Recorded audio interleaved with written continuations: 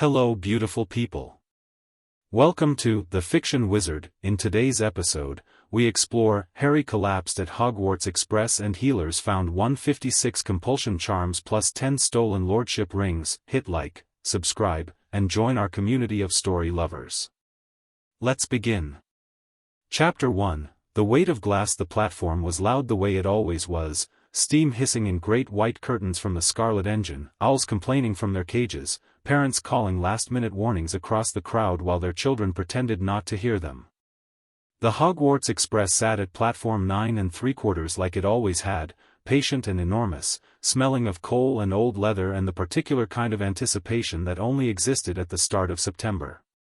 Harry Potter stood near the rear of the train with his trunk in Hedwig's cage, watching the crowd the way he'd learned to watch crowds, not looking for anything in particular, just keeping track of exits.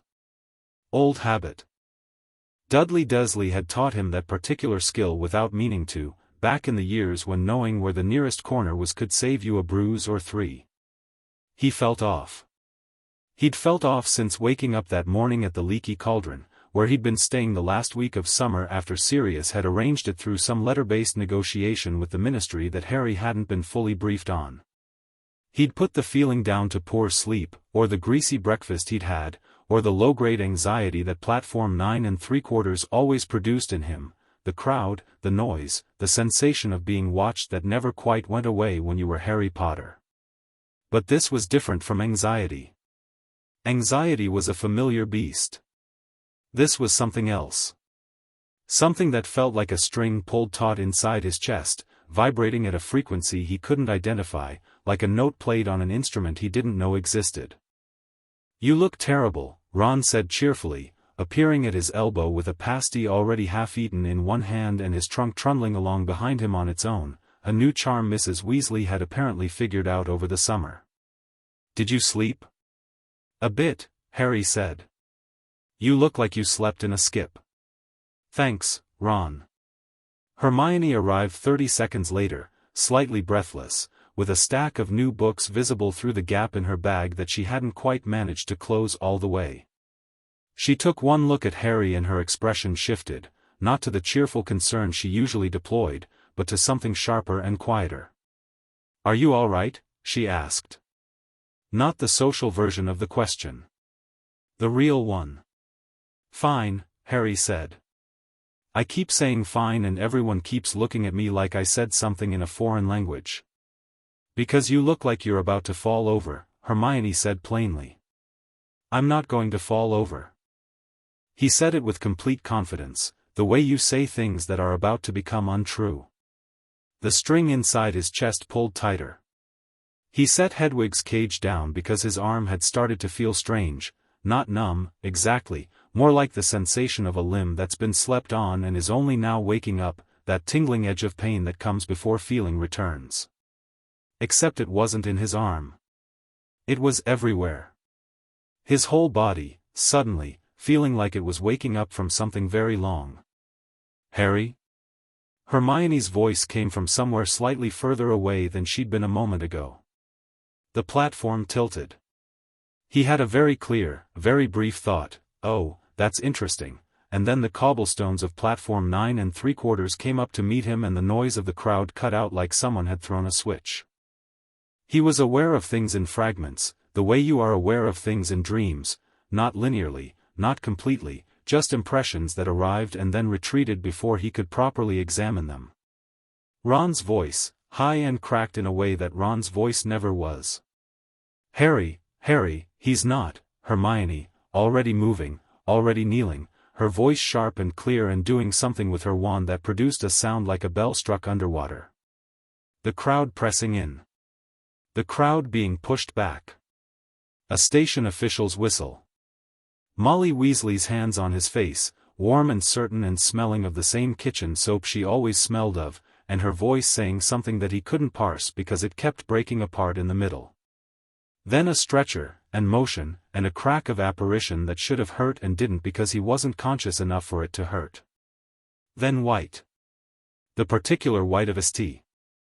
Mungo's Hospital for Magical Maladies and Injuries, which was a different white from ordinary white, brighter, and slightly antiseptic, and somehow officious, like the color itself was wearing a badge and expected you to cue properly. The healer was a tall woman named Pomfrey Calloway, no relation to the Hogwarts matron, she told him when he finally surfaced into full consciousness, as if she'd given that clarification enough times that it had become reflexive, with close-cropped silver hair and the careful, deliberate manner of someone who had trained themselves out of showing alarm on their face regardless of what they were looking at. She was looking at Harry's chart with the expression of someone who had trained themselves very carefully indeed, and was currently failing. "Mr. Potter," she said, setting the chart face down on the side table with the particular deliberateness of someone who doesn't want you reading it upside down. "How do you feel?" "Like I collapsed on a train platform," Harry said. His voice came out steadier than he expected. "How long was I out?" "Approximately 4 hours. 4, he stopped. Pushed himself up onto his elbows, registered that he was in a private room rather than a ward, and registered also that there were 2 additional healers in the room who he hadn't noticed at first because they were standing very still near the window. One of them was holding a clipboard and not writing on it. The other was watching him with the expression of someone who has just witnessed something that will require a great deal of paperwork. "What happened?" "That," said Pomfrey Calloway carefully, "is something we'd like to discuss with you. But first I need to ask, is there an adult we can contact? A guardian? Someone you'd like present for this conversation?" "Sirius Black," Harry said immediately. "My godfather." She nodded, and the clipboard healer left the room without being told to. Harry looked at the remaining healer. The healer looked back at him. Neither of them spoke. Harry got the impression that the healer was doing the particular kind of not speaking that involved a great deal of active restraint. "You can just tell me," Harry said. "I'm not going to, whatever you're worried I'll do. I'm not going to have hysterics." "Mr. Potter, I'm 15, Harry said. "I've faced Voldemort 3 times. I can handle whatever's on that chart." Pomfrey Calloway looked at him for a long moment. Something shifted in her expression, not quite respect, but the precursor to it, the moment when a doctor stops treating you as a patient and starts treating you as a person. "Sit up properly then," she said. "And I'll start from the beginning." She started from the beginning. The beginning, as it turned out, was considerably further back than Harry had expected. When he'd collapsed, the standard emergency diagnostic protocol had triggered, a full-body magical scan, the kind that mapped everything, not just injuries but magical core status, charm residue, curse markers. The kind of scan that was usually deeply boring because most people's magical signatures were clean and unremarkable and the scan just confirmed as much and everyone moved on. Harry's had not been boring.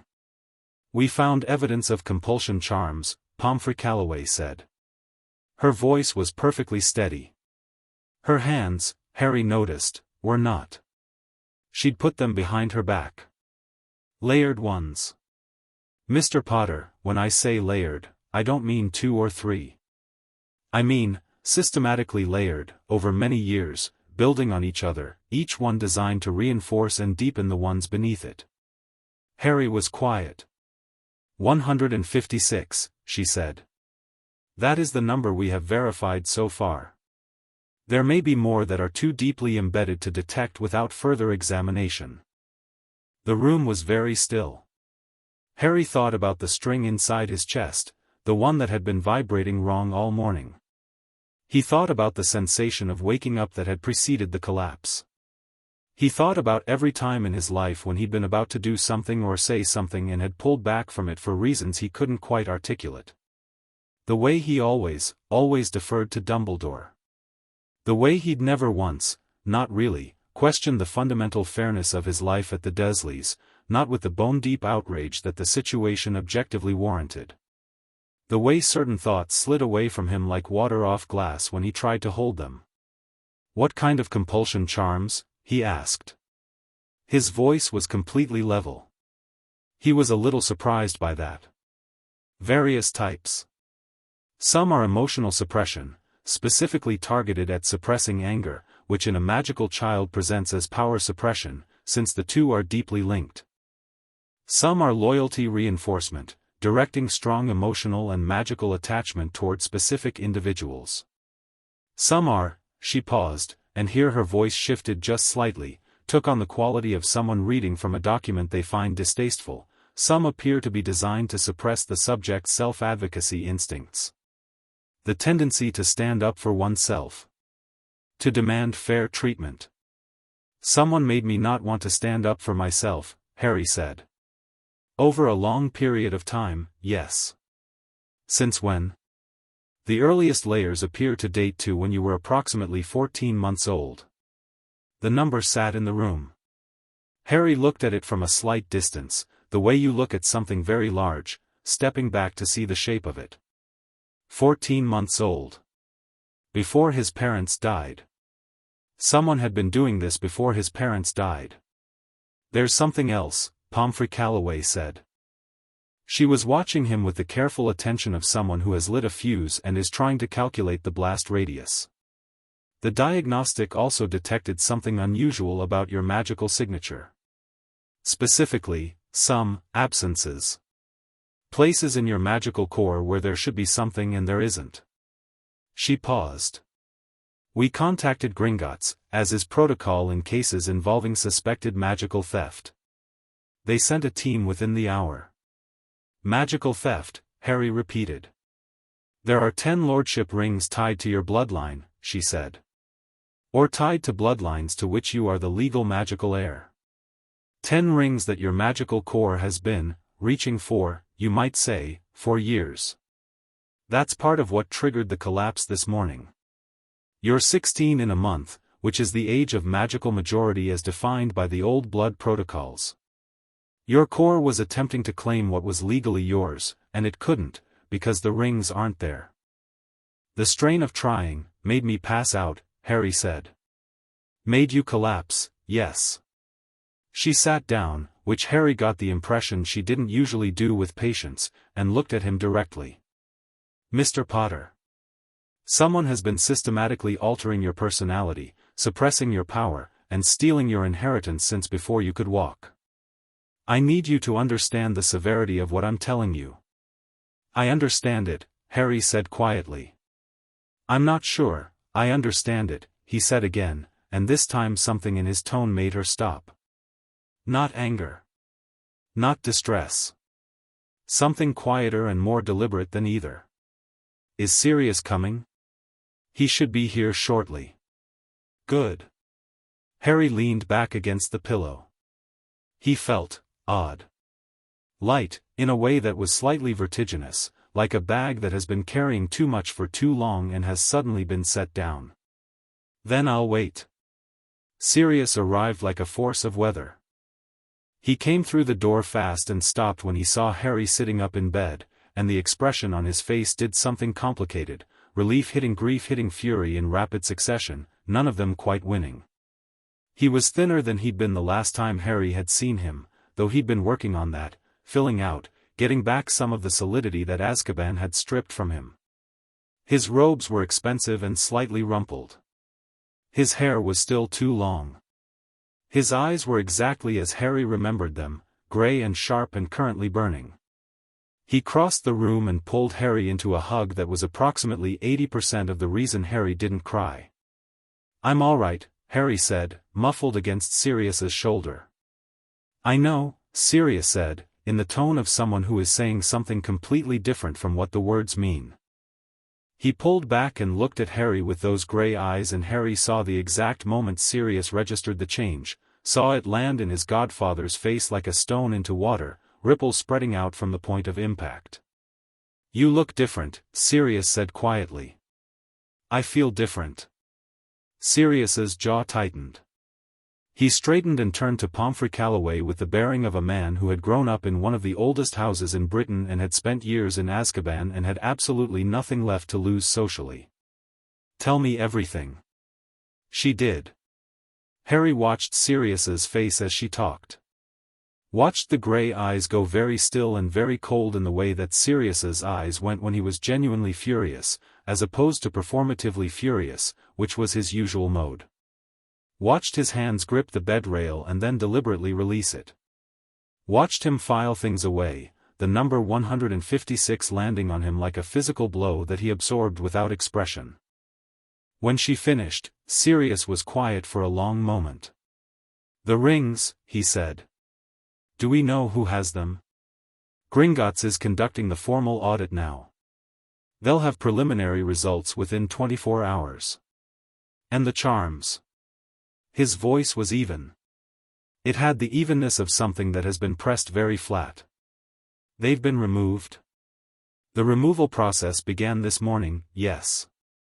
It's a lengthy process, 156 separate enchantments, many of them deeply layered.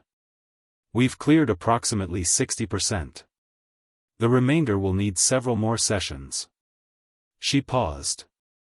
"There will likely be a period of adjustment. When compulsion charms of this depth and duration are removed, there's often a, 'I feel fine,'" Harry said. Both adults looked at him. "Better than fine, actually," he said. It was simply true. It wasn't bravado. He felt like a window that had been painted over for years and had just been cleaned, everything brighter, sharper, more itself. He felt, for the first time in memory, like the thoughts he was thinking were completely and entirely his own. It was a remarkable feeling. "Harry," Sirius said. He sat on the edge of the bed and looked at his godson with an expression that had moved past fury into something more complicated. "Do you have any idea, do you have a sense of who might have, Dumbledore?" Harry said. Sirius went absolutely still. "Not necessarily him alone," Harry said. He kept his voice conversational. He was working through it as he said it, the way you work through a puzzle when the pieces have just snapped into place.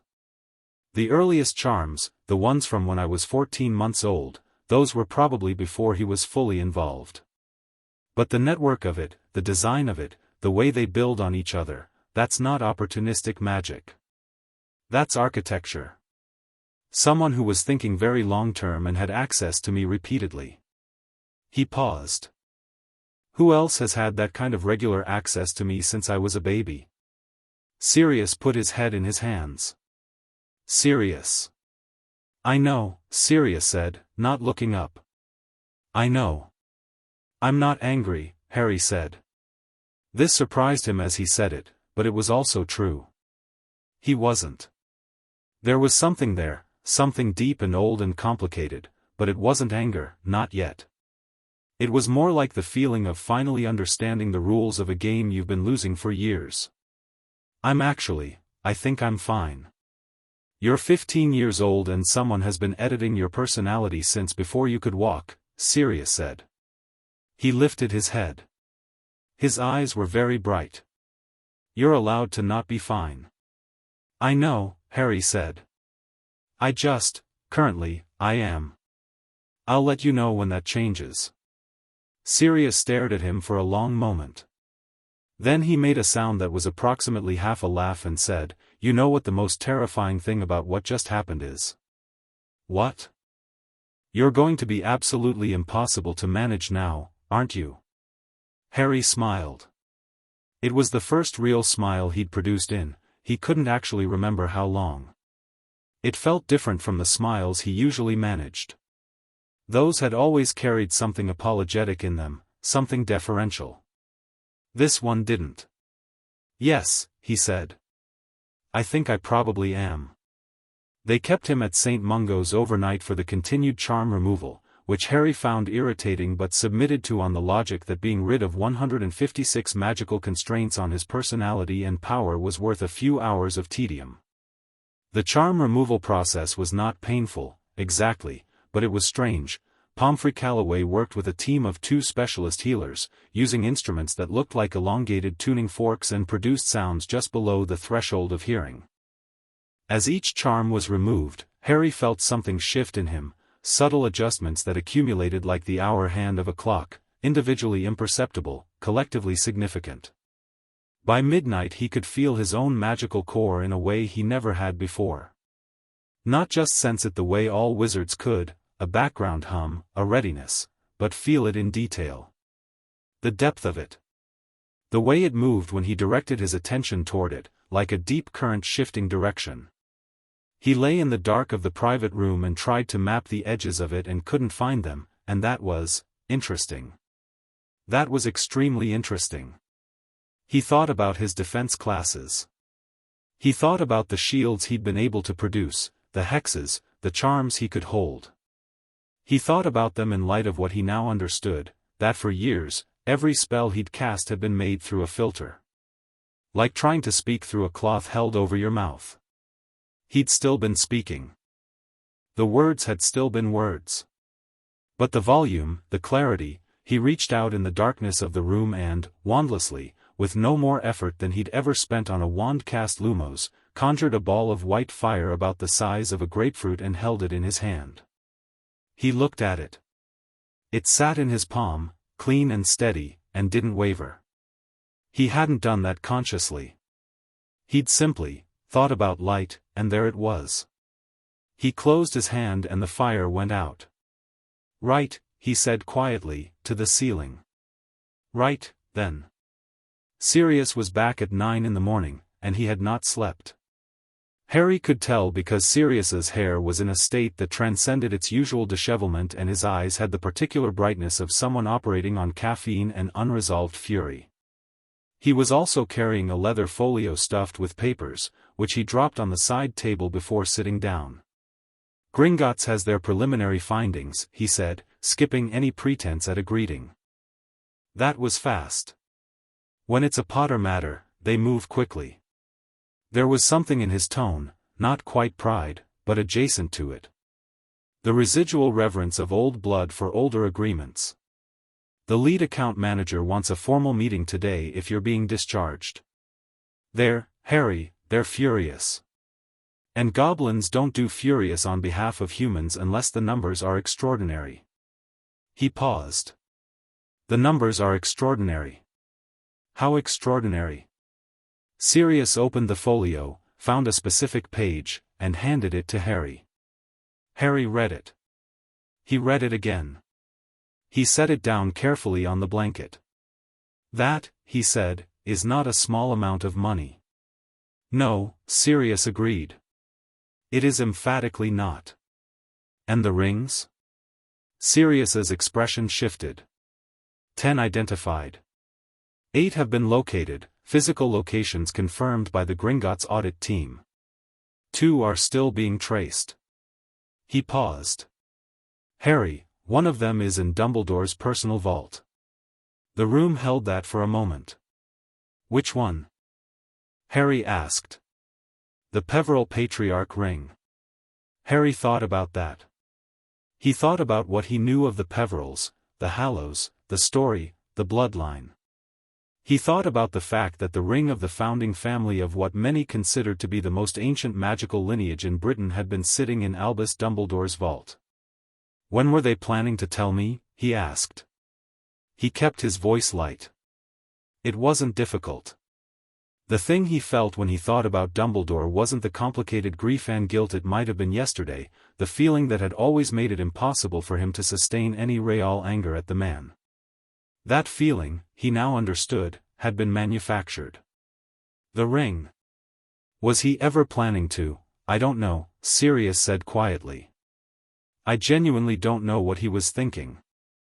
With some of it, I think I can guess, the compulsion charms, I can construct a version of events where he thought he was protecting you, making sure you didn't go dark, keeping you manageable enough to survive. He stopped.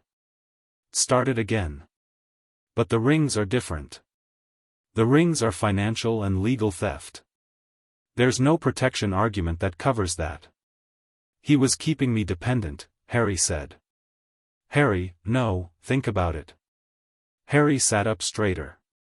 The clarity he'd woken up with was still there, undimmed by sleep and if anything sharpened by it.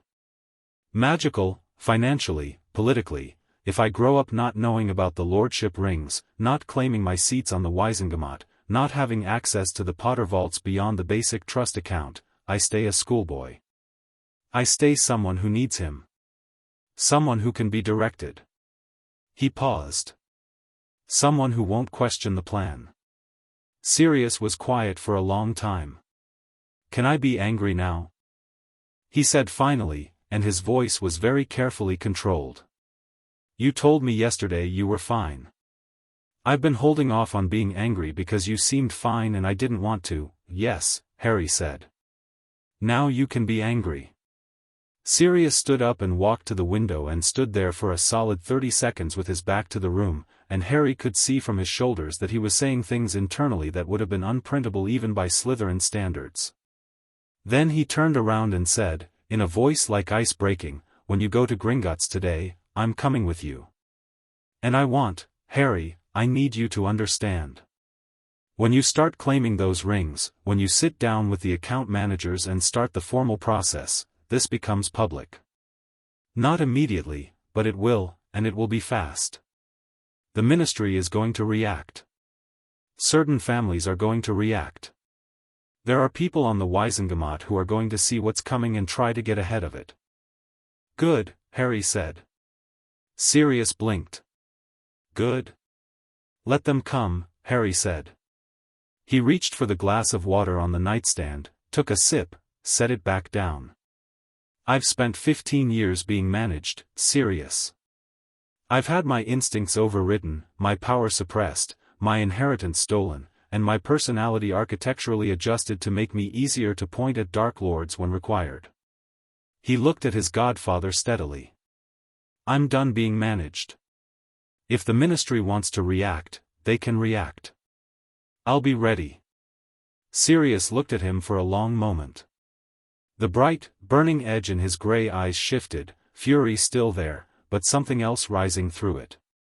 Something that looked, Harry thought, a great deal like recognition. James would have said almost exactly that, Sirius said quietly. In almost exactly that tone. Harry felt something move through him at that, something warm and old. He let it stay. Tell me about the meeting at Gringotts, he said. What do I need to know before we walk in? Pomfrey Calloway discharged him at 10 that morning with the news that the charm removal was 93% complete, the remaining layers requiring one additional session later in the week. She gave him this information in a tone that managed to be both professionally crisp and subtly furious on his behalf, and as Harry was leaving she put a hand on his arm briefly, not the practiced, impersonal touch of a medical professional, but something else. Mr. Potter, she said. For what it's worth, what was done to you was a significant crime under magical law. It's being documented. Every charm, every layer, the estimated dates of application, everything. The report will be filed with the Department of Magical Law Enforcement, regardless of whose name appears in the investigation. Thank you, Harry said. For not softening it. She looked at him with an expression that held a great deal of things she wasn't going to say in a hospital corridor, and nodded once, and walked away. Harry and Sirius stepped out of St. Mungo's into a grey September morning, and the first thing Harry did was stop on the pavement and look up at the sky. It was overcast. Not dramatically, just the ordinary flat grey of early British autumn, clouds that meant business in a low-key, depressing sort of way. Not a remarkable sky by any measure. Harry stood there and looked at it for about 15 seconds. What are you doing? Sirius asked. Looking, Harry said. Just, looking. He paused. Everything looks different. Not visually. Just, the way things feel when you see them. I keep noticing that things look different. Sirius was quiet for a moment. Then, different how? Clearer, Harry said. Like, you know when you've been wearing slightly wrong glasses for years and then you get the right prescription? And it's not that the world was blurry before, exactly, you just thought that was what the world looked like. And then suddenly everything has edges. He glanced at Sirius. Like that. Sirius made a sound that might have been a laugh and might have been something else. He put his hand briefly on Harry's shoulder, not a hug, just a contact, a point of grounding. Let's go, he said. We've got a lot of ground to cover today. Yes, Harry agreed, and he turned away from the grey sky and started walking, and for the first time in 15 years, every step felt entirely, completely, undeniably his own. They arrived at the Gringotts building on Diagon Alley through the flue at the Leaky Cauldron, emerging into the familiar white marble atrium where the warning poem over the doors had never felt more relevant to Harry's personal circumstances. "Enter, stranger, but take heed of what awaits the sin of greed." He'd always taken that as a warning against robbing the bank. He supposed, reading it now, it could equally apply to robbing from the bank's clients. The goblin at the main desk looked up at Harry, and then the goblin stopped doing whatever administrative task he'd been performing and looked at Harry with a great deal more attention. "Mr. Potter," he said, in the raspy, precise manner of goblins everywhere. "We have been expecting you. If you would follow me." They were taken not to one of the regular meeting rooms off the main hall but down 3 flights of stairs to a level of the bank Harry hadn't known existed, into a room that looked nothing like the functional, transactional spaces above. This room had stone walls hung with tapestries in deep jewel colors, a table of dark wood that was genuinely ancient, you could feel the age in it, and 4 goblins already seated and waiting, who rose when Harry entered. The lead goblin was named Ragnarok, which Harry knew was a significant name in goblin financial circles, and his face was set in the particular expression of controlled professional outrage that high-level goblins wore when a client had been badly wronged and they personally considered it an insult to their institution. "Lord Potter," he said. It was the first time anyone had ever addressed Harry by that title. It landed differently than he'd expected, not with the weight of something new, but with the solidity of something returning to its proper place. Like a key turning in a lock it had been made for. "Ragnarok," Harry said. He sat down across from the goblins and looked at the spread of documents on the table and said, "Tell me everything." Ragnarok told him everything. The audit had been triggered by St. Mungo's report, which Gringotts had received and acted on with what Ragnarok described as considerable urgency. The full estate review had taken their best team 14 hours, working through the night. Harry listened carefully as Ragnarok walked him through the scope of what had been taken.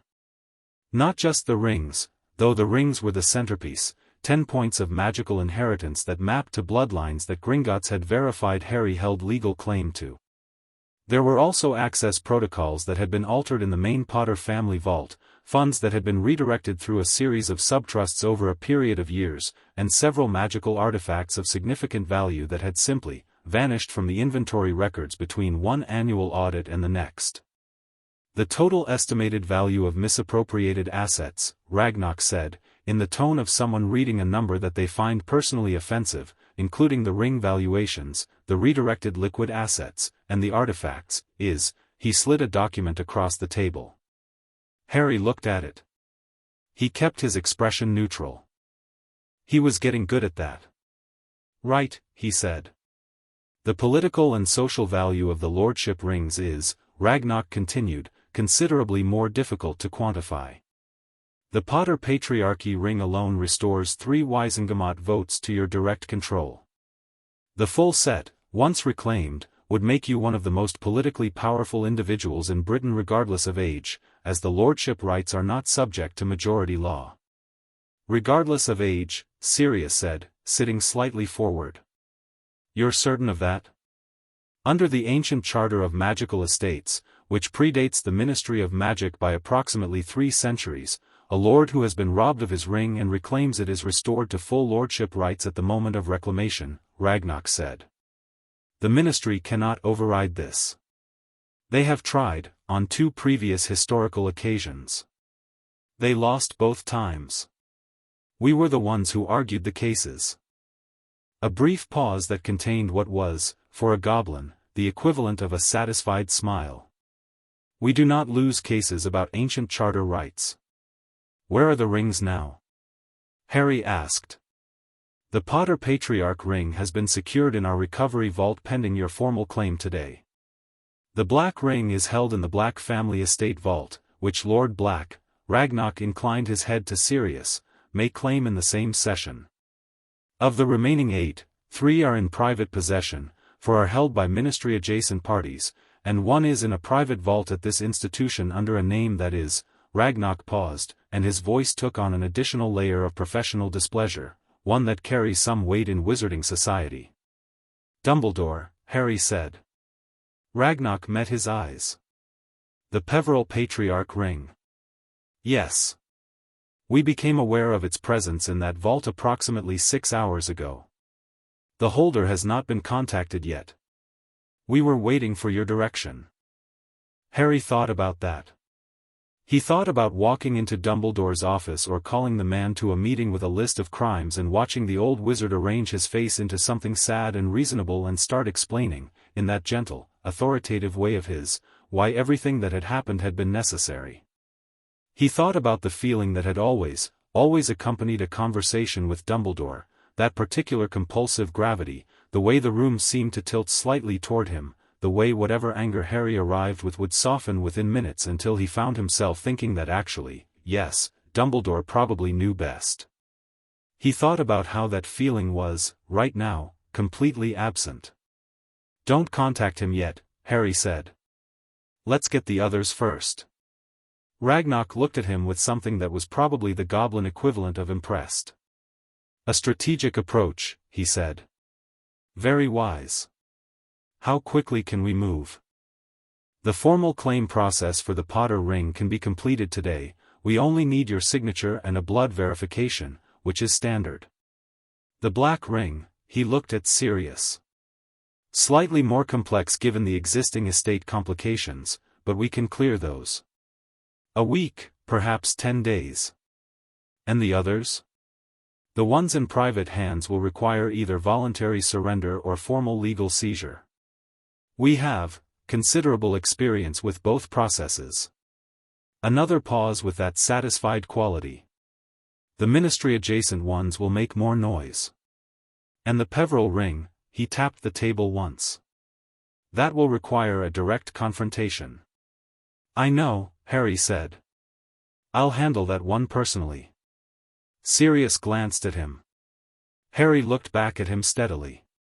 The formal claim, Harry said, turning back to Ragnok. Let's start now. The Potter Patriarch ring was smaller than he'd expected. He'd built a picture of it in his mind over the course of the morning, something large and imposing, commensurate with the weight of everything it represented. Instead it was a simple band of old gold set with a single deep red stone, worn smooth by generations of potters who had worn it before him. There was nothing flashy about it. It looked like something people had actually used, actually worn, actually lived their lives in. Ragnok placed it on the table in front of Harry on a small cushion of dark cloth.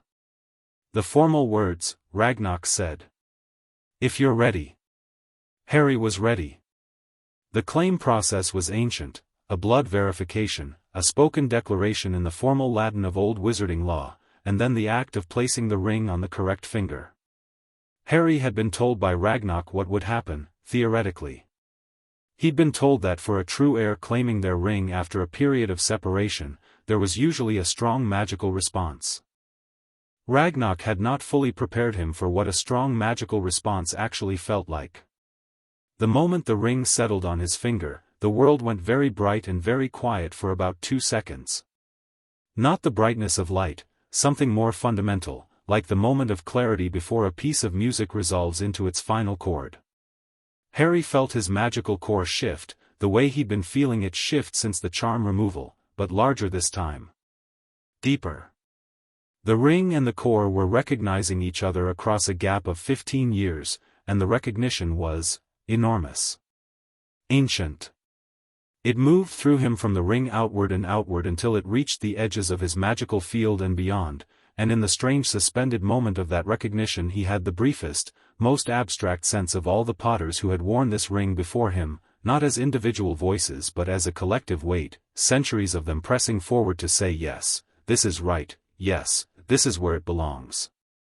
Then the brightness eased and the world came back and Harry was sitting at a table in the deep vaults of Gringotts with a gold ring on his right hand and everyone in the room was extremely still.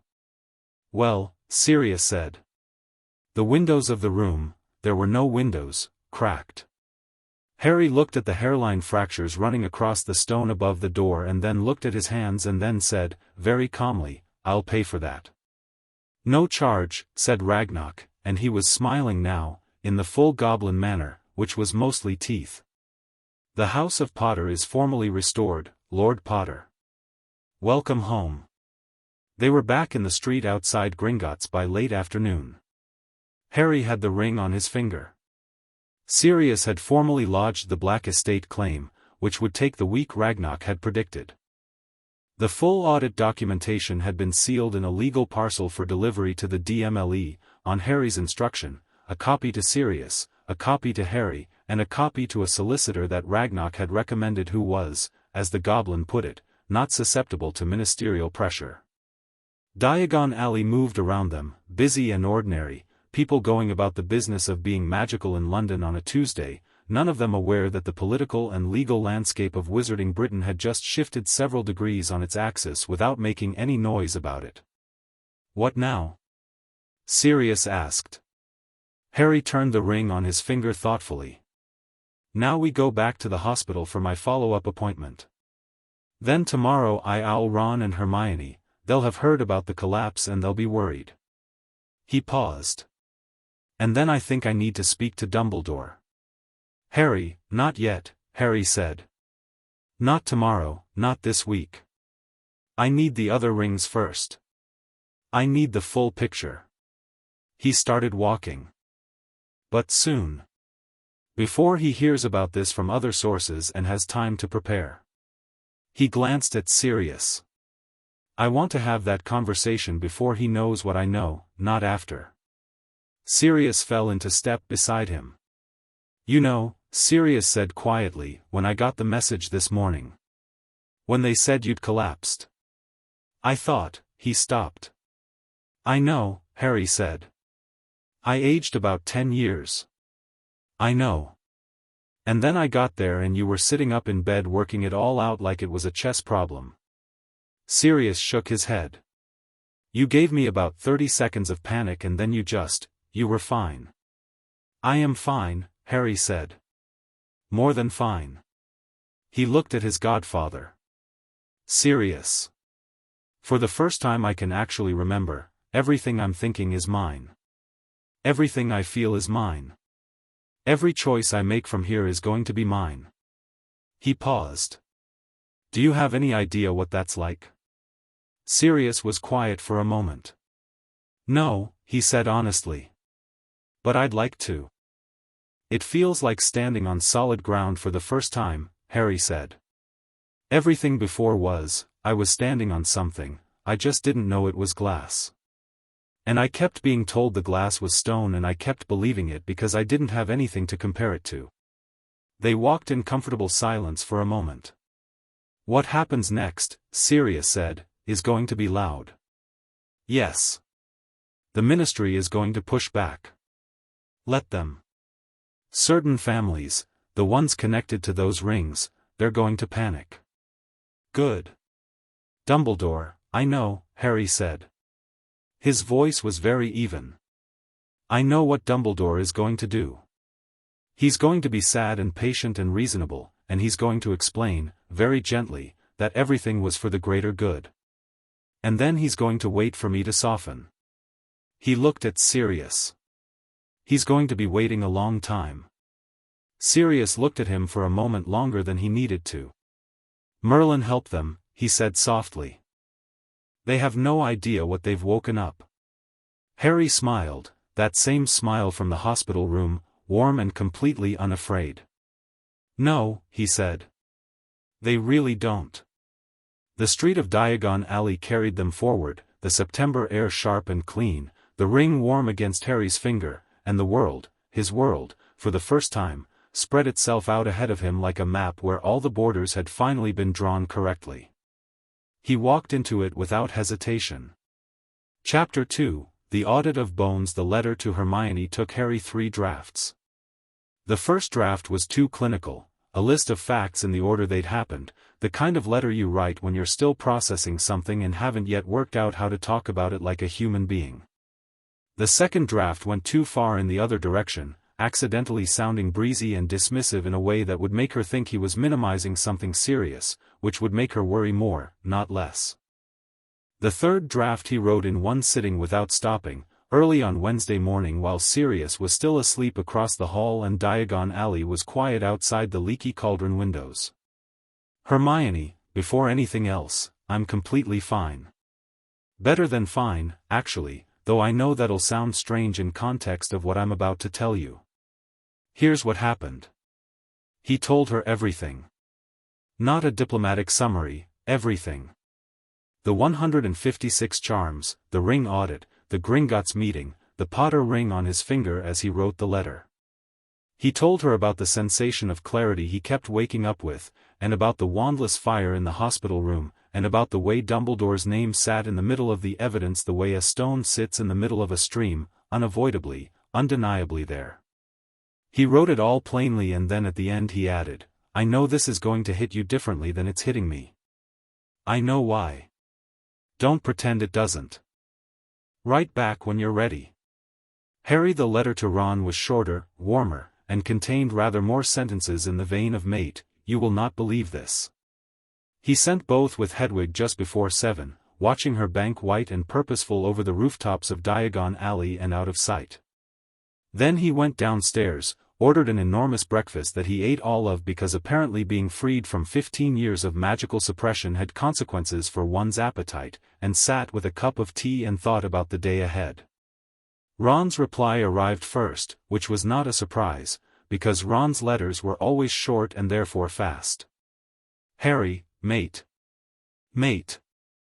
Are you actually all right? Mum is going spare, she's been at the flu every hour since Tuesday. Dad is doing his thing where he pretends to be calm but keeps cleaning the same set of muggle screwdrivers over and over. 156. I can't, that's not a number. That's a system. Someone built a system. I want to come to London. Can I come to London?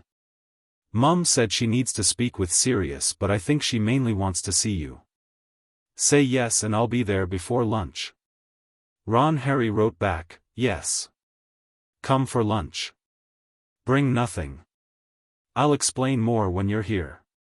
Hermione's letter arrived 40 minutes later. It was 9 pages long and had been written in several different pens, suggesting she'd started and stopped multiple times before committing to a draft, a very un-Hermione thing, that uncertainty in the handwriting, and it told Harry more about her state of mind than the words did. She'd done research. Of course she had. She'd pulled everything she could find on compulsion charm networks, on the legal framework around magical lordship rights, on the historical precedents for ring theft and the relevant sections of the ancient charter of magical estates. Half the letter was that, dense, careful, thorough, Hermione at her most Hermione, building herself a factual scaffold to stand on while she processed the emotional reality. Then, toward the end, the handwriting changed. Less neat. Faster. Harry, I need to ask you something and I need you to answer honestly. Loyalty reinforcement charms. That's what Pomfrey Calloway told you. Some of the charms were loyalty reinforcement, directing strong emotional and magical attachment toward specific individuals. I've been sitting here for an hour trying not to think about what that means and I can't stop thinking about what it means. What if some of what what if the way I've always felt about you, about being your friend, about following you into dangerous situations without question, what if some of that wasn't? I can't finish that sentence. But you know what I'm asking. Write back quickly please. Harry read that paragraph twice. Then he put the letter down on the table and looked at it for a moment. He picked up a quill.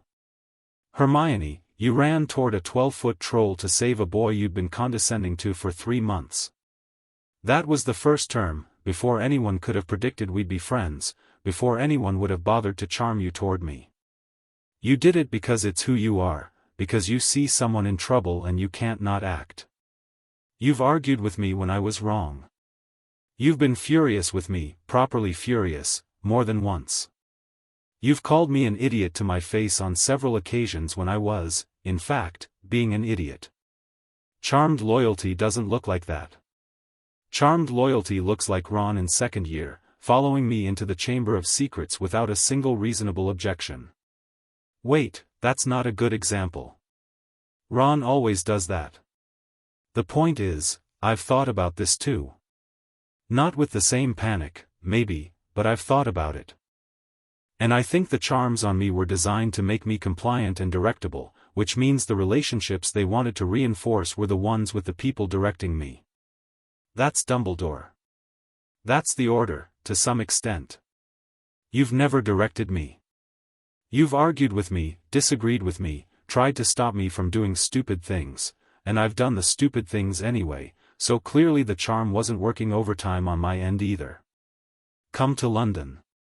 Bring whatever books you've been reading. We'll work through it together. Harry he sent it with a school owl he borrowed from the Leaky Cauldron's message post, and then went to find Sirius to tell him that Ron was coming for lunch and could they please have something better than the cold sandwiches they'd been surviving on.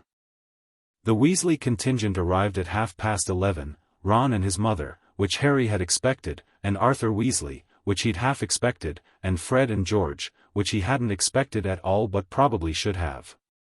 Molly Weasley came through the floor first and went directly to Harry and held his face in her hands for about 5 seconds, looking at him with that particular Molly Weasley expression that was simultaneously fierce and terrified and furious on someone else's behalf, and then she said, "You should have contacted us immediately." "I know," Harry said. 5 words through the floor. That's all it would have taken. "I know. And instead we spent 36 hours not knowing, Molly," Sirius said, coming through from the kitchen with tea. "I should have sent word sooner. That's on me." She transferred the expression to Sirius, who received it with the grace of a man who had grown up in a house where people were very loud about things they cared deeply about and had developed, over a lifetime, the ability to simply absorb that quality of concern without flinching. He met her eyes. Something passed between them, a complicated adult acknowledgement that bypassed the noise and went straight to the substance. "Sit down," Molly said finally. "All of you. I need to hear everything." Arthur sat across from Harry with his quiet, attentive manner and the expression of a man whose professional knowledge of Muggle law enforcement and its magical equivalents was currently running fast calculations behind his eyes. Fred and George settled at the far end of the table in a way that was supposed to look casual and was not casual at all. They were paying extremely close attention while maintaining plausible deniability via the consumption of biscuits. Ron dropped into the chair next to Harry and said, in an undertone, "You look completely fine." "I am completely fine. You looked terrible on the platform." "That was before." Ron looked at him, really looked, in the way Ron sometimes did when he was doing more than people gave him credit for, and something in his expression shifted. "Yeah," he said quietly. "I can see that, actually. You do look different. Everyone keeps saying that. Because it's true." Ron reached for a biscuit. "Better different or weird different?" "Better different," Harry said. "Right then." Ron relaxed. "Tell me about the rings." Harry told them about the rings. He went through it the same way he'd gone through it at Gringotts, methodically, clearly, without editorializing, letting the facts arrange themselves into the shape they were already in. He watched the faces around the table as he talked. Molly's expression moved through several things she wasn't saying. Arthur asked 3 very precise questions that confirmed he was already mentally working out the legal angles. Fred and George had stopped pretending to eat biscuits. When Harry got to Dumbledore, to the Peverell ring specifically, to the location of it, the table went very quiet. "That's," Arthur started, and then stopped. "Yes," Harry said. "Harry," Molly said carefully. "Albus Dumbledore is, I know what you're implying, and I'm not saying you're wrong, I'm not in a position to say that. But he's also the most trusted figure in Wizarding Britain," Harry said, not unkindly. "I know. That makes it harder to look at directly. I've noticed that." He paused. "I've been noticing a lot of things that I used to look past." The table was quiet again. Fred said, without any of his usual lightness, 156. "We're not talking about someone making a bad call. We're talking about sustained effort over 15 years. Yes, Harry said. So who else was involved? Because Dumbledore is, he's not personally doing this in the night, is he? Someone's applying these charms. Someone with access to you. That's what I'm working out, Harry said. The St. Mungo's report cross-referenced the charm signatures. Some are clearly the same caster, applied repeatedly over time. Others are different hands, 2 or 3 distinct signatures. He looked around the table. I don't have names yet. But I will. Arthur Weasley put his hand briefly over Harry's on the table. It was the gesture of someone who had just decided something, the kind of small, definitive movement that carries more weight than the physical contact itself. Whatever you need, Arthur said simply. Hermione arrived just after 1, via Flu, with a bag that clinked with books and the expression of someone who had been thinking very hard for a long time and had arrived at the other side of it slightly shaken but intact. She came through the fireplace, dusted off her robes, looked across the room at Harry, and for a moment neither of them said anything. Then she said, "You have the ring on." "Claimed it yesterday," Harry said. "Come and sit down." She sat next to him, across from Ron, and she looked at Harry with the same careful attentiveness she'd looked at him with on the platform, not the social version, the real version. "Looking for something?" "Well?" Harry said. "You're different," she said. "People keep, I know, but I mean specifically, your eyes are different. Not the color. The quality of how you're looking at things." She opened her bag and started removing books, stacking them with automatic neatness. "It's like, do you know when you're in a room where the acoustics are slightly wrong? There's a quality to how sound behaves that's off, and you can't always identify it, but it makes you feel slightly unsettled the whole time you're there. And then you go outside and you realize the quality of the sound has changed, and the thing you couldn't identify was just absence. The absence of proper resonance." Everyone at the table was looking at her. "You've always been slightly dampened," she said. "I could feel it, but I didn't have a framework for it. Now you're not." She looked down at her books. "It's a good different." "Obviously." "Obviously," Harry said, with a warmth that made her look up briefly and then look back down. "I brought some books," she said unnecessarily, gesturing to the stack. "The ancient charter legislation, the relevant Gringotts treaty provisions, and a text on historical lordship recovery that should cover the legal process for forced ring retrieval." She paused. "The one on the Longbottom family history, I don't know if you've looked at the full audit yet, but the ring connections are more complex than they might appear on the surface." Harry did look at her then. "Explain." "The Longbottom ring. According to the audit summary Gringotts filed, which they sent a copy of to the relevant family heirs, standard protocol, the ring that was taken from the Longbottom estate wasn't just a lordship ring in the standard sense. It's an attested ring, which means it carries specific voting rights on certain Wisengamot committees that deal with." She stopped. "Harry. The committees that deal with cases involving magical incapacitation. Like the ones that handle long-term spell damage cases." The table was very still. "Frank and Alice Longbottom," Harry said. "If the Longbottom Lord had those voting rights," Hermione said, carefully, "and those rights were being held by someone else, someone who wanted a specific composition on those committees, then the right people were never making the decisions about cases like Frank and Alice's," Harry said. Hermione nodded. Her voice was even, but her hands had gone very still in the way hands go still when someone is managing anger.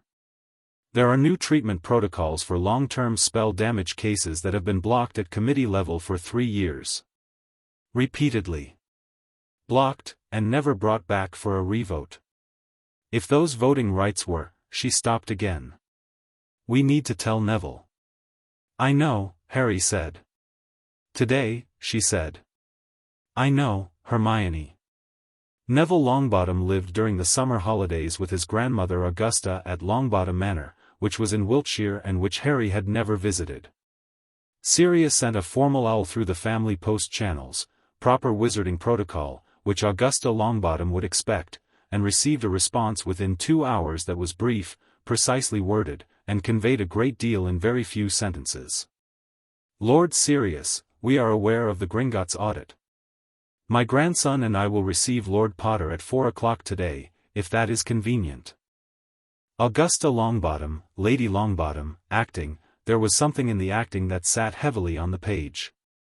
Harry thought about what acting meant in that context, acting in place of the full title, because the Lord and Lady of the house were not dead but were not reachable either, had not been reachable since one night in 1981 when 2 Death Eaters had decided to demonstrate what could be done with a wand if you had no particular objection to torture.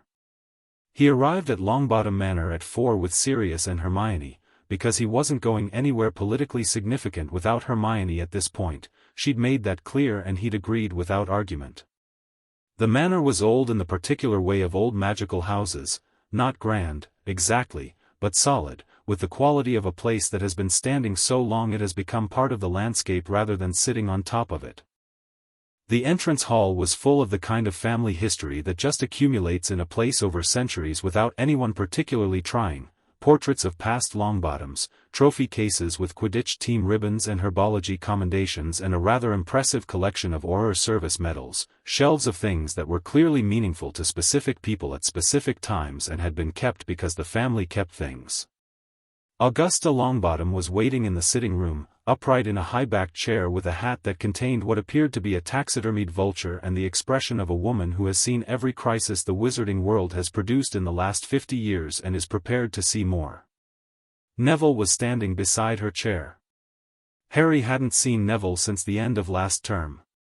There was something about him that had changed, not dramatically, not the way Harry had apparently changed, but a quality of solidity that hadn't quite been there before. He was holding himself differently. Not taller, not broader, though both of those things were true enough, just more present. Like someone who had been given a piece of information that was terrible and important and had decided to stand in the full weight of it rather than step back. "Harry," he said. "Neville," Harry said. He crossed the room and they shook hands the way they never had before, not the casual contact of schoolmates, but something with more weight in it. An acknowledgement. "Have you been told everything?" "Gran got the Gringotts letter this morning," Neville said. "We've both read it." "All of it?" "All of it." Harry looked at him carefully. "Are you all right?" Neville was quiet for a moment.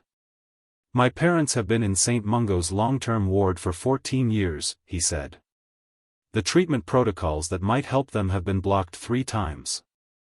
And the votes that were being used to block them trace back to a ring that was stolen from my family before I was old enough to claim it." He paused. "I'm not all right. But I'm clear. I know what I want to do." Augusta made a sound from her chair. Not quite approval, something that was preparing itself to become approval once enough evidence had been presented. She looked at Harry with eyes that were as sharp as cut glass. "Lord Potter," she said. She didn't extend her hand. She was doing him the honor of treating him as an equal rather than a child, which in Augusta Longbottom's world was demonstrated by not offering concessions. "Sit down. I have questions." "I'd expect nothing less," Harry said, and sat. Augusta Longbottom's questions were excellent. She had clearly spent the morning doing something similar to what Hermione had done, reading everything available on the legal framework, cross-referencing the audit details against her own knowledge of the family estate records, and building herself a precise understanding of the full scope of what had been done. She asked about the Gringotts timeline, about the specific legal mechanism for ring recovery, about the charter provisions and which ministry departments they overrode. She asked about Dumbledore with the particular flatness of someone who is very angry and is choosing to express it through precision. Harry answered everything directly. He didn't soften anything or adjust anything for Augusta's benefit. She was clearly not a woman who wanted things softened or adjusted. She wanted accuracy, and he gave her accuracy. Hermione sat beside Harry and occasionally added details or citations from the books she'd brought, with the calm competence of someone who has been preparing for this conversation and is glad to have a chance to be useful. Augusta looked at Hermione twice during this process with an expression that was unambiguously impressed, which Hermione didn't notice because she was looking at her notes. "The committee votes," Neville said, at a pause in the questioning. He was sitting on the arm of his grandmother's chair, which should have looked awkward and didn't. There was something natural about the positioning, protective and affiliated. The ones that blocked the new treatment protocols. Is there a mechanism to, with the ring reclaimed and the lordship properly restored? Yes, Harry said. The votes revert. The committee composition changes. And Gringotts has already flagged the 3 blocked motions. They can be resubmitted for immediate revote once the ring is in your possession. He paused. Which means the question is how quickly we can get it back. Where is it? Augusta asked. Sirius answered this one. The Gringotts trace puts it currently in the possession of a ministry official. Specifically, he opened the folio he'd brought and found the relevant page. A man named Algernon Crouch. Not Bartemius Crouch Sr., a cousin. Junior Ministry, Magical Law Enforcement Subdivision. Augusta's expression didn't change, but the quality of her stillness altered. Algernon Crouch, she said. I know the family.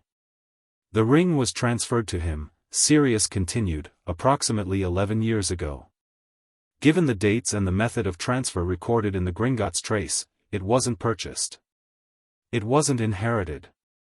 It was gifted. By someone with access to the Longbottom estate records. Which means someone on the inside, Neville said quietly. Or someone who had manufactured access, Hermione said, not looking up from her notes. Someone with the authority to access estate records without the family's knowledge. Which narrows it to ministry officials with estate oversight authority, Augusta said. Her voice was like a door closing. I see. She was quiet for a moment. Lord Potter. Yes? When you go to reclaim these rings, all of them, you will not be leaving my grandson or my family out of that process. We will be part of it from here. I was counting on it, Harry said. Something shifted in Augusta's face. The preparation for approval became approval itself, briefly, before settling back into professional neutrality. Good, she said. She looked at Neville. Neville. You will contact your Gringotts account manager today and initiate the formal claim process. Neville nodded. He looked at Harry. How did it feel? He asked quietly. When you put the ring on. Harry thought about how to answer that honestly. Like something that had been wrong for a very long time becoming right, he said. Like finding out the word for something you'd been trying to describe for years. Neville held that for a moment. Right, he said. Yeah. He stood up straighter. I'd like to do it as soon as possible. They were back at the Leaky Cauldron by 6:30, and Harry sat on the window seat in his room with the ring warm on his finger and watched Diagon Alley go through its evening business while Hermione sat at the desk behind him and worked through a list she'd made on the train, and Sirius stood in the doorway eating the remains of a sandwich and reading a document. The Hufflepuff ring, Sirius said. That's the one that went to private auction. Gringotts has the buyer's identity, Hermione said without looking up. It'll be in the formal report. The auction was 11 years ago, so there's been 1 or possibly 2 subsequent transfers. The trace it'll get complicated, Harry said. He was watching a witch below arguing with a broom salesman about a return. Private hands are messier than ministry hands. There are more moving parts. The Ravenclaw ring is actually potentially the most politically complex one, Hermione said. The Department of Mysteries has held it for 30 years. Under what classification is unclear, but the Dom has extremely broad authority to retain magical artifacts under their research mandate, and overriding that authority requires an act of the full Wisengamot, Harry said. Or a direct order from the minister, which is fudge, Harry said, with a quality that conveyed the full picture. Yes, Hermione said. Fudge. She paused. Harry. When the ministry finds out about this, about the full audit, about you claiming the rings, the response isn't going to be friendly. Fudge has been trying to discredit you for 2 years. This is going to terrify him because you having those Wisengamot seats means I have power he can't manage, Harry said. I know. He'll try to move first. He can try, Harry said, in the tone he'd been using since Tuesday that made people stop and look at him. He turned from the window. What's the Wisengamot composition right now? Full count? Hermione blinked. Off the top of my head, roughly 103 members, but the voting weight varies depending on the seat category. The ancient family seats carry more weight than the ministerial appointment seats. She reached for a book. I have a breakdown somewhere. When we've recovered all 10 rings, how many seats do we control between us? Me, Sirius, Neville? Hermione went quiet while she worked it out. Her eyes moved without seeing while she did the arithmetic in her head. Potter has 3 primary seats plus 2 hereditary affiliated seats through the Peverell line once that's reclaimed. Black has 2. Longbottom has 2. The founder seats, Gryffindor, Slytherin, Ravenclaw, Hufflepuff, those are wildcard situations legally. They've been unoccupied so long that there's no modern precedent for how they get seated. She paused. But potentially, conservatively, you're looking at somewhere between 7 and 12 direct votes, plus whatever alliances you build around those seats. And how many votes does Dumbledore currently control, between his own seat and the proxies he holds? Hermione's expression did something complicated. 11. Maybe 12. So if I claim everything that's mine, Harry said, I match him. Without breaking any laws and without any political maneuvering beyond the recovery process itself. He turned back to the window. And that's before alliances. Before we go to other families who might have their own grievances. The room was quiet for a moment. You've been thinking about this since the hospital, Sirius said. It wasn't a question. Since before that, Harry said. Since the charm removal. Something about having all your own thoughts in your head for the first time, it's very conducive to strategic thinking. He looked at Sirius. I spent a long time being told that my role was to survive, stay in school, don't cause trouble, trust the adults. I spent a long time believing it. He paused. I don't believe it anymore. Sirius crossed the room and sat down on the window seat across from him. Dumbledore, he said. I keep coming back to Dumbledore. He lowered his voice slightly, though there was no one else in the room. Harry. I've known the man since I was 11. I've spent my whole life, I believed in him completely. Even sitting in Azkaban, when I had every reason to, he stopped. I still couldn't make myself believe he was simply bad. Malicious. I couldn't. He isn't, Harry said. Sirius looked at him. I don't think he's malicious, Harry said carefully. I think he's someone who genuinely believes that the ends justify the means, and who has been in a position of such extraordinary power for so long that the means have started to feel like details. I think he looked at me as a baby and saw a weapon that needed to be shaped, and he shaped it as carefully as he knew how, and he didn't. I don't think he ever quite registered that the weapon was a person. He turned the ring on his finger. That's not malice. That's something worse. That's someone doing terrible things without feeling like a terrible person. Sirius was quiet for a long time. What do you want to do about him? He asked eventually. I want to look him in the face, Harry said, with everything I know, and watch him try to explain it. I want to do it in a setting where he can't redirect, can't perform, can't fill the room with his particular brand of gentle authority. He paused. And I want to do it after I've reclaimed everything that's mine, so that when he looks at me he sees exactly who he was trying to prevent me from becoming. Outside, the sky over Diagon Alley had gone to dark blue at the edges, the first stars coming out above the rooftops, and the lights in the shop windows were warm against the evening. I need to write to Neville again tonight, Harry said. And I need a list of every sitting Wisengamot member who voted against those treatment protocol motions 3 years ago. I can get the voting records, Hermione said promptly. They're public record, the Wisengamot publishes them quarterly. Good. Harry unfolded from the window seat. And tomorrow I want to go back to Gringotts. The Slytherin ring, the one Lucius Malfoy has.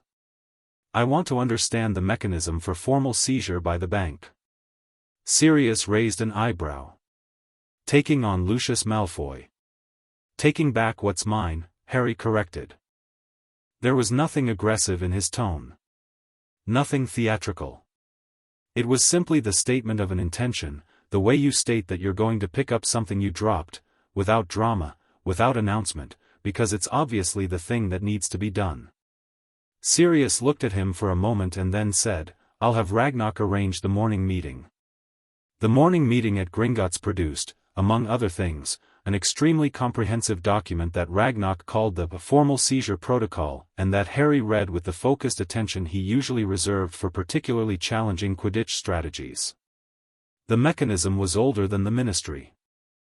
When a Lordship ring had been held unlawfully, through theft, fraud, coercion, or the kinds of magical transfers that the Charter defined as invalid, Gringotts as the wizarding world's primary financial custodian held the legal authority, under the ancient treaties, to effect a formal seizure from any holder, regardless of that holder's personal status or political connections. What this meant practically was that Lucius Malfoy could not prevent Gringotts from taking the ring back. What it also meant was that Lucius Malfoy would know it was coming, because protocol required formal notification 24 hours before the seizure. He'll try to move it, Sirius said. He can't, Ragnarok said, with considerable satisfaction. Once the formal seizure notice is issued, any attempt to transfer, conceal, or destroy the ring constitutes a criminal act under the Treaty of 1376. We take a very dim view of violations of that treaty. He paused. A very dim view indeed. What happens to him? Harry asked. Legally. He will face formal censure before the Wisengamot. Financial penalties. Possibly, depending on how the investigation proceeds regarding the manner in which he obtained the ring, Ragnarok left that thought invitingly incomplete. Harry thought about Lucius Malfoy's face the last time he'd seen it. The cold, patrician disdain. The absolute certainty of untouchability. The casual cruelty of a man who had spent his entire life having enough money to purchase every consequence away. Issue the notification, Harry said. Ragnarok issued the notification. The reaction, when it came, was not from Malfoy himself. It was from the Ministry.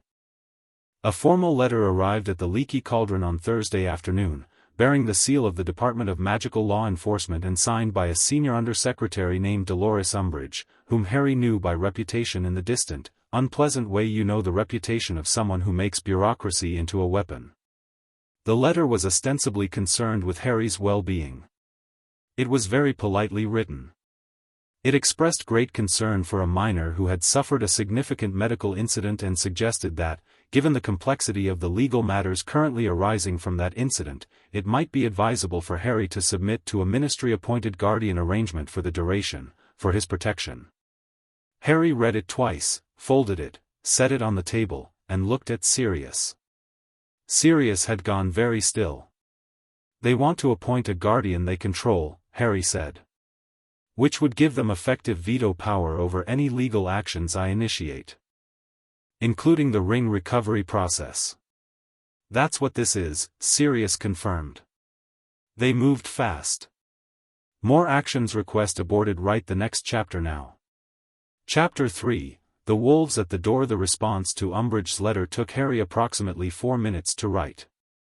He didn't draft it. He sat down at the desk in his room at the Leaky Cauldron with a fresh piece of parchment, uncapped his ink, and wrote it in one pass with the calm efficiency of someone who has thought about exactly this kind of move long enough that the counter is already fully formed. Undersecretary Umbridge, thank you for your letter of September 4th. I note with interest the Ministry's concern for my well-being, and I wish to address it directly. I am Lord Harry James Potter, formally recognized by the ancient charter rights restored to me on September 2 by the account managers of Gringotts Wizarding Bank, London. I am not a ward of the Ministry of Magic. I have never been a ward of the Ministry of Magic. I have a living, legally recognized magical guardian in the form of Lord Sirius Orain Black, whose wrongful imprisonment, and subsequent formal clearance, is a matter of ministry record. The appointment of a ministry guardian over a sitting lord, regardless of his age, is not a provision that exists in British magical law. I have had this confirmed by 3 separate legal authorities including the Gringotts Treaty Office. Should the ministry wish to initiate formal legal proceedings on any matter relating to my estate or person, they are welcome to do so through the Wisengamot, where I look forward to the discussion. Lord Harry James Potter, Peverell, acting, he signed it with the ring. Not the wax seal kind of signing, that came second, with the Potter signet he'd found in the ring's associated vault that afternoon and which Ragnarok had delivered with an expression of quiet professional pride. The first signing was the actual mark of the ring pressed lightly to the parchment, which left an impression that any trained magical eye would recognize instantly: old gold, old blood, completely unambiguous provenance. He handed it to Sirius to read. Sirius read it, set it down, picked it up, read it again. "You're 15, Sirius said. "Technically," Harry agreed. "They're going to, Harry, Fudge is going to go absolutely, I know," Harry said pleasantly. "Send it." Sirius looked at him for a moment with that expression he'd been wearing since the hospital, the one that was part pride and part something like awe and part the particular helpless quality of someone watching an avalanche that they are extremely glad is pointed in the right direction. He sent it. The reply from the ministry came in 43 minutes, which was, as Sirius observed, a personal record for institutional response time and indicated that someone had been sitting at their desk specifically waiting. It was longer and considerably less polished than Umbridge's first letter, which told Harry that it had been written by someone other than Umbridge, someone who had seen Harry's response and had a strongly emotional reaction to it, and who had expressed that reaction before the editorial instinct could intervene. The substance of it was a demand. Harry was to present himself at the ministry on Monday, accompanied by his guardian, for a formal interview regarding the medical incident, the Gringotts audit, and what the letter called the irregular claims being made against ministry-adjacent individuals. Harry read irregular claims and felt something shift pleasantly in his chest. They were already calling it irregular. Which meant they were already worried. He wrote back, "Monday at 10 o'clock is convenient. We will require a conference room on one of the public floors. I will be bringing counsel." The counsel was Sirius's idea, or rather it was a combination of Sirius's idea and Hermione's idea that they arrived at jointly on Friday morning over breakfast, which had become a daily working session at the large table in the Leaky Cauldron's private dining room that Tom the innkeeper had stopped charging them for after the 3rd day, apparently on the grounds that the situation was interesting enough to justify a discount. "You need someone with specific Wisengamot experience," Hermione said, not looking up from the document she was annotating. "Not just a general magical solicitor. Someone who knows the charter provisions from the inside, who has argued these kinds of cases in front of the full body. And someone who, given the political dimensions of this, has the personal standing to walk into the ministry on Monday without being immediately neutralized." "Neutralized," Harry said. "Professionally sidelined, discredited, or simply not taken seriously by Fudge's people," Hermione said, which was a precise clarification. "It needs to be someone they can't dismiss." "Griselda Marchbanks," Sirius said. The name landed on the table with a certain weight. Hermione looked up. The former head of the Wisengamot Examination Authority. 40-year career in magical law, personally responsible for 3 charter precedents, examined Dumbledore for his OWLs, which she will tell anyone who asks, frequently and with relish, and retired 4 years ago, which means she has absolutely no ministerial obligations and can say precisely whatever she wants to anyone she wants without professional consequence. Sirius looked satisfied with himself. She also, as it happens, despises Cornelius Fudge. They have a 20-year history of mutual professional contempt. Can we get her by Monday? Harry asked. I can get her by this afternoon, Sirius said. She'll come for the interest alone. When I tell her what the case involves, he paused, and a very serious kind of smile appeared on his face. Griselda Marchbanks is 83 years old and spent 4 decades inside the institution that she watched Fudge slowly corrupt. She is going to find Monday extremely enjoyable. Griselda Marchbanks arrived at the Leaky Cauldron at 3 o'clock on Friday, 5 feet of absolute authority in battered purple robes that had seen better decades and still managed to look more distinguished than anything currently on display in the ministry. She was small and very old and moved with the unhurried certainty of someone who has genuinely never encountered a situation they couldn't handle. Her eyes were the bright, uncompromising gray of polished flint, and she looked at Harry when she walked in the way that people who have spent decades assessing magical potential look at someone, not as a celebrity, not as a curiosity, but as a quantity to be accurately measured. Sit down, boy, she said, by way of greeting. Then she looked at the ring on his finger and something changed very slightly in her expression. Lord Potter, she amended, without making it sound like a correction. It sounded more like recalibration. Your godfather tells me you've been busy. Reasonably, Harry said. She sat, put her bag on the table, removed 3 documents of her own that she spread out with economical precision, and looked at Harry over them. Tell me everything, she said. Start at the platform. Don't leave anything out and don't summarize, I need the specifics. I'll tell you what's relevant. Harry told her everything. He'd gotten quite good at this by now, the clear, chronological account, facts in their proper order, nothing embellished or omitted. Marchbanks listened with her hands flat on the table and her eyes fixed on some middle distance, and asked 4 questions during the entire recitation. Each question was like a scalpel, precise, aimed at exactly the thing she needed to know, drawing out information that Harry hadn't realized was important until she pointed at it. When he finished she was quiet for approximately 30 seconds.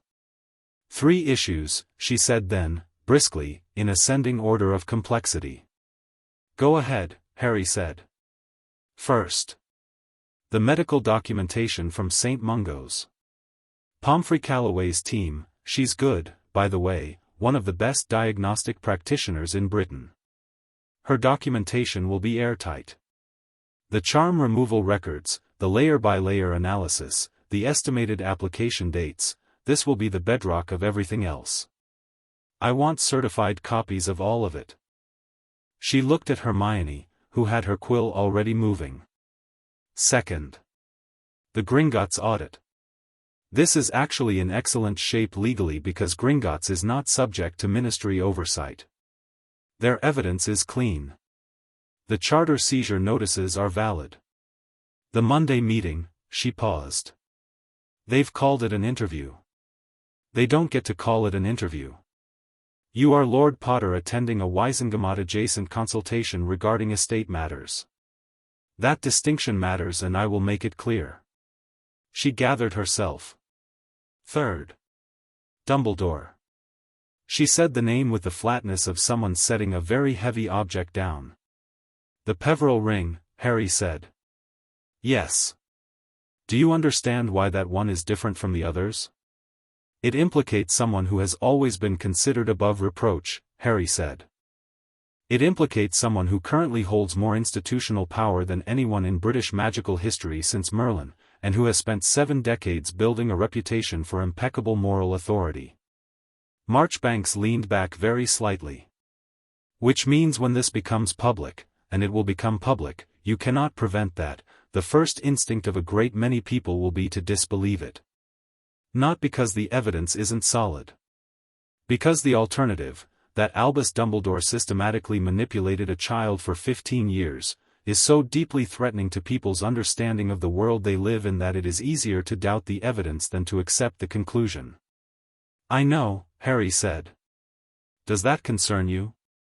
No, Harry said. Because I'm not asking anyone to take it on faith.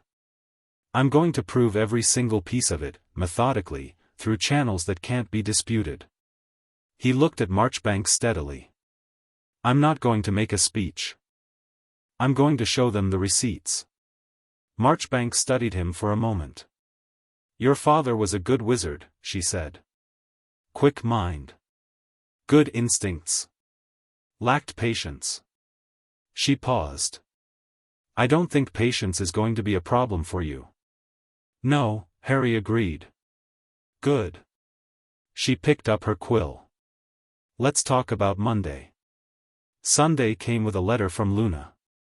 Harry was used to Luna's letters.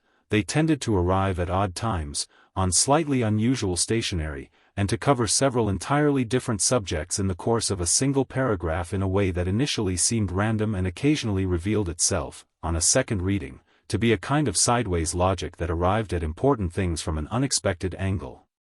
This one was written on pale blue paper and the handwriting was its usual dreamy drift across the page. Dear Harry, I heard about the platform. Daddy says you're probably fine because people who carry old magic tend to be rather resilient, like puffapods. They look fragile but they reseed themselves very efficiently after disruption. I've been thinking about you since Tuesday, which isn't unusual, but I've been thinking about you differently. There's a quality to how you felt before that I was used to, and now that quality is gone, which I know sounds like a strange thing to miss but I don't actually miss it. It's more like when a room stops humming. At first the silence is noticeable and then you realize the hum was unpleasant all along. I think what was done to you was done by people who confused protection with containment. They're different things. A greenhouse protects a plant. A box contains it.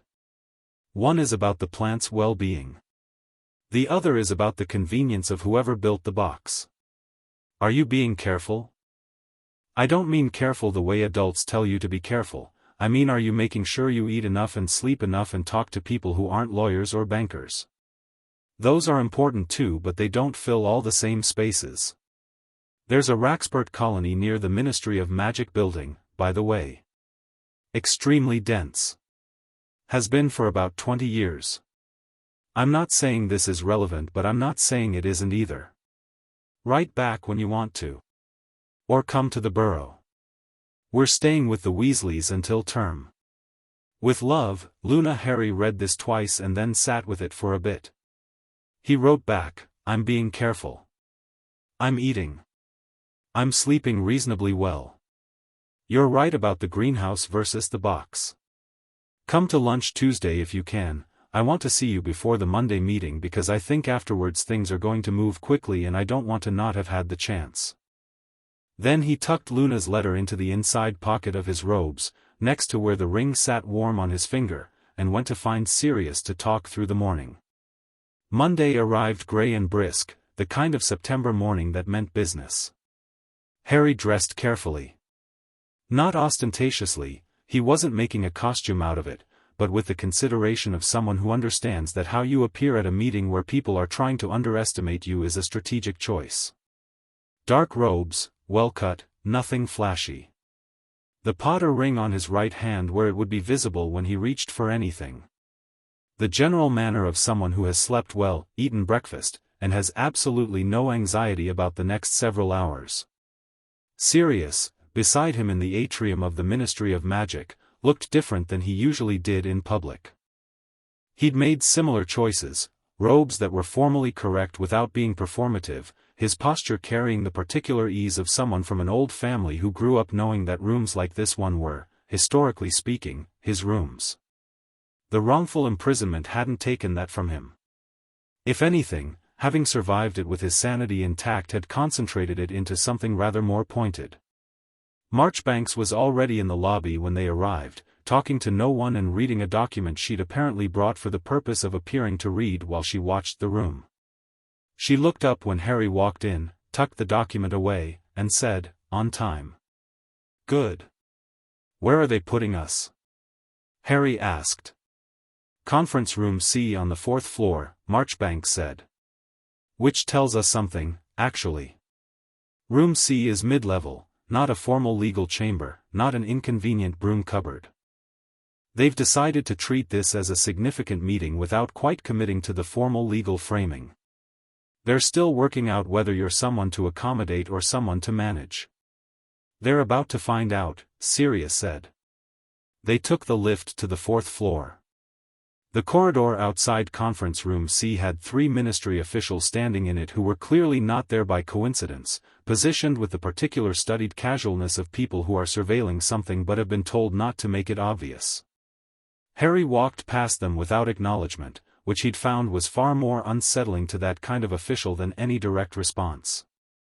Inside Conference Room C, 5 people were already seated: Umbridge, in the flesh for the first time, pink and precise and wearing the fixed smile of someone who is very comfortable with bureaucratic violence; 2 officials Harry didn't recognize who had the look of legal department functionaries, a senior Auror whose name Harry recalled was Dawlish, and, at the head of the table, Cornelius Fudge. Fudge looked the way he always looked in person, slightly flushed, slightly overdressed for the situation in a lime green bowler hat, carrying the energy of someone who is deeply convinced of their own importance and periodically unsettled by evidence to the contrary. He was holding a folder with visible self-importance and managed to look both pompous and nervous, which was a combination Harry had always found telling in politicians. Harry sat. Sirius sat beside him, unhurried. Marchbank sat on Harry's other side and set her bag down with a precise thud that was slightly too loud to be accidental. Fudge opened his mouth. "Before we begin," Harry said, not loudly, not rudely, just cleanly, in the conversational tone of someone making an obvious point, "I'd like to clarify the purpose of this meeting, since the letter of invitation was somewhat ambiguous." Fudge closed his mouth. "This is not an interview," Harry continued. "I'm Lord Potter, here in response to a ministerial consultation request regarding estate matters. I'm accompanied by my guardian, Lord Black, and my legal counsel, Madam Marchbanks." He glanced around the table. "If the ministry has specific questions, I'm happy to address them. If the ministry intends to make claims about the Gringotts audit findings, I'd suggest doing so carefully, since those findings are legally sealed and any misrepresentation of them in an official capacity would constitute a ministerial offense." He settled back slightly. "How would you like to proceed?" The room had a particular quality to it after that, the quality of a space that has been reconfigured without any furniture moving. Umbridge's fixed smile had acquired a slightly glassy quality. The 2 functionaries were doing something with their pens. Dawlish was watching Harry with the attention of someone who has just upgraded their assessment of a situation. Fudge's flush had deepened 2 shades. "Lord Potter," Fudge said, and Harry noted the title, noted that Fudge had apparently been briefed enough to use it even if it visibly cost him something. "The ministry is simply concerned about the rather extraordinary claims being made. The suggestion that certain respected members of—" "Are you referring to the evidence of 156 compulsion charms found in my magical core by a certified team of St. Mungo's healers?" Harry asked pleasantly. "That is a medical matter that, or to the Gringotts audit documenting 10 lordship rings removed from bloodlines to which I am the legal magical heir? Or to the specific ring that Gringotts has traced to a vault in this building, the Ravenclaw Patriarch ring, currently held by the Department of Mysteries under a 30-year-old research classification that I'm confident will not survive legal scrutiny?" The 2 functionaries had fully stopped pretending to write. "The Department of Mysteries," Fudge said carefully, "operates under specific legal—" "Madam Marchbanks," Harry said, without looking away from Fudge. "The Department of Mysteries Retention Authority under the Magical Artifacts Research Act 1963, Marchbanks said, in the tone of someone who has been waiting her entire morning for this cue, applies specifically to artifacts with no living magical heir. The Ravenclaw Patriarch ring has a living magical heir. It has had one since 1980. The 1963 Act does not apply, has not applied for 45 years, and any claim to the contrary would require the Ministry to argue in front of the full Wisengamot that the ancient Charter of Magical Estates, which predates the Ministry of Magic by 3 centuries and which your own founding legislation explicitly affirms, simply doesn't apply when it's inconvenient." She paused. "I would enjoy watching that argument very much." Fudge looked at Umbridge. Umbridge looked at her folder. "The Ministry's concern," Umbridge said, in the sweet, measured tone she deployed like a weapon, is simply for the well-being of a minor child who has suffered a significant magical trauma and who, in that vulnerable state, may be making decisions that, Madam Umbridge, Harry said, and something in his voice made her stop. Not loudly. Not aggressively. Simply with the quality of an interruption that makes the interrupted person aware that continuing would be a mistake. I'm going to be straightforward with you, because I think you'll find it more useful than the alternative. I'm not vulnerable. I'm not traumatized, not in the way you're implying. I'm not a child who can be redirected with concern. He looked at her directly. What I am is someone who has had 15 years of manufactured compliance removed from my system in the last week. The Ministry's window for managing me through those mechanisms has closed. I'd encourage you to update your approach accordingly. The room was very quiet. Umbridge's smile had not moved. The eyes above it, however, had done something rather cold. Perhaps, Dawlish said, he'd been quiet the entire time, watching, and when he spoke it was with the considered manner of someone who has just made a decision. We could table the Guardian question for now and address the specific audit concerns. That would be productive, Harry agreed. Fudge cleared his throat. The matter of the ring currently in Department of Mysteries custody, will be addressed through the formal Gringotts seizure process, Harry said. I'm informing the Ministry as a courtesy. Not requesting permission. He let that sit for a moment. The seizure notice will be issued Friday. The ring will be recovered the following week. If the Department of Mysteries has questions about the process, they can direct them to Ragnarok at Gringotts.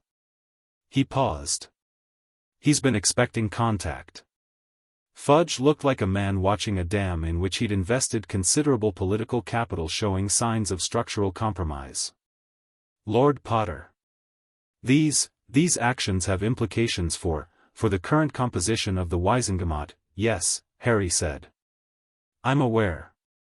Specifically, the restoration of the Potter seats, the Black seat, and the Longbottom seat will alter the voting balance on several committees. He picked up the glass of water in front of him and took a sip. I imagine that's what's actually concerning you. Fudge's mouth opened and closed. So let me say this clearly, Harry continued, setting the glass down. I have no interest in parliamentary maneuvering for its own sake. I have no interest in power as a destination. I have very specific interests, my inheritance recovered, the people who built 156 compulsion charms into a child held accountable through legal process, and several committee decisions revisited that were made on the basis of wrongfully held votes. He looked around the table. That's my agenda. It's a short one. The Ministry can make this process cooperative or it can make it adversarial. I'm comfortable with either, but one of them is a great deal easier for everyone involved. He stood up. Sirius and Marchbank stood a half-second behind him, perfectly timed. Thank you for the meeting, Harry said. My council will be in touch about the Ravenclaw ring process. He looked at Fudge one last time, not unkindly, but with the absolute clarity of someone who no longer has any manufactured deference to offer. Good morning, Minister. He walked out. In the corridor, Marchbanks was very nearly smiling, which for Griselda Marchbanks was the equivalent of a standing ovation. Dawlish, she said quietly, as they walked toward the lifts. Did you see his face? Changed tack halfway through, Sirius said. Started as Ministry muscle and ended as someone who might actually be evaluating his options. He's practical, Marchbanks said. Which means he's persuadable.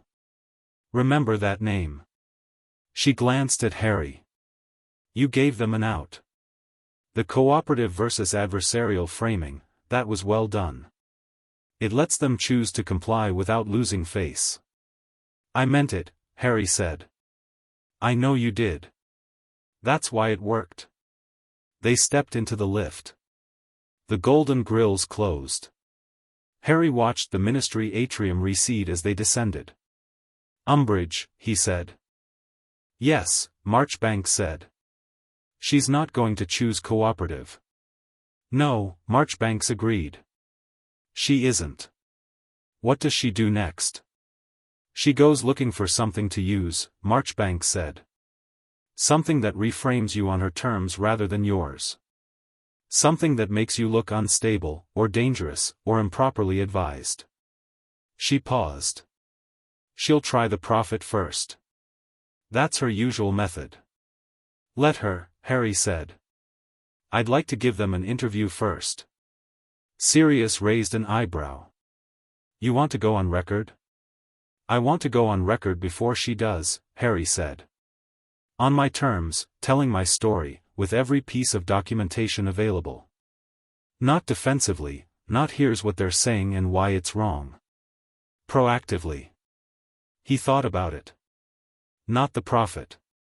The prophet's been bought too many times. Someone else.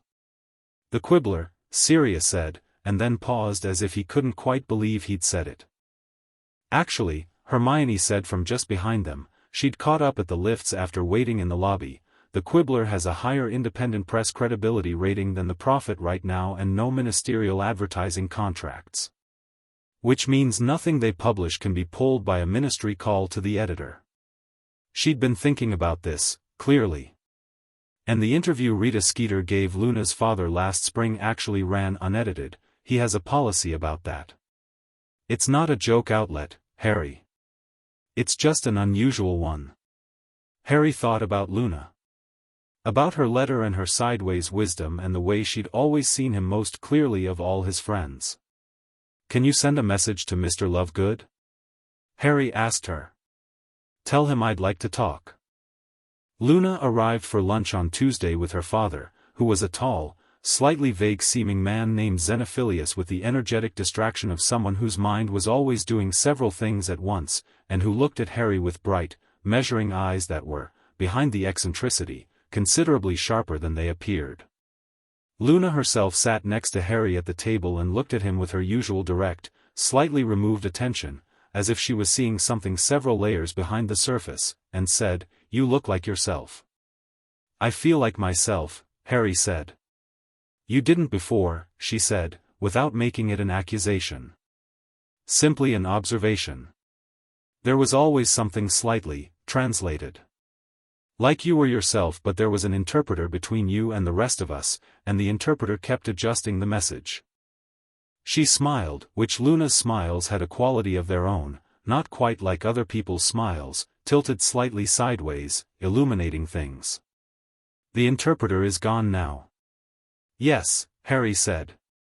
That's a very good way to put it.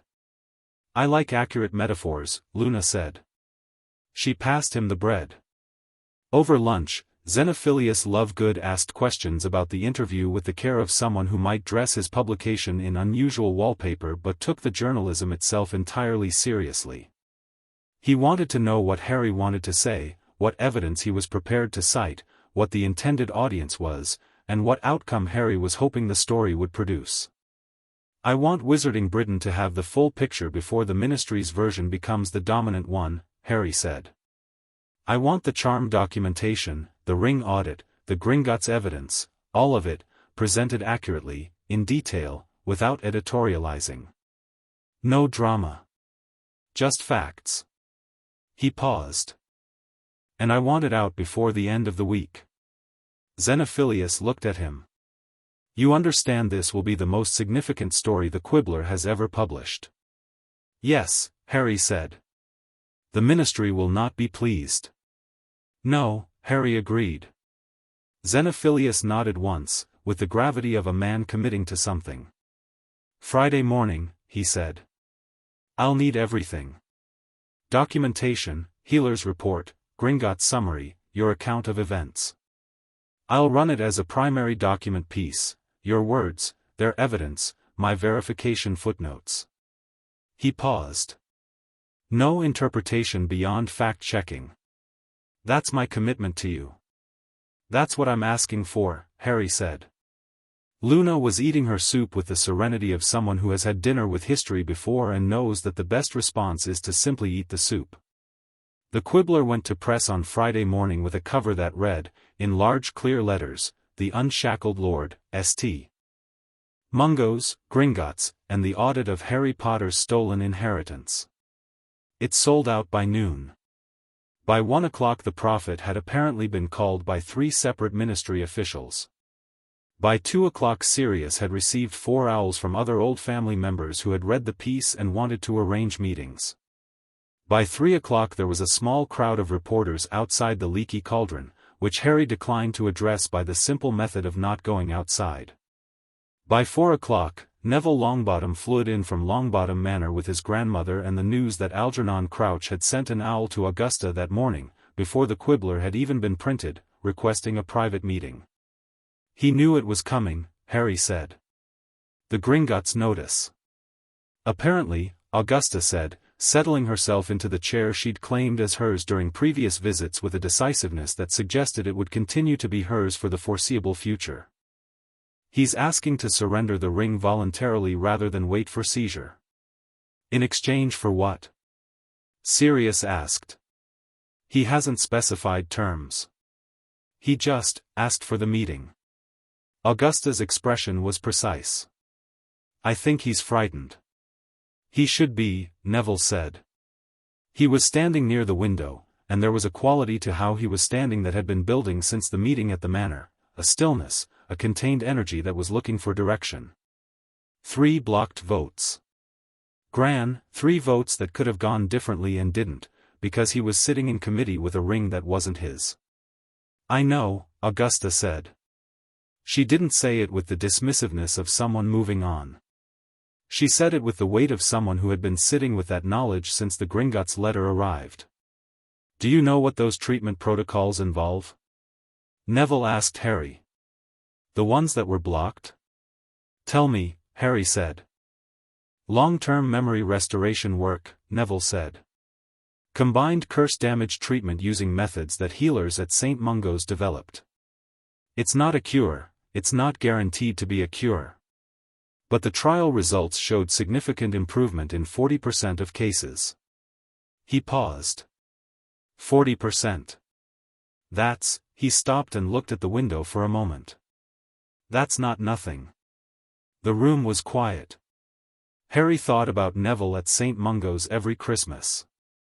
Thought about what Neville carried that no one who hadn't seen him in that ward could fully understand, the weight of parents who were present and absent simultaneously, who could look at him and not know his face, who left him scraps of candy wrappers as the only gift they could still manage. The Crouch meeting, Harry said. Tell him yes. Have it here, tomorrow morning. I'd like to be present if you're comfortable with that. Neville looked at him. I'd like that, he said. And Neville. Harry met his eyes directly. What was taken from your family, what those blocked votes might have meant, that's in the documents too. The Quibbler piece references it. People are reading it right now. Neville was quiet for a moment. Something moved through his expression, not quite grief, not quite anger, the more complex thing that sits between them and has a weight they can't manage separately. Good, he said, finally. Quietly. People should know. The display of power Harry had been, up to this point, carefully containing, not hiding, not afraid of, simply choosing the right moment chose its moment without consulting him. It was Saturday evening, and the leaky cauldron had grown crowded, and Harry was coming back from a walk with Hermione through Diagon Alley, which had been less about the walk and more about getting out of the room and talking through the Quibbler reaction and what the next week was likely to look like. They were halfway back up the alley when 3 men stepped out of the space between Madame Malkin's and the wand shop, not dramatically, not drawing weapons, just positioning themselves in the way that people who want to block a path position themselves. They were large and they looked like the kind of hired muscle that old wizarding families kept on retainer for situations that required informal pressure. The one in front said, "Lord Malfoy sends his regards." Harry stopped. Hermione stopped beside him. "That's very civil of him," Harry said. "He'd like you to understand that the Gringotts seizure process can be," the man paused, apparently looking for the word. "Delayed. Indefinitely. Through the right kind of cooperation." "Is that right?" Harry said. Hermione had her hand near her wand. Harry put a light hand on her arm, not restraining, just indicating that she didn't need it. She clocked that and relaxed fractionally, watching him. Lord Malfoy has certain resources, the man said. He's offering to make this process smooth. For everyone. Harry looked at the three of them for a moment. He looked at them with the same quality of attention Marchbanks had given him at their first meeting, accurate assessment, nothing more. Then he raised his hand, fingers slightly spread, in the general direction of the alley wall to his left, and conjured a ward. Not a simple barrier charm. A fully constructed ward circle, 3 concentric rings of blue-white magical light that built in under 2 seconds with the quiet efficiency of something he'd simply known how to do, known in the bone-deep way you know how to balance, because it was just physics, just natural. The ward extended from pavement to rooftop, sealed the alley from both ends with a snap of finality, and settled with the hum of something that would take a team of experienced curse-breakers the better part of an afternoon to undo. The 3 men looked at the ward. They looked at Harry. They had the expression of people who had been briefed that they were dealing with a 15-year-old and who were very rapidly revising their assessment. "I'm going to be clear with you," Harry said, conversationally. "The Gringotts seizure is not a process that can be delayed. It's a treaty obligation. The only way to stop it is for Lucius Malfoy to legally challenge the ancient charter of magical estates in front of the full Wisengamot, which he will not do because he cannot win and because the attempt will draw exactly the kind of attention to his possession of that ring that he cannot afford." He glanced at the nearest man. "Tell him I said that. Word for word." He paused. "Also tell him that if he sends anyone to speak to me again informally, the next conversation won't happen in a side street." He lowered the ward. The path was clear. He and Hermione walked back to the leaky cauldron, and behind them he could hear the men standing very still in the alley, not moving, and he didn't look back. Hermione walked beside him in silence for a moment. Then she said, carefully, "The ward." "Yes," Harry said. Harry, that was a 5-layer ward circle. It took you under 2 seconds." "I know," Harry said. "I've seen 7th-year Newt students build something like that in practice sessions," she said. Slowly. With visible effort. "I know," Harry said again. The charm removal, the ring," she was working through it. "Your power levels aren't just higher than they were." "I know," Harry said, for the 3rd time, and the quality of how he said it, not showy, not modest, simply accurate, made her look at him sideways. "Are you worried about it?" she asked. Harry thought about the question seriously, giving it its due. "No," he said. "I'm not worried about it.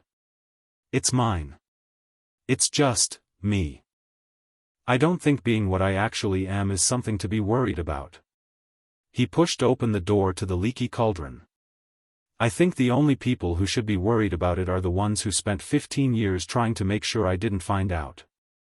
They went inside, where Sirius was waiting with a pot of tea and a copy of that morning's Daily Prophet, which had run its first story about the Quibbler piece on page 4 with an air of reluctant obligation that told Harry everything he needed to know about how the wind had shifted. He sat down, poured himself a cup, and read it with the expression of someone who has seen the opening moves of a game and has already played the end of it in their head. "The Prophet's getting in front of it," Sirius said. "Slowly, but they're moving." "Good," Harry said. "The more coverage, the harder it is to bury." He set the paper down. "How did the Crouch meeting prep go while we were out?" "Neville and Augusta are ready," Sirius said. "Crouch confirmed for 10 tomorrow morning. He's bringing a solicitor." He paused. "Harry. He's bringing a solicitor and he's surrendering voluntarily. That means he wants something. He wants legal protection," Harry said. "He wants to be first in line for the Ministry's leniency in exchange for information." "Information about who gave him the ring," Sirius said. "Exactly," Harry said. He wrapped both hands around the warm mug. "Which means he knows who gave it to him, and more importantly, he knows why, and whoever that person is, Crouch is more afraid of them than he is of us." He paused. "Which is about to change." Outside, the September evening settled over Diagon Alley, and somewhere in Wiltshire in a manner that had never needed to worry about consequences, Lucius Malfoy was reading the Quibbler and making decisions he was already too late to make. The wolves were at the door. Harry opened it wide and invited them in. Chapter 4, The Peverell Vault. Algernon Crouch was not what Harry expected. He'd built a picture from the name and the facts, a ministry man, mid-level, fudge adjacent, the kind of official who had accumulated small powers through strategic proximity to larger ones. He'd expected someone slick. Someone who wore their corruption with the comfortable ease of people who have never seriously thought of it as corruption, just navigation.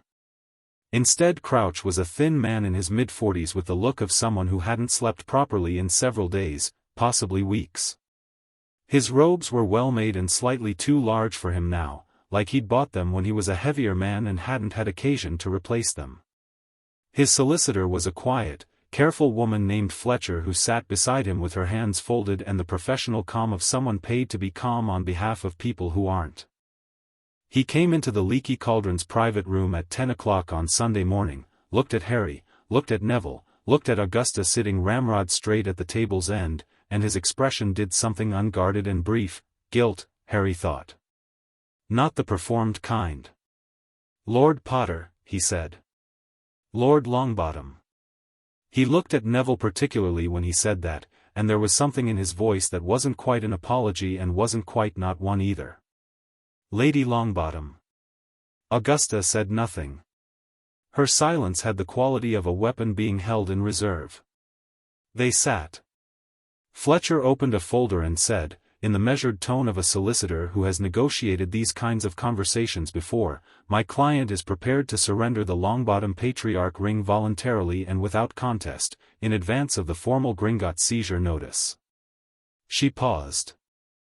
"In exchange, he's requesting formal consideration under the Ministry's cooperation protocols, specifically, recognition of voluntary surrender and full cooperation as mitigating factors in any subsequent proceedings."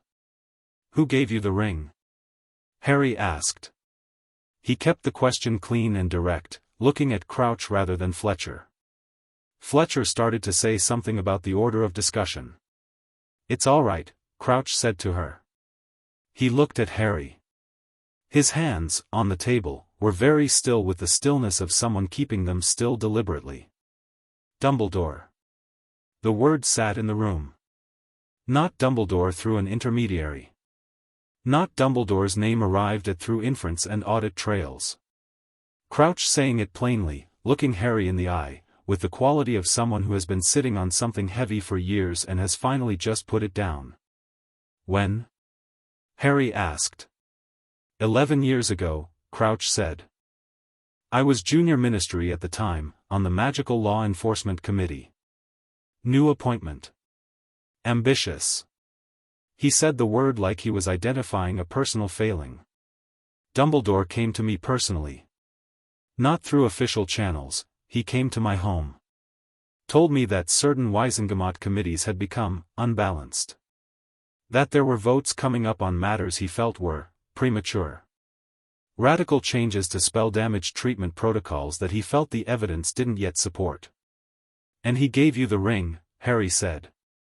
"He didn't frame it as giving me anything," Crouch said. "He said he was placing a family heirloom under, he called it protective custody. With a trusted ministry official.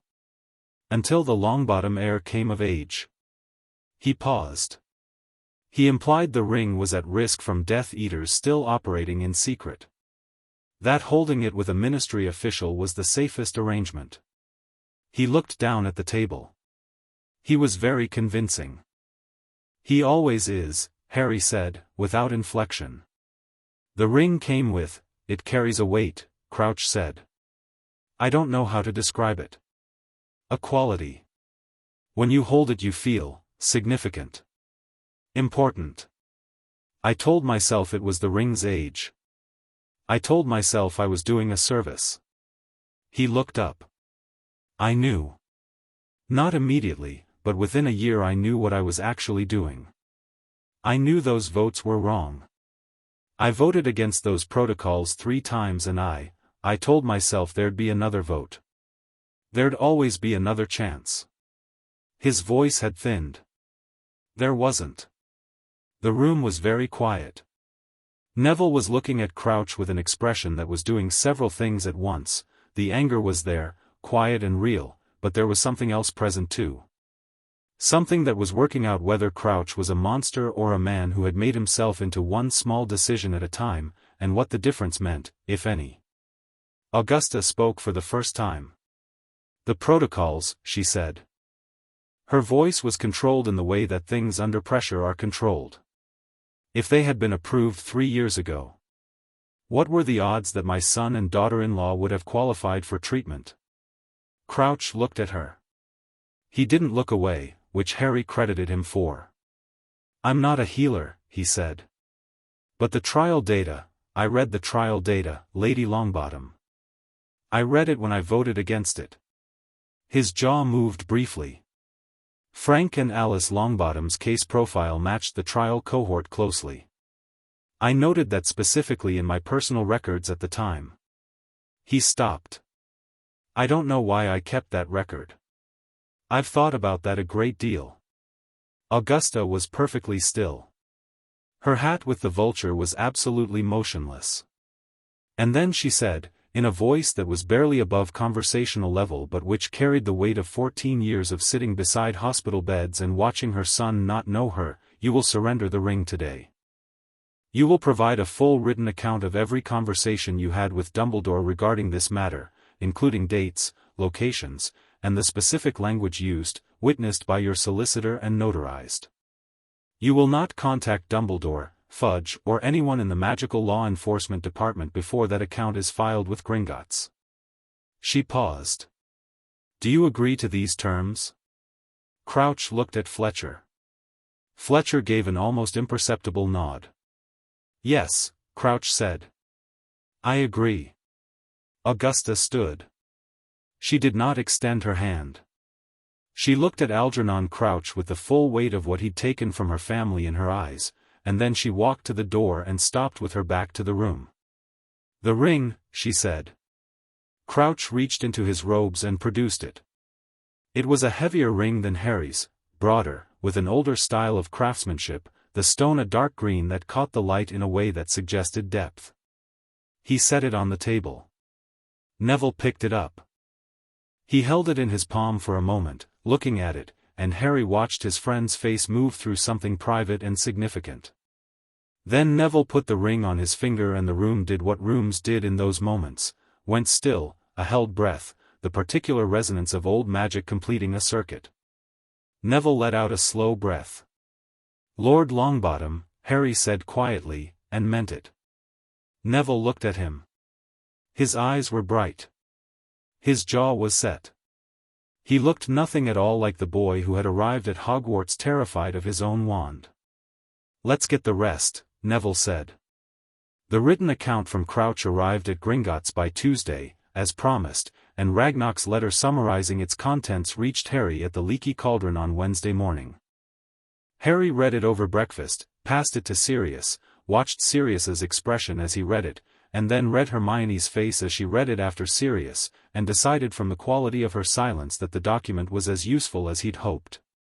He sent word to Marchbanks.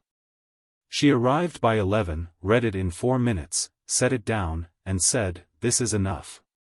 "Enough for what specifically?" Harry asked. "Enough to compel Dumbledore to answer formally.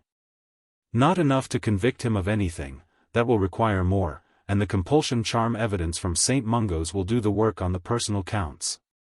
But this," she tapped the document.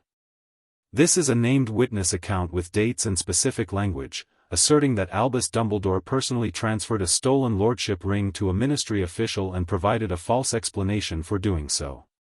It is, legally, a first-party statement of criminal conduct."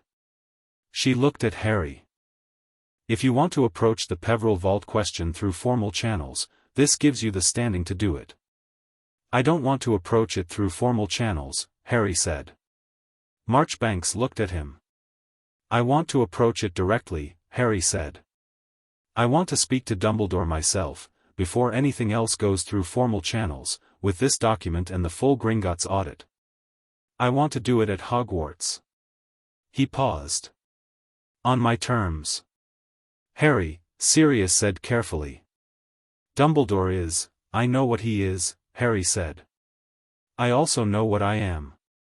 And I know that the way this goes publicly, whether the wizarding world sees this as Harry Potter versus Dumbledore, hero against hero, painful and political, or whether it sees it as the truth, which is that Albus Dumbledore made choices that require accounting for and is being given the opportunity to account for them, that depends enormously on how this conversation goes."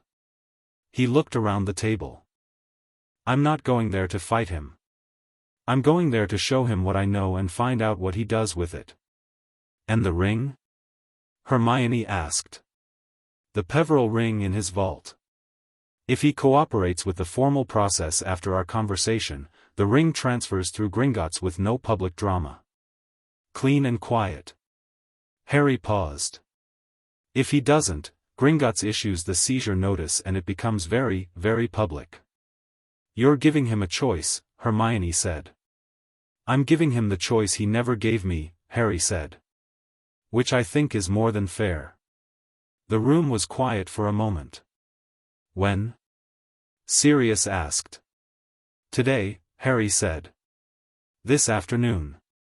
Before he hears about the Crouch account from another source." He looked at Sirius. "I need to go alone." Sirius opened his mouth. "Not because I can't handle it with company," Harry said. "Because this conversation is between me and him, and having other people in the room changes what it is. It becomes a tribunal. I don't want a tribunal. I want him to look at me, just me, and reckon with what he did." He paused. "He owes me that, at least." Sirius looked at him for a long moment. The gray eyes did their complicated thing. "You come back immediately after," Sirius said. "The moment it's done." "I'll flew from Hogwarts directly," Harry said. He arrived at Hogwarts through the main gates, which opened for him without requiring announcement, an old magic, the gates responding to the ring, recognizing the Potter family's ancient affiliation with the school. He walked the grounds in the early September afternoon with the term not yet started and the castle largely quiet, the lawns deeply green, the lake very still, the sky that particular shade of blue that Hogwarts managed better than most places. He knew this place. He'd spent 4 years of his life here. But walking through it now was different in a way he was getting used to, seeing it with undimmed eyes, feeling the old magic of the castle in a way he'd only sensed before, the layers of wards and enchantments and centuries of accumulated magical habitation. The castle knew he was here. He could feel it, a faint attentiveness in the stone, like a very old creature lifting its head. He went to the stone gargoyle outside Dumbledore's office and said, flatly, "I need to speak with the headmaster." The gargoyle looked at him. Then it stepped aside. The moving staircase carried him up, and Harry stood on it as it turned and felt the weight of the folder under his arm, the St. Mungo's documentation, the Gringotts audit summary, Crouch's account, all of it, and felt nothing that he hadn't chosen to feel. No nervous gravity. No compulsive pull toward deference. Just the clear, plain readiness of someone who knows exactly why they're in a room. He knocked. "Come in," Dumbledore said. The office was exactly as it always was. The whirring silver instruments on their spindle-legged tables, the portraits of former headmasters in their frames, several of whom were awake and watching, which Harry noted without reacting. Fawkes on his perch, currently in the middling stages of a burn cycle, looking moth-eaten and disgruntled in the way phoenixes did between rebirths. The pensieve in its cabinet. The desk enormous and covered in the organized complexity of someone who managed a great deal of information. And behind it, Dumbledore. He looked the same. Of course he did, a week was not long enough to visibly change anything about Albus Dumbledore. Long silver beard, half-moon spectacles, the particular quality of his stillness that Harry now recognized for what it was, a performance of wisdom, so refined and so long practiced that it had become indistinguishable from the genuine article. The blue eyes found Harry immediately and held him with a quality that Harry had always found settling, even comforting, and which now simply felt like what it was, a very practiced kind of attention that was simultaneously warm and assessing. "Harry," Dumbledore said. His voice was as it always was. Gentle. Grave. "I've been hoping you would come." "Have you?" Harry said. "Not a question. Please, sit down." Harry sat. He put the folder on his knee. He didn't open it yet. "I heard about your medical episode at the platform," Dumbledore said. "I was deeply concerned. I'm glad to see you looking well." "I am well," Harry said. "Better than well. I expect you already know the details of what the healers found." A pause, barely perceptible. "I've been informed of the broad outlines, yes." "Then I don't need to describe them," Harry said. "I'd rather use the time we have more productively." He opened the folder and set the first document on the desk between them. "This is the St. Mungo's diagnostic report. 156 compulsion charms, the healer's analysis of their type and estimated application dates, and their assessment of the caster signatures." He set the second document on top of it. "This is the Gringotts audit. 10 rings, their current locations, the trace records for how they left the estate inventory." He set the third on top of that. "And this is Algernon Crouch's witness statement, filed with Gringotts on Tuesday." He leaned back in the chair. Dumbledore looked at the stack of documents without touching them. His expression had done something very quiet, not collapsed, not cracked, but adjusted, like a building that has absorbed a significant force and is in the process of determining its own structural integrity. "I see," he said. "The Peverell ring is in your private vault," Harry said. "I'd like to understand what you were planning to do with it." "Harry, I'd like you to answer that question before we discuss anything else," Harry said. He kept his voice level. Not cold, simply clear. The clarity of someone who has thought through this conversation many times and has decided that patience is not the same as softness. "What were you planning to do with the Peverell Patriarch ring?" Dumbledore was quiet for a long moment. Somewhere behind Harry, one of the portraits shifted. Fawkes made a low sound on his perch. "Return it to you," Dumbledore said. "When the time was right." "When the time was right," Harry repeated. "When would that have been?" "When Voldemort was defeated. When the war was over." Dumbledore's voice was steady, and this was remarkable because the steadiness now, Harry understood, was costing him something. "When you were safe, and the immediate danger had passed, and you had the foundation to bear the weight of what you are. What you would become." "You decided that," Harry said. "You decided when I would be ready." "Someone had to," Dumbledore said, and here was the thing, here was the core of it, the thing that Harry had been turning over in his mind since the hospital. Dumbledore said it without defensiveness. Not because he wasn't aware of how it sounded, but because he genuinely believed it. The conviction was right there in the sentence, unadorned. "Why?" Harry asked. "Why did it have to be you?" "Because there was no one else," Dumbledore said. "Because the prophecy existed, and Voldemort existed, and you existed, and the path between those three facts was extraordinarily narrow. I have spent 60 years making decisions that carry the weight of many lives, Harry. Not because I enjoy that weight. Because someone must carry it, and I was in the position to do so." "And the compulsion charms," Harry said. 156 of them. Since I was 14 months old. Were those also decisions you made for the greater good?" A long pause. "Not all of them," Dumbledore said. "The earliest layers, those preceded my full involvement in your situation. They were Lily's work, in part." Harry went very still. "She was terrified," Dumbledore said, and his voice had changed register, the gravity remained, but something else was in it now, something old and tired. In the final months, when it became clear that Voldemort had marked you specifically, Lily was extraordinary, as I think you know. She understood magic in ways that most people never approach. And she was a mother who was looking at her son and seeing the end of his life potentially written in the stars. He paused. She warded you. She tried to wrap you in protection. Some of what she built, the early layers, were meant to suppress any magical signature that might draw attention. Make you appear ordinary. Keep you overlooked. Harry looked at the desk for a moment. He looked at it without expression, which was an achievement, because what he was doing internally was considerably more complex. And the rest, he said. The loyalty charms. The self-advocacy suppression. The ones applied when I was 3, 4, 5, 6 years old, through layers of access that someone had to the Dursley household. Those weren't my mother. No, Dumbledore said. Those were not your mother. Those were you. The pause that followed was its own kind of answer. Those were decisions made, Dumbledore said carefully, in the context of an approaching war.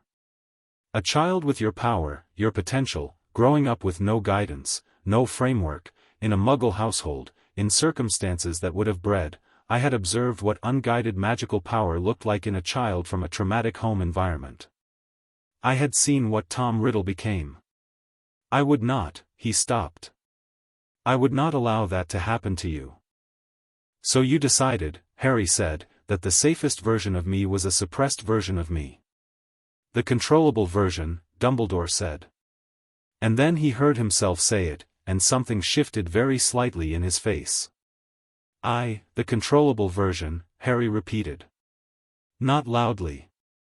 Not angrily. With the flat, clear quality of someone naming a thing precisely.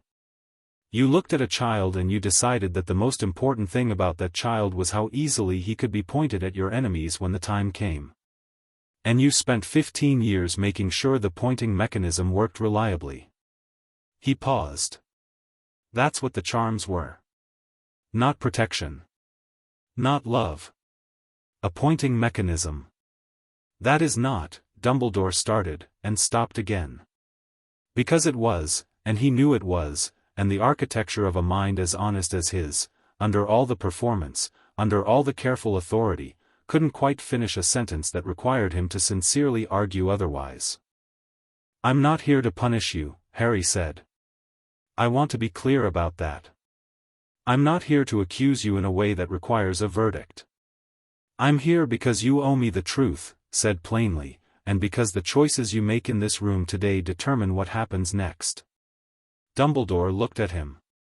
And Harry watched something move through the old wizard's face that he'd never seen there before, not the performative humility that Dumbledore deployed when things went wrong, not the gentle gravity that he used to manage difficult conversations, but something underneath both of those. Something that had been there a long time without being looked at directly.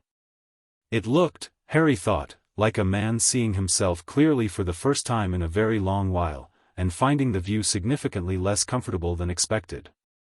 What do you want, Harry? Dumbledore said. It was the first time he'd used Harry's name without the particular quality of gentle authority he usually attached to it, and the difference was striking. The Peverell ring returned to Gringotts through formal charter process. Your cooperation, full, documented cooperation, with the St. Mungo's investigation into the charm applications. Your testimony, if it comes to a formal Wisengamot proceeding, given truthfully without strategic framing. Harry picked up the folder and held it for a moment. And an acknowledgement. Not a public statement. Not a press release. Just, here, in this room, to me. Acknowledgement that what was done was wrong. Dumbledore was quiet. The silver instruments whirred softly on their tables. Fawkes shifted on his perch and made a low, musical sound, a single note that seemed to hang in the air longer than it should. What was done, Dumbledore said slowly, was wrong. He said it without qualification. Without the "but" that had been waiting behind every sentence he'd spoken since Harry had walked in. What was done to you was wrong. And he paused, and the pause had a different quality than all the other pauses. This one was real. I am profoundly sorry, Harry. Not sorry in the way that means I wish it had worked out differently. Sorry in the way that means I understand that it was wrong and that my reasons, however genuine to me, however carefully considered, did not make it right. Harry held that. He held it the way you hold something fragile, not gripping it, just keeping it in your hands, seeing whether it was what it looked like. It was. As far as he could tell, with the clarity of a mind that was no longer charmed toward this man, it was. Thank you, Harry said. He closed the folder. I'll have Gringotts contact your vault manager tomorrow about the Peverell ring transfer. I'd like it done by the end of the week. Dumbledore nodded. Harry stood up, and as he did the portraits on the walls, several former headmasters had been listening with visible attention, and Fawkes made a sound, and the old castle settled around him in the way it had been doing since he'd walked in, its attentiveness shifting slightly, recognizing something. He walked toward the door. Harry. He stopped, but didn't turn. The prophecy, Dumbledore said. The things I built, everything was built around the prophecy. Around the understanding that there was a path, and that someone had to make sure you walked it. I want you to know that I believe, I have always believed, that you were more than the path required. He stopped. I simply never acted on that belief. Harry turned halfway.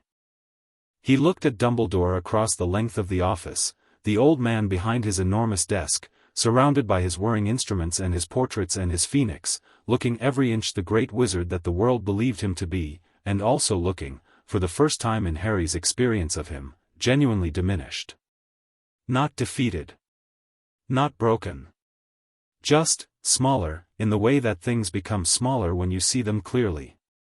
I know, Harry said. I think that might be the saddest part. He walked out. The staircase carried him back down. The gargoyle stepped aside.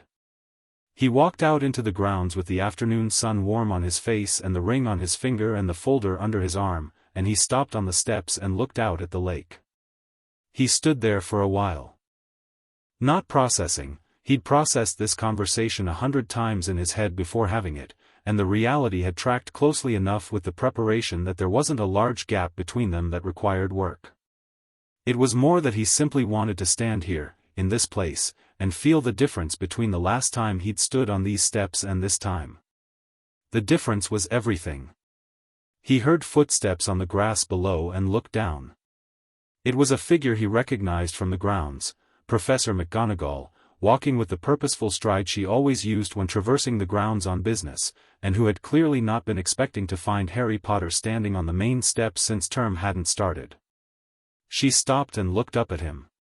He could see the precise moment she saw the ring.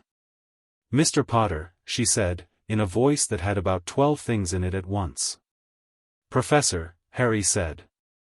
She walked up the steps and stood 2 below him, which still brought her close to eye level, and looked at him with those sharp eyes that had always seen more than they were given credit for. You've been to see the headmaster, she said. Yes. How did it go? Harry considered this for a moment. He told me the truth, he said. Which I didn't expect, entirely. McGonagall was quiet for a moment. Then she said, in a carefully measured voice, what was done to you was not sanctioned by this institution. I want you to know that. Whatever happened, the charms, I was not aware. I would have, I know, Harry said. I know you weren't aware. That doesn't, she stopped. She had the expression of someone assembling sentences and finding each one insufficient for the specific gravity of the moment. I have sat in staff meetings for 14 years discussing your well-being, your progress, your safety, and in every one of those meetings there was a fundamental conversation that was not happening. A conversation about what you actually were, what you were actually capable of, what you were actually owed. And I did not know that conversation was absent because I didn't know to look for it. She straightened. Her jaw was set in the particular way it set when she was furious with herself. I should have looked. Harry looked at her for a long moment. You always took my side when it mattered, he said. You told me about my parents when no one else would. You argued for me every time the rules tried to crush me. He paused. You did look. You just didn't know where the thing you were looking for was hidden. Something moved in McGonagall's face. She didn't say anything for a moment. The ring suits you, she said finally, which from Minerva McGonagall was approximately the equivalent of an emotional speech. Harry smiled. Thank you, Professor. Go on, then, she said. Before I say something mortifying. He went. He flew back to the leaky cauldron and arrived in the private dining room to find Sirius, Hermione, and Neville all arranged around the table with the particular quality of a group of people who have been not watching the fireplace for the last 2 hours and are relieved to have something to do with their faces. Well? Sirius said. Harry sat down. He put the folder on the table. He confirmed everything, Harry said. The charms, the rings, all of it. He cooperated.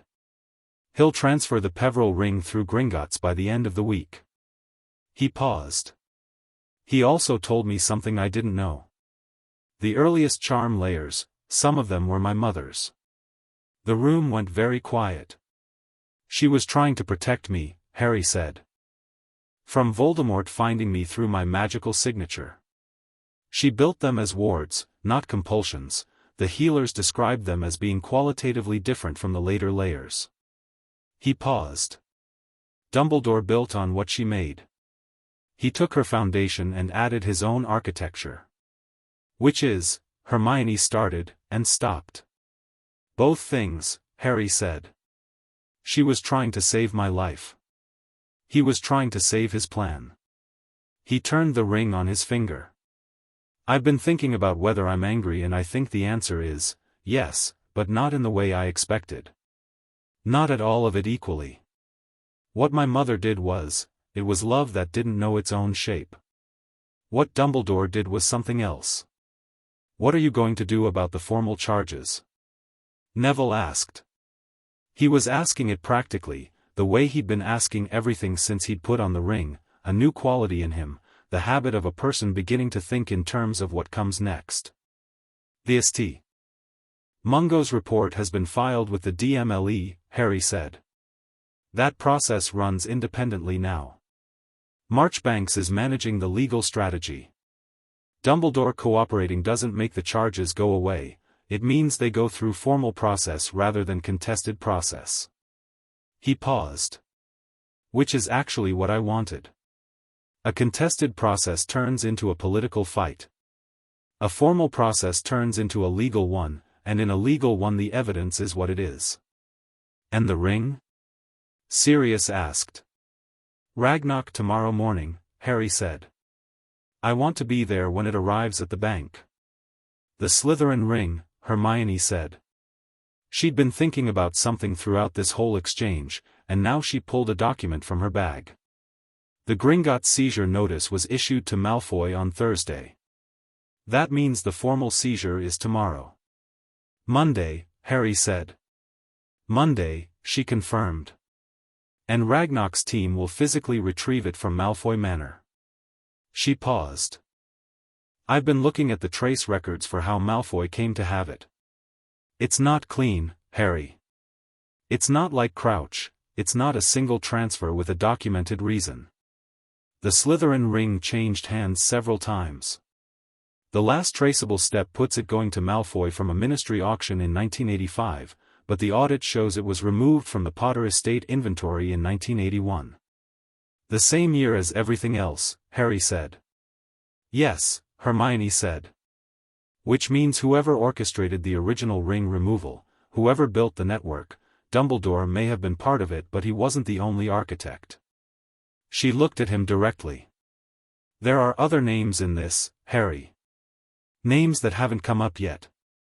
Harry held that thought. He'd been thinking about it since the Crouch meeting, the shape of something that was larger than one man's decisions, however consequential. 15 years of maintained charm work, 10 rings distributed across various hands, a system that required ongoing management. Dumbledore said someone else applied some of the charms, Harry said slowly. The ones after the first 3 years. Different signatures. He thought. Someone with regular access to me who wasn't Dumbledore. The Dursley household, Sirius said. Someone was getting into the Dursley household. Or, Hermione said carefully, someone at Hogwarts. Once you were 11, access wasn't limited to the Dursleys. The later charms, the one St. Mungo's dated to your time at school, someone on the staff, Harry said. The room was very still. Pomfrey Calloway said the caster signatures were distinct, Sirius said. How many? 3, Harry said. She identified 3 distinct casters. The earliest layers, my mother. A second signature that starts when I was 3 and ends when I'm 10. And a third that begins first year. The second signature, Hermione said. 3 to 10. Harry. Who had access to you, specifically and consistently, between when you were 3 and when you were 10? Harry thought about it. He thought about the Dursley household. He thought about the few adults who had any ongoing interaction with him there, neighbors who barely registered his existence, the primary school with its rotating teachers, the occasional figures from the world outside who had briefly intersected with his life. And then he thought about something Dumbledore had said, offhand, in the middle of the conversation. I had arranged for periodic monitoring of your well-being. Someone Dumbledore sent to check on me, Harry said. Regularly, Hermione said. For 7 years. Someone who could visit the Dursley household without arousing suspicion, who had the magical knowledge to apply and maintain compulsion charms, and who was loyal enough to Dumbledore to keep it completely secret. She paused. Harry. Who did Dumbledore trust absolutely, for decades, without question? Harry thought about it. Several names. One in particular. We need the caster analysis from St. Mungo's, Harry said. The full caster signature documentation. Can Pomfrey Calloway be contacted today? I'll write immediately, Hermione said, already reaching for parchment. And Ragnarok, Harry said. The vault. The Peverell ring retrieval, I want it tomorrow, and I want to be in the room when it happens. He paused. And I want Dumbledore there. Everyone looked at him. If he's cooperating, Harry said, let him cooperate in person. Let him hand it over himself. Let that be part of the record. He stood up. I'm going to write to Dumbledore tonight. He wrote the letter to Dumbledore from the window seat, watching Diagon Alley going about its Sunday evening while Sirius read in the chair beside him and the fire made quiet sounds in the grate and Hermione's quill moved steadily at the desk. It was a short letter. He'd found that the letters that mattered most were usually short.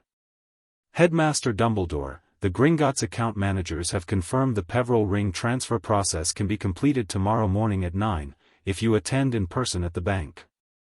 Ragnarok will conduct the handover. I will be there.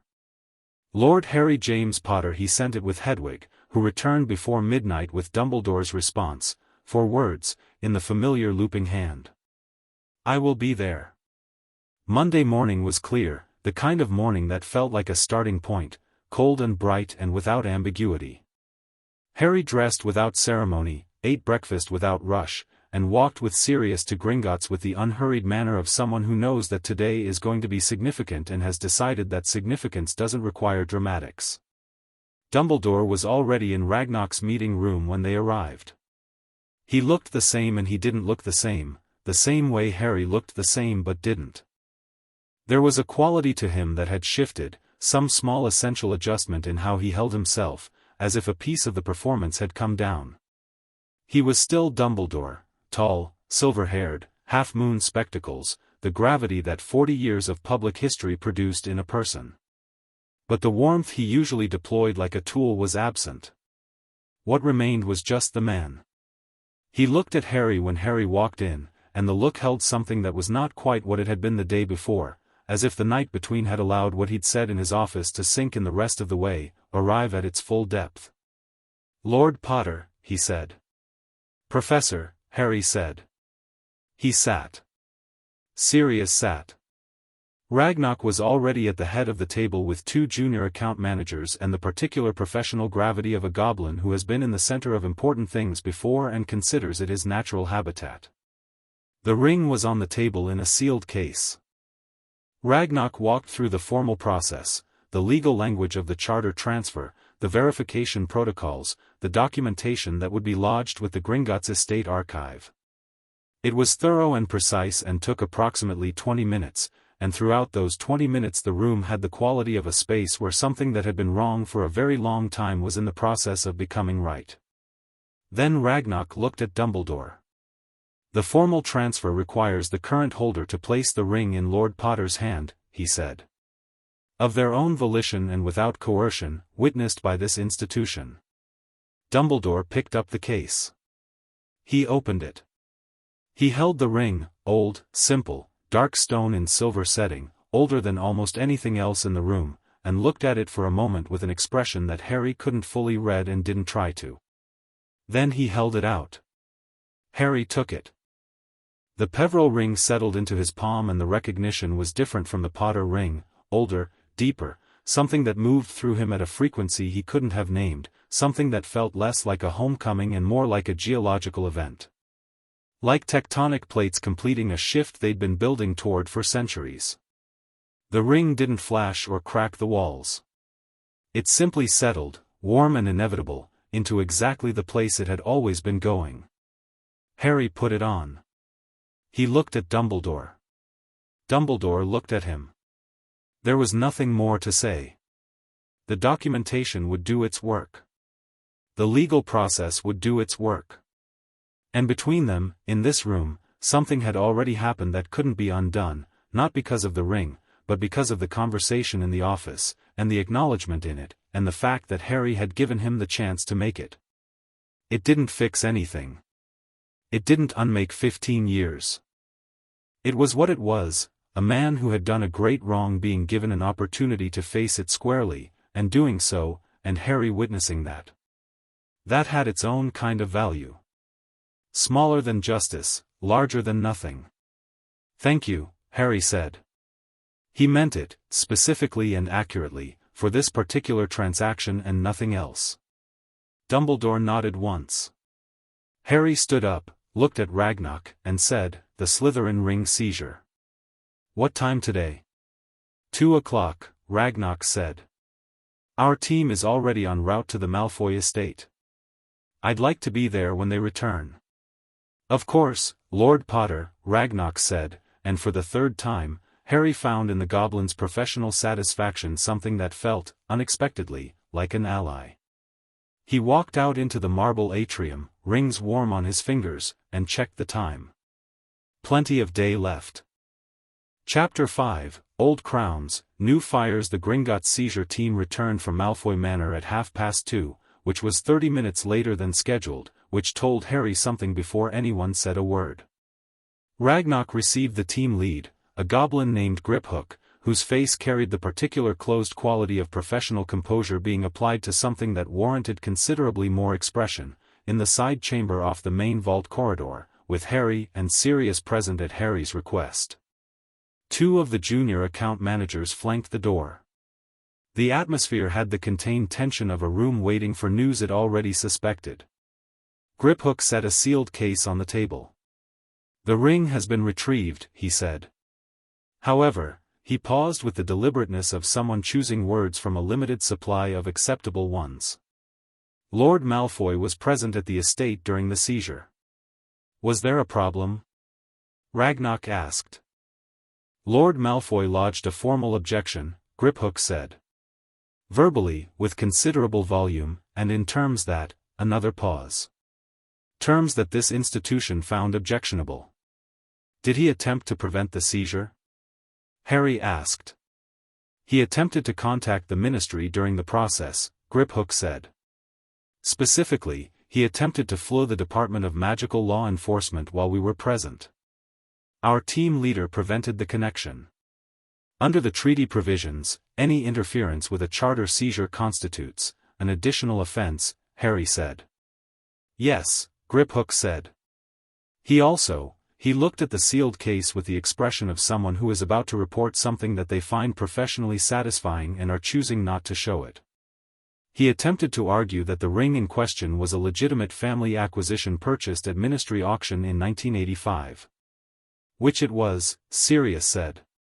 That's the documented transfer. Which it was, Griphook agreed. However, under the charter, a ring removed from a legitimate estate through irregular transfer, regardless of the number of subsequent legal sales, retains its original ownership status. The 1985 auction was irregular because the ring had no legal right to be in Ministry inventory in the first place. Lord Malfoy's purchase was, he opened his hands very slightly. Unfortunate. He bought stolen property, Harry said. At a Ministry-run auction, yes, Griphook said. Which raises additional questions about who placed it there. He looked at Ragnok. Questions we are documenting. Good, Ragnok said. Harry looked at the sealed case. May I? Ragnok gestured. Harry opened it.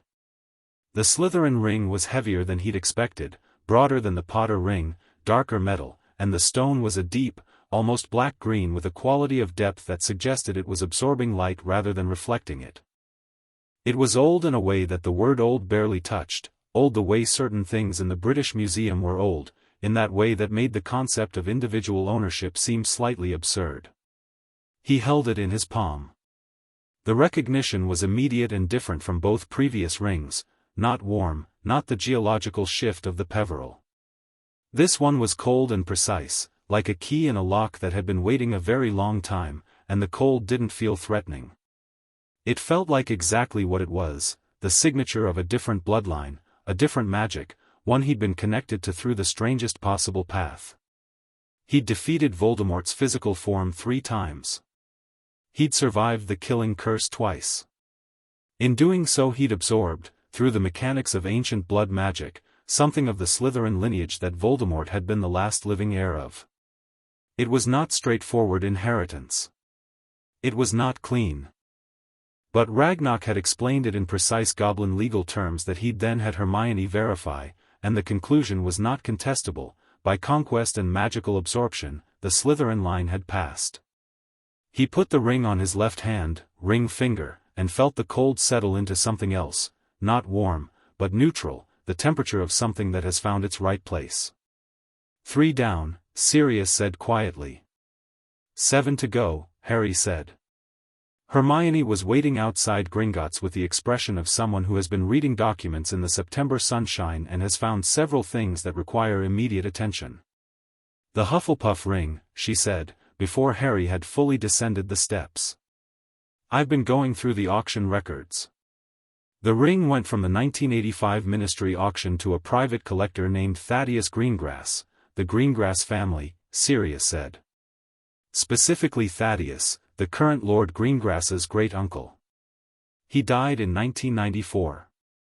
The estate went into probate and the ring was, here's the thing, she flipped to a page in her notes. It was listed in the probate inventory as a decorative artifact. No magical classification.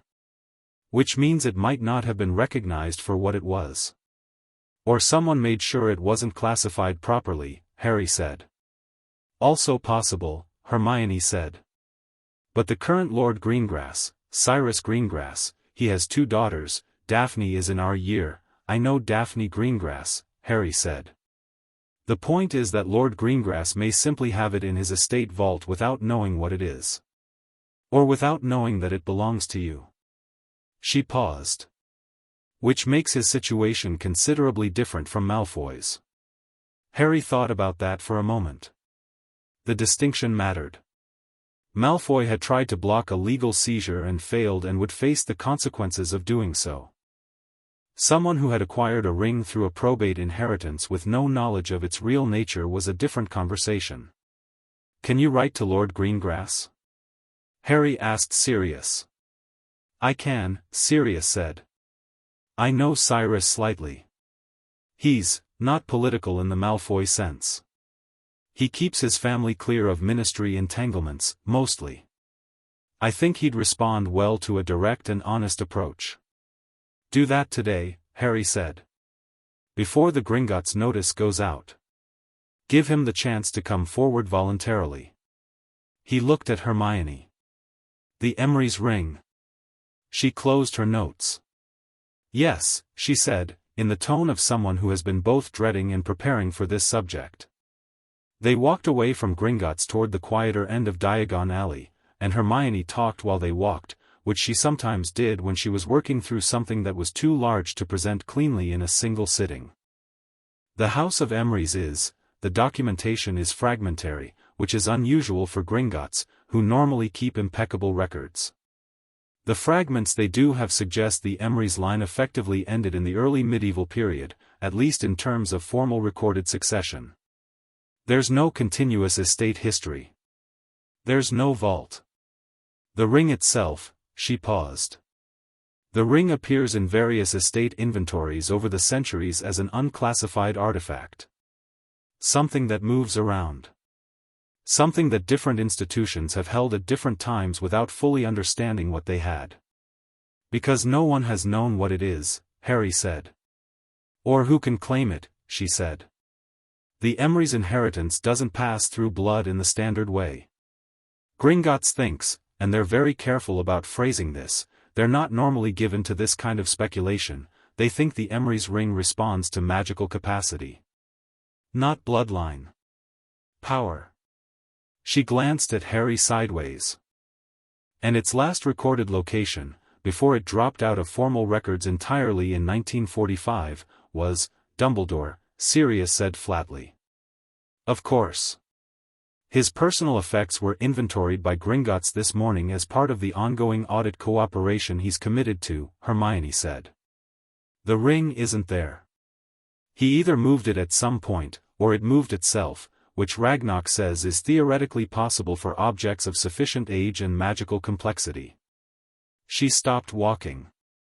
Harry. If the Emery's ring claims you, what does it mean? Harry asked. In terms of the Wizengamot, it means a seat that hasn't been occupied since before the Ministry of Magic existed. It means, she was choosing her words with visible care. It means a level of institutional standing that has no modern precedent. It means that when you walk into that chamber, you're not the most powerful person there because of how many seats you hold. You're the most powerful person there because of what the seat represents. And where is it now? Harry asked. We don't know, she said. And that might be the most interesting thing about it. Harry thought about that as they turned back toward the leaky cauldron.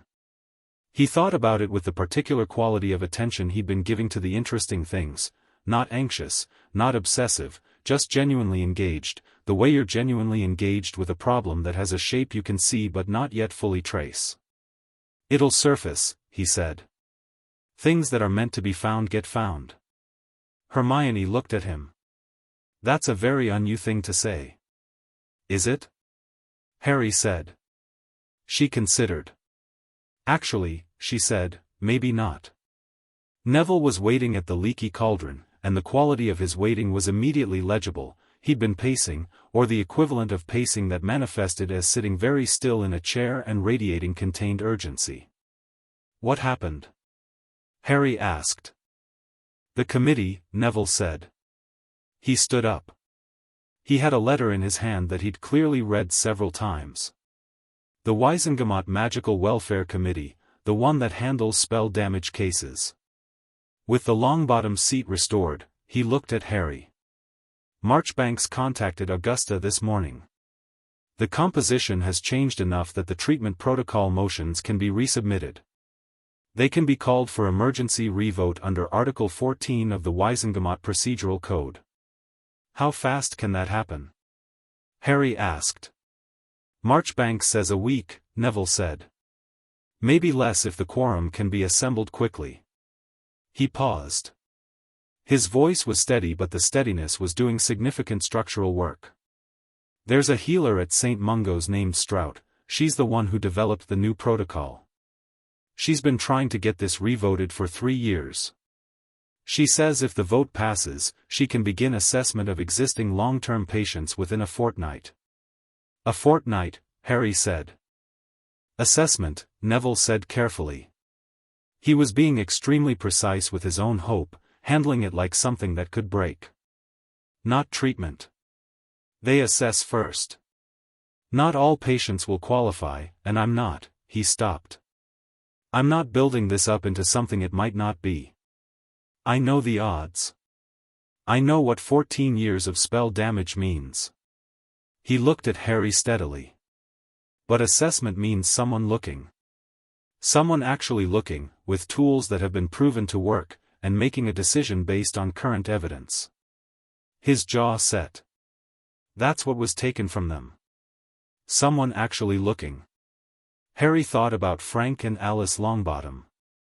He'd seen them once, in the hospital, Frank's unfocused eyes, Alice pressing a Dribbles wrapper into Neville's hand with a smile that didn't know what it was smiling at. He thought about Neville putting the wrapper in his pocket with the care of someone keeping something sacred. Get Marchbanks on the Article 14 process today, Harry said. Whatever she needs from us, she has it. Testimony, documentation, political support, anything. Neville nodded. He looked down at the letter for a moment and then back up, and there was something in his face that Harry had never quite seen there before. Not happiness, not yet. Something that was making room for the possibility of happiness, which was different and in some ways larger. You know, Neville said, in a tone that was attempting lightness and mostly achieving it, 6 weeks ago I was worried about my transfiguration practical. And now? Harry said. Now I'm a Wisengamot lord trying to get my parents' treatment protocols passed. He paused. Significantly more stressful. Also significantly more, he searched for the word. Real, Harry offered. Yeah, Neville said. Real. The letter from Lord Cyrus Greengrass arrived the next morning, Tuesday, written in the careful hand of a man who chooses his words with deliberate attention. Lord Black, I have received your letter and read it with considerable attention. I must first state, for the clarity of the record, that I had no knowledge of the nature or provenance of the ring currently in my estate vault. Its presence there is attributable solely to the probate inheritance of my great-uncle Thaddeus, who appears to have acquired it in good faith at ministry auction without understanding what he was purchasing. I find myself profoundly troubled by the circumstances you describe. If the ring is indeed what you say it is, a patriarch ring wrongfully removed from its rightful estate, then its presence in my vault, however innocent, is a situation I wish to rectify immediately. I am prepared to meet with Lord Potter at his earliest convenience. I would suggest my family's townhouse in London rather than Gringotts, as I prefer to conduct this matter privately. My daughters are aware of this correspondence. My eldest has expressed particular interest in attending the meeting. Lord Cyrus Greengrass. Harry read it and handed it to Hermione. She read it twice. Daphne, she said. His eldest is Daphne, Harry confirmed. She's smart, Hermione said, with the reluctant precision of someone acknowledging a quality in a person they've competed with academically for 4 years. She's never been Malfoy adjacent. Not really. She keeps her distance from that set. I noticed that, Harry said. He'd noticed a lot of things about Slytherin over 4 years that he hadn't been in the position to properly act on: social dynamics, alignments, the people who belonged to that house because of family tradition rather than personal conviction. What do you want to do? Sirius asked. Meet with them, Harry said. Tomorrow, if they're available. And I want to go without a legal team. Just me. Harry, it's Daphne Greengrass's father, Sirius, Harry said. He's offering voluntary cooperation in writing. He doesn't need a legal team pointed at him, he needs a conversation. He paused. Some of this is political. Some of it is just people. I want to know which this is. The Greengrass townhouse was in a quiet part of Wizarding London, not Diagon Alley adjacent, one of the residential areas that Muggle London didn't register, a street that appeared to be a gap between two Georgian terraces that the eye slid past without catching. It was a narrow house, 3 stories, with the unshowy quality of old money that didn't feel the need to announce itself. Cyrus Greengrass opened the door himself, which Harry noted. He was a medium-height man in his late 40s with the composed bearing of someone who had made a career out of not being conspicuous. He had Daphne's dark eyes and a quality of careful attention about him that felt like a family trait. Daphne was in the sitting room. She was standing near the window when Harry came in, and she turned and looked at him with an expression that was doing the Slytherin thing, measuring, contained, giving nothing away that she hadn't decided to give. She was taller than he'd registered from shared classroom years, and she wore the stillness of someone who had been thinking about this meeting since the letter arrived and was ready for it. "Potter," she said. "Greengrass," Harry said. "You look different," she said. It was the most common thing anyone had said to him in the last week and a half, and yet from Daphne it came out as an observation rather than a comment, purely factual, filed away. "So I keep hearing," Harry said. He sat. Cyrus sat across from him. Daphne remained standing for a moment, then sat beside her father in a way that was clearly a decision, a declaration of alignment. "I read the Quibbler piece," Cyrus said. "And the documentation you've provided to Lord Black." He paused. "I want to ask you directly, is there any possibility that my family's name appears in the broader investigation? Beyond the question of the ring itself?" "Not as far as I'm aware," Harry said honestly. "The audit traces show your great-uncle at the end of a legitimate purchase. Everything before the 1985 auction is where the irregularity sits, and that irregularity belongs to the Ministry and to whoever placed the ring there. Not to Thaddeus Greengrass." Cyrus held that for a moment. Then he nodded once, not relieved, exactly, but the nod of a man who has been told what he expected to hear and is ready to move forward. "The ring is in the vault," he said. "Gringotts can initiate the transfer whenever you're ready." "Today, if possible," Harry said. "Today is possible," Cyrus said. He paused. "Lord Potter. The situation you're describing, the Wisengamot seats, the charter rights, the broader, reconstruction, let's say, of the balance of power in the magical governance structure," he chose his words with the care of someone who has been watching politics for 20 years and has a precise sense of where they're standing at any given moment. "There are families who will see what's happening and decide, very quickly, which side of it they want to be on." "I know," Harry said. "The Greengrass family," Cyrus said, "has historically avoided political commitments in favor of a measured, independent position. I've found this strategy useful." He paused. "I'm currently reconsidering it." Daphne, beside him, was looking at Harry with the same careful attention she'd been giving him since he walked in. "Reconsidering toward which side?" Harry asked. "That depends," Cyrus said, "on what you intend to do with the power you're accumulating. Not the stated intention, I can read stated intentions in a letter. I mean specifically, what is the end you are working toward? What does it look like when you're finished?" Harry thought about this question for a moment. It was the right question, and Cyrus Greengrass asking it directly was a quality Harry found he respected. "I want my inheritance back," Harry said. "I want the people who violated it to face a proper legal process. I want the committee structures that were being corrupted through stolen votes corrected, specifically the welfare committee that's been blocking treatment protocols." He paused. "After that, I want a functional Wisengamot. I want a governance structure for the magical world that's accountable to the people it governs, that can't be captured by any single power block, that treats Muggleborns as the equal wizards they are, and that doesn't require a prophecy-driven boy to survive long enough to fight its wars for it." He stopped. "That's what it looks like. I don't want Dumbledore's job. I don't want to run anything. I want the system to work for everyone who lives under it." Cyrus studied him. Daphne was very still. Well, Cyrus said. He stood and extended his hand. Then let's start with the ring. The Hufflepuff ring arrived at Gringotts via formal transfer that afternoon. Cyrus had arranged it before they'd even finished tea, and when Ragnarok placed it on the table, Harry looked at it with a different feeling than the previous three. This one was warm. That was the only word for it. The metal had a warmth to it, a golden quality that had nothing to do with color. He held it in his palm, and the recognition wasn't cold or geological or the bright homecoming of the Potter ring. It was quiet. Steady. Like the kind of welcome that doesn't announce itself. He put it on. The room did nothing dramatic.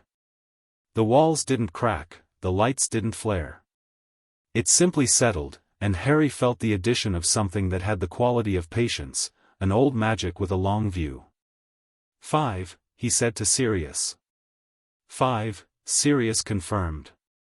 The Gryffindor ring, Harry said, looking at Ragnarok. You said it was believed destroyed but actually hidden in Hogwarts itself.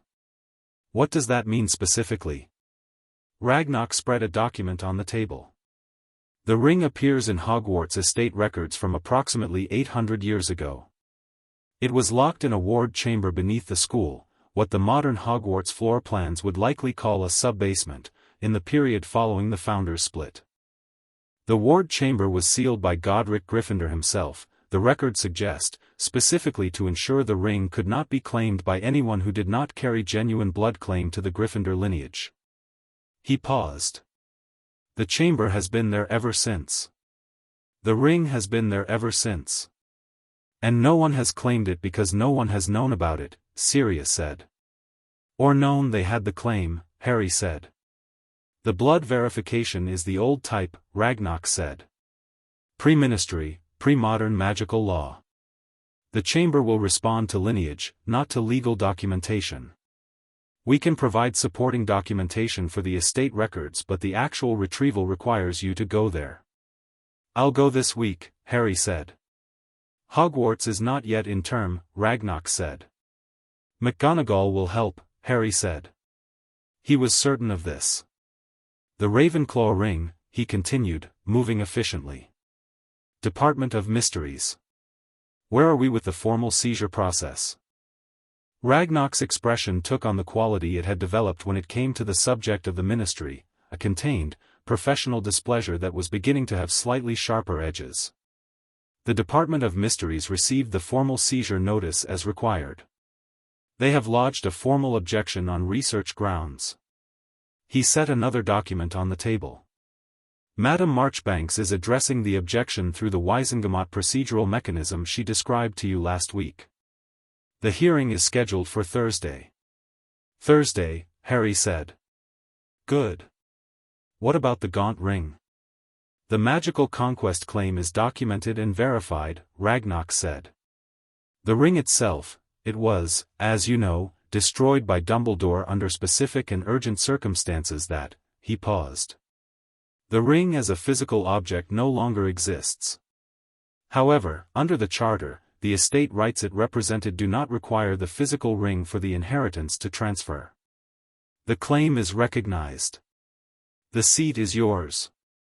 He looked at Harry. 7 rings formally in your possession or with confirmed legal status. 3 remaining, the Gryffindor retrieval, the Ravenclaw recovery from the Ministry, and the Emery's ring, which, I know, Harry said. The Emery's ring is its own problem. Marchbanks arrived at the Leaky Cauldron that evening with a map of the current Wisengamot composition, a list of names with annotations, and the particular quality of momentum that she'd been building since the Monday Ministry meeting and which showed no signs of slowing. Thursday's hearing, she said, sitting at the table and spreading the map. Ravenclaw ring. The Department of Mysteries' objection is legally thin. I've had 2 former senior unspeakables tell me as much privately. The 1963 Artifacts Act simply does not apply here and they know it. What they're actually doing is buying time while the Ministry works out a broader response. What broader response? Harry asked. Fudge is going to call for an emergency Wisengamot session, Marchbanks said.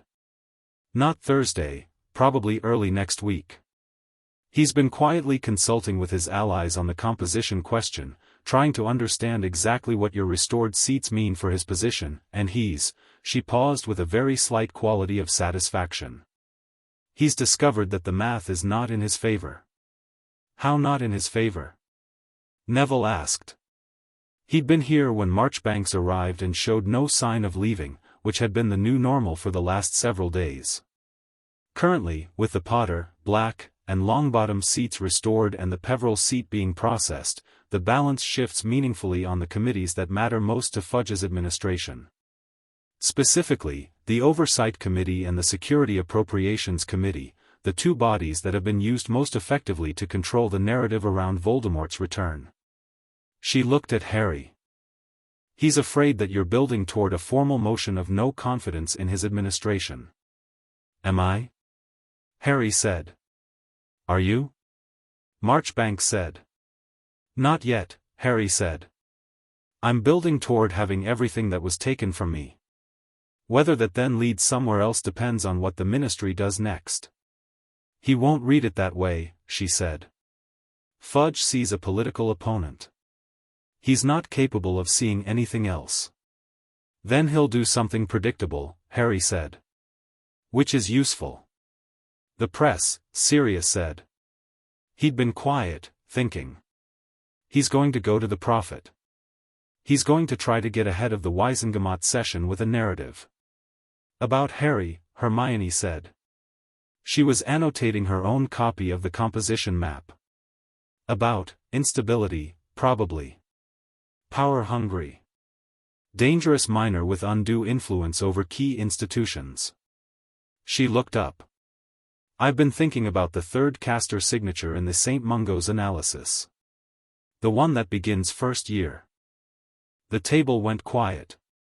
Pomfrey Calloway's full signature analysis had arrived 2 days earlier, and they'd read it in the way you read things that confirm what you already suspected, with the grim recognition of a hypothesis resolving into fact. The third caster signature matched with near certainty a known practitioner currently on staff at Hogwarts. Quirrell, Harry said. Quirrell was first year, Hermione said. He's dead. But the analysis says the third signature appears in subsequent years as well, which means it wasn't Quirrell himself. She paused. It matches someone with access to Harry throughout his school career. Someone in a medical capacity. She looked at Harry carefully. Harry. It might be Pomfrey. Harry was quiet. He thought about Madame Pomfrey in the hospital wing. The automatic competence.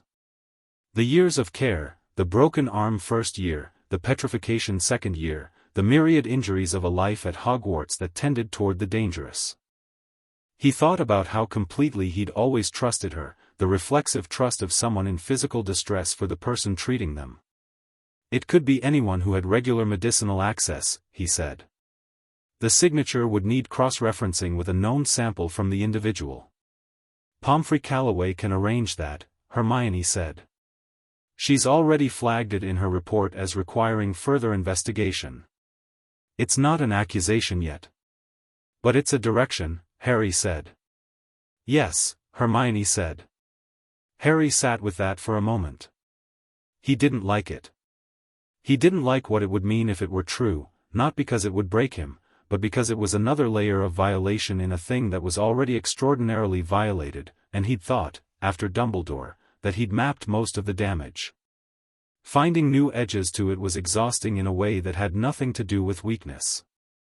Luna was sitting in the window seat, which she'd arrived at some point during the discussion without Harry noticing her arrival, which was a standard Luna phenomenon.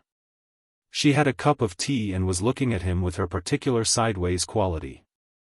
"You're allowed to be tired," she said, into the pause. "I'm not tired," Harry said, automatically. "Not physically," she said. "But you've been opening the same kind of door repeatedly for 10 days. Even if what's on the other side is something that needed to be found, opening doors has a cost." The room was quiet. "You're right," Harry said. He looked at the composition map, at the names and the numbers and the legal architecture of what he'd built in 10 days from a hospital bed and a ring. I'm going to go to Hogwarts tomorrow. Get the Gryffindor ring. It's the most straightforward thing left on the list. He looked around the table. One day of something that's mine, just mine, without an interrogation or a ministry meeting or a caster analysis attached to it. Then we come back and do the rest. I'll come, Neville said. So will I, Hermione said. Luna said nothing, which meant she would also be coming and considered it unnecessary to announce. McGonagall met them at the gates the following morning. She had the expression of someone who had received Harry's owl, thought about it, and made a decision with characteristic efficiency. She didn't ask unnecessary questions. She led them through the castle with the purposeful stride of someone who knows their building, and the building that Harry was experiencing now was qualitatively different from the one he'd walked through for 4 years. He could feel the ward layers, the deep structural magic, the way the castle moved around them with something that felt, unsettlingly, like awareness. The sub-basement levels, McGonagall said, as they descended beyond the dungeons into spaces Harry hadn't known existed. The castle was built on older foundations. Some of these chambers haven't been in formal use since the Founders' period. She paused at the base of a set of stairs that ended in a wall. A literal wall. No door, no handle, nothing. I was not aware of this chamber until I consulted the castle's original architectural records this morning. How did you access the architectural records? Hermione asked. I asked the castle, McGonagall said, in the tone of someone who finds this answer straightforward. Hermione blinked. You can do that? If you've been a professor here for 30 years and head of house for 25 of them, McGonagall said, yes. The castle becomes receptive. She looked at Harry. I believe it will be rather more receptive to you. Harry stepped forward and put his hand on the wall. The wall opened. Not dramatically, no great rumbling, no theatrical mechanism. The stones simply rearranged themselves the way stones move in a magical structure that has been waiting patiently for something, and the doorway was there, and beyond it was a chamber lit by light that had no obvious source, the pale silver-blue light of old magic undisturbed for 8 centuries. The chamber was small. Stone walls, no decoration, no furnishing. In the center, on a plinth that had been carved directly from the bedrock, was a wooden case. Harry walked to it. He opened it. The Gryffindor ring was red and gold, of course it was, with a warmth in the metal that was less like warmth and more like a particular quality of courage, which was a strange thing to feel in a physical object and was nonetheless completely accurate. He held it and it felt like standing at the top of a high place with the wind in your face, that particular quality of aliveness that came from choosing to be exactly where you are despite the height. He put it on. And this time, alone in the chamber with McGonagall and his friends and the 800-year-old light, Harry let himself feel the full weight of it. Not just this ring but all of them. The sum of what had been taken and what was being returned. The reality of standing here, 15 years old and more than 15 years old, carrying the history of houses he hadn't chosen and lineages he hadn't asked for and a destiny that had been handed to him like a burden and was turning, ring by ring, into something else. Not a burden. Something else. Something he was still in the process of working out the name for. Harry, Neville said from behind him, quietly. Harry turned around. His friends were standing in the doorway, Neville and Hermione and Luna, and they were looking at him with the full, clear, unmanipulated attention of people who had chosen to be here entirely of their own will. No charms. No loyalties engineered by anyone else. Just themselves, having made a decision, standing in an 800-year-old room because they wanted to be where he was. He thought about Hermione's letter. What if some of what I've always felt wasn't freely chosen? And the answer he'd given her, which he'd meant, which was true, that the things that were real didn't need to be explained by magic. This was what he'd meant. 6, he said. 6, Hermione agreed, and she was smiling. The hearing on Thursday went, as Marchbanks had predicted, exactly as the evidence demanded.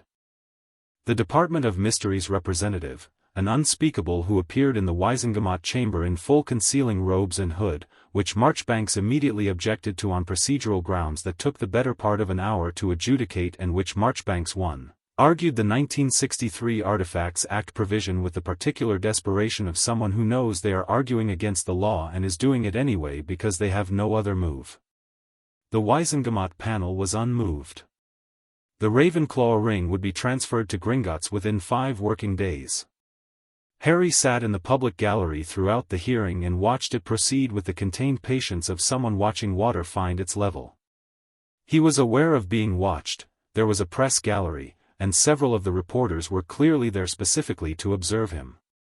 He sat with his hands loosely folded and his expression neutral and let them observe. Afterward, in the corridor, Marchbanks found him and said, simply, 7. 7, Harry confirmed. She looked at him. How are you doing? And I mean that in the medical sense. You've had 1 additional charm removal session and you're carrying 6 active ring bonds simultaneously, which is, I feel fine, Harry said. Let Pomfrey Calloway assess you Friday, she said. It wasn't a request. Yes, Harry said, because she was right. Friday. Narcissa Malfoy wrote to him on Friday morning. He'd been half expecting something from the Malfoy direction since the seizure, but he'd expected it from Lucius, a threat dressed as a legal objection, or a legal objection dressed as a threat, the two being largely interchangeable as far as Lucius Malfoy was concerned. What he hadn't expected was Narcissa. What he hadn't expected was the letter's tone. Lord Potter, I am writing to you without my husband's knowledge, which I note for the clarity of the record. I have a matter to discuss that concerns both your ongoing audit and a private family situation that I believe intersects with it in ways neither of us may currently understand. I am not in a position to discuss this through official channels. I request a private meeting at your earliest convenience. I will come to wherever you specify. I ask only that you come alone or with one companion, and that what passes between us remains confidential until I give you permission to act on it. Narcissa Black Malfoy. Harry read it, folded it, and looked at the ring on his finger, the Slytherin ring, the one that had been in Malfoy Manor before Griphook's team retrieved it, the ring that had spent years on Lucius Malfoy's hand. He wrote back, today at 2 o'clock. The Leaky Cauldron, private room. I'll bring one person. He thought for a moment about who that one person should be. Not Sirius. Narcissa was Sirius's cousin, and the Black family complications were a variable he didn't need in this particular conversation. Not Hermione. Her visible association with the ongoing audit would make Narcissa careful. Not Marchbanks, too official. He knocked on Neville's door. Are you busy at 2? Harry asked. Neville looked at him. Should I be worried? Probably not, Harry said. I'd like someone with good instincts and no particular history with the Malfoy family. That's me, Neville said. Entirely the wrong person, actually. My parents, I know, Harry said. That's why I want you there. Because if she's being genuine, you'll be able to tell in a way I might not. And if she isn't being genuine, your reaction to that will also be useful. Neville was quiet for a moment. All right, he said. 2 o'clock. Narcissa Malfoy was, Harry had always thought, the most contained person he'd ever seen. It wasn't coldness, it was the quality of someone who had been managing an extremely difficult situation for a very long time and had become so practiced at managing it that the management was invisible. She was beautiful in the particular way of women who have used beauty as armor for years and have become so expert at it that they no longer remember what they looked like before they put it on. She arrived at precisely 2, sat down, folded her hands, and looked at Harry for a long moment. Thank you for seeing me, she said. I'm always interested in a conversation, Harry said. She glanced briefly at Neville. Something moved in her expression, recognition, calculation, and then something that might have been sympathy, though it was so quickly controlled that Harry wasn't certain. Lord Longbottom, she said. I was sorry to hear about the circumstances surrounding your family's ring. She said it plainly, without the social lubricant of pleasantry, and it sounded like she meant it. Neville looked at her steadily. Thank you, he said. Simply, without warmth but without hostility. I want to tell you something about the Slytherin ring, Narcissa said, turning back to Harry. Specifically about how my husband came to have it.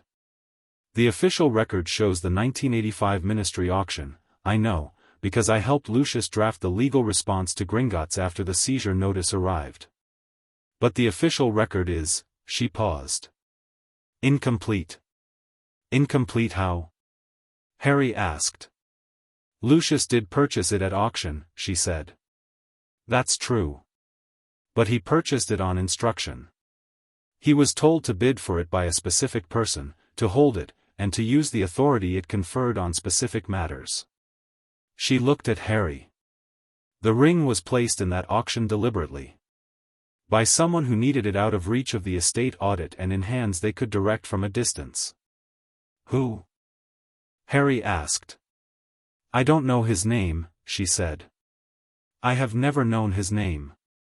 Lucius has always referred to him in my presence only as the associate. She paused.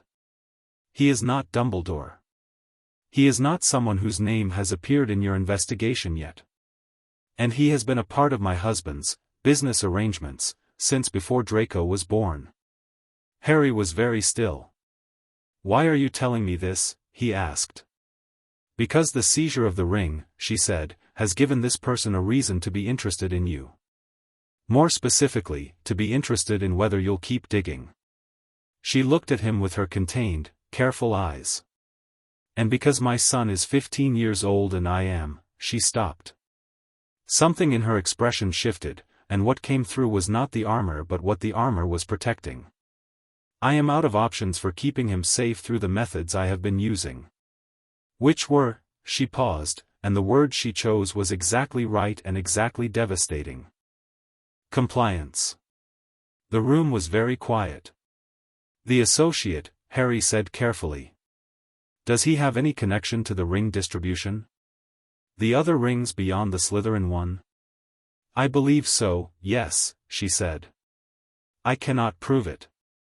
But the pattern of what was taken from your estate, the distribution across different hands, the variety of methods, the way it was structured to survive any single point of investigation, she shook her head. Lucius is capable of many things. He is not capable of that kind of architecture. Someone designed the network. I think the associate designed it. Harry looked at the rings on his hands. He thought about Dumbledore's genuine guilt in the office, and how that guilt had been real and also, he thought now, how it had also been contained. How even in full acknowledgement, Dumbledore had been describing his role in a way that made it very slightly his own isolated decision. How there had never been a moment where Dumbledore said and here is who else was involved. Does your husband know you're here? Harry asked. No, Narcissa said. Will he find out? Possibly, she said, with a steadiness that Harry found, unexpectedly, admirable. I have decided that the risk is acceptable. What do you want? Harry asked. In exchange for the information. What do you want from me? She looked at him. My son is starting his 5th year at Hogwarts in 2 weeks, she said. He is going to walk into a situation he doesn't fully understand, carrying loyalties and associations that were decided for him before he was old enough to choose them, by people who are going to use him as a convenient variable in a conflict he didn't create. She paused. I'm asking you to see him clearly. Not to protect him, I'm not asking for favors. I'm asking you to see him as someone who is also, in his own way, the product of decisions made by adults who thought they knew what was best. She met Harry's eyes directly. You know what that's like. The silence after that had a significant quality. I'll tell you what I can tell you about the associate, she said. And you'll see Draco with clear eyes. Not kindness, I'm not asking for kindness. Just clarity. Harry looked at her for a long moment. Yes, he said. Narcissa closed her eyes briefly, a single breath of something that might have been relief, and then opened them and sat forward slightly, and began to tell him what she knew. She was gone by 4 o'clock. Harry and Neville sat in the private room in the silence that follows a conversation which has substantially altered the shape of what you thought you were dealing with. "The associate," Neville said. "Yes," Harry said. "Someone who was operating alongside Dumbledore, or around Dumbledore, using Dumbledore's work as infrastructure, to build a broader system." Neville's jaw was set. "Someone who isn't just about controlling you. Someone who has been positioning pieces across the whole board." "Since before I was born," Harry said. "Potentially." "She doesn't know who it is," Neville said. "She knows what she told us," Harry said. "She may know more. She may tell us more, if this develops the way I think it will." He looked at the door she'd left through. "She's playing a very dangerous game." "She knows that," Neville said. "Yes," Harry said. "She does." He stood up and moved to the window, and stood looking at Diagon Alley in the late Friday afternoon, the last of the shopping day, people moving purposefully in the direction of closing time, the alley doing its ordinary business in its ordinary way, entirely unaware that in a room above it the map of what Harry was dealing with had just acquired a new and significant feature. The associate. A name without a face. An architect without a visible signature. Someone who had designed the network that had stolen his inheritance and shaped his life, and who was now, thanks to Narcissa Malfoy's decision to stop complying, visible enough to be found. He thought about the Emery's ring, the oldest, most powerful, the one that moved. The one that had been in Dumbledore's possession and was no longer, and whose current location was unknown. He thought about the pattern. Things that were meant to be found got found. He thought, this is what the Wisengamot session is actually about. Not the rings I've already claimed. Not Fudge and his politics. The session is about making the associate visible. He thought, and they know that. Which means the session is going to be where they move. He turned away from the window. "We need to prepare for next week," he said. "Not just legally. Strategically." He looked at Neville. "Can you get Augusta here tomorrow morning?" "Yes," Neville said. "Marchbanks too." "And Sirius." Harry picked up his cloak from the chair. "The Wisengamot session is going to be a confrontation. I'd rather go into it having already decided what I want to come out of it." "What do you want to come out of it?" Neville asked. Harry thought about 8 rings and the 2 remaining, and the associate, and Narcissa Malfoy's careful eyes, and the word clarity. "Everything that's mine," he said. "And the truth in a room where it can't be managed." Chapter 6, The Unshackled Lord. The Wisengamot chamber was older than most of the people who sat in it understood. Harry stood outside its doors on a Tuesday morning in mid-September and felt the building's age in the same way he'd been feeling old magic since the charm removal, not intellectually, not through knowledge, but through the rings, through the deep attentiveness of his own magical core, which had been mapping the world differently since it had been allowed to map it honestly. The chamber beneath the Ministry of Magic was not a ministry construction. It predated the ministry by centuries, and the walls knew it, and the stone had the quality of something that had been witness to enough human decisions that it had developed, if not opinion, then at least texture. He was early. He'd meant to be. He stood in the corridor in robes that were correct and understated, same principle as the Monday ministry meeting, nothing theatrical, and checked the rings on his hands. 6 claimed rings and the 7th incoming from the Department of Mysteries transfer that Ragnarok had confirmed this morning. The Emery's ring was still absent and still unlocated, and Harry had made his peace with the fact that it would surface in its own time. 8 out of 10. It was enough. Behind him, Sirius and Neville and Augusta emerged from the lift. Marchbanks had been inside for 20 minutes already. She'd gone in through a separate entrance that only someone with her history in the institution would know existed, and had almost certainly spent those 20 minutes doing something strategically useful. Hermione was in the public gallery with Xenophilius Lovegood, who had requested permission to observe and whose presence Harry had approved for specific reasons. Luna was in the public gallery too, with a copy of the latest Quibbler, which she appeared to be reading upside down. Cyrus Greengrass was already seated in the chamber as a neutral observer, which his family's traditional position entitled him to, and which Harry had quietly encouraged when Cyrus had mentioned it as a possibility on Wednesday. The doors to the chamber were guarded by 2 ministry witches whose job was to verify credentials. Harry walked up to them. They looked at him with the expression of people who have received very specific instructions about this specific person and are uncertain how to implement them. "Lord Potter," one of them said. "Good morning," Harry said. They stepped aside.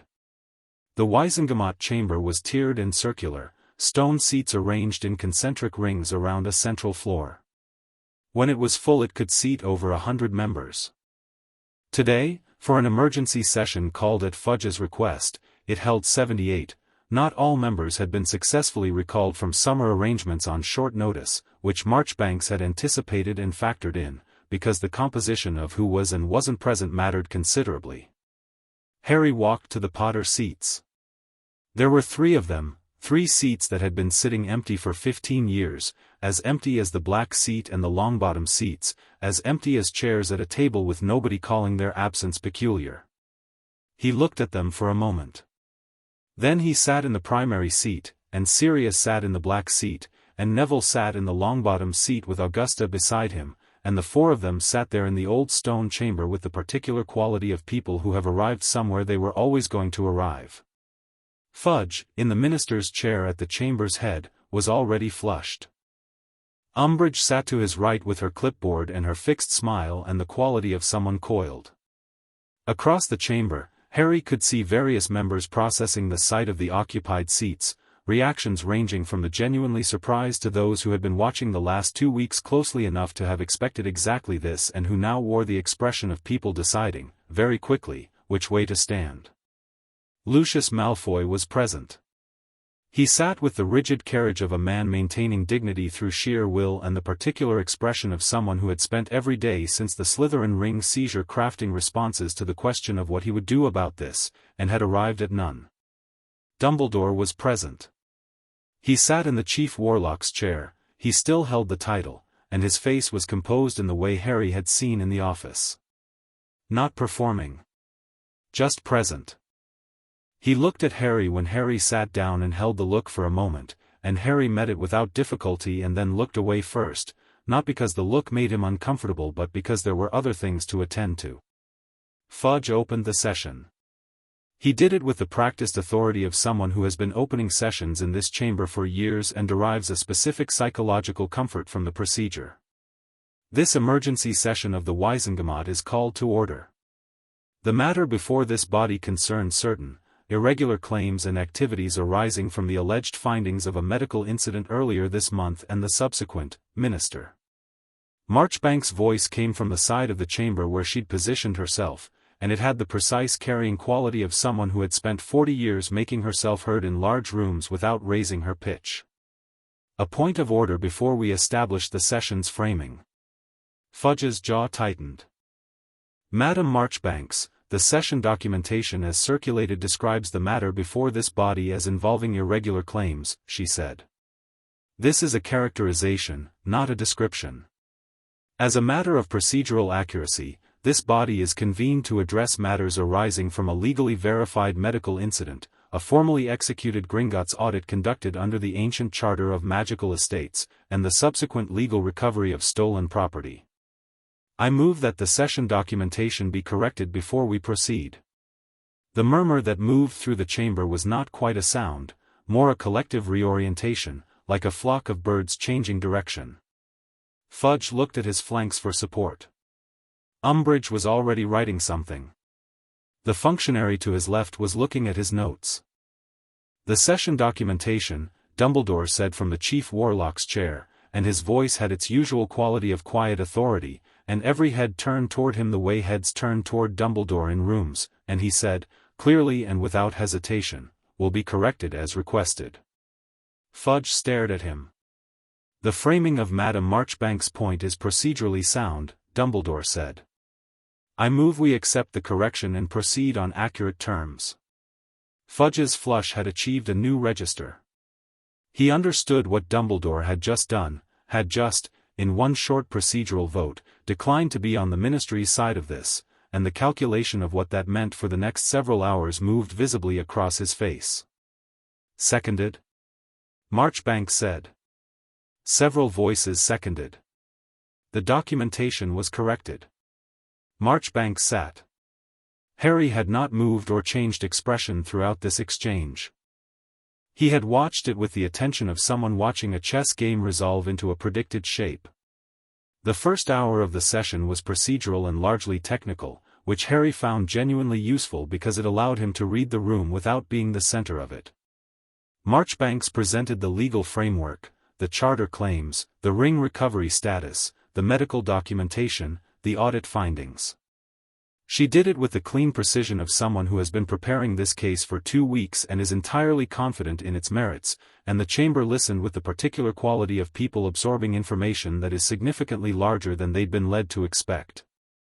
The St. Mungo's documentation landed differently in the chamber than it had in any previous room. In the private meetings, in the ministry meeting, in Ragnarok's office, in all those rooms it had been a document among people who already knew what it contained. Here, being presented formally, the number 156 spoken aloud in the Wisengamot chamber to 78 members of the highest governing body of British magical law, it produced something that was closer to a physical effect than a reaction. Harry watched it hit.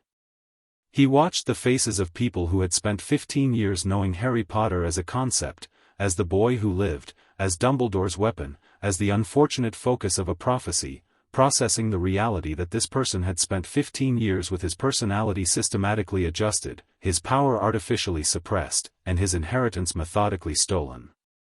He watched them put that against the image they'd carried and feel the shape of the discrepancy.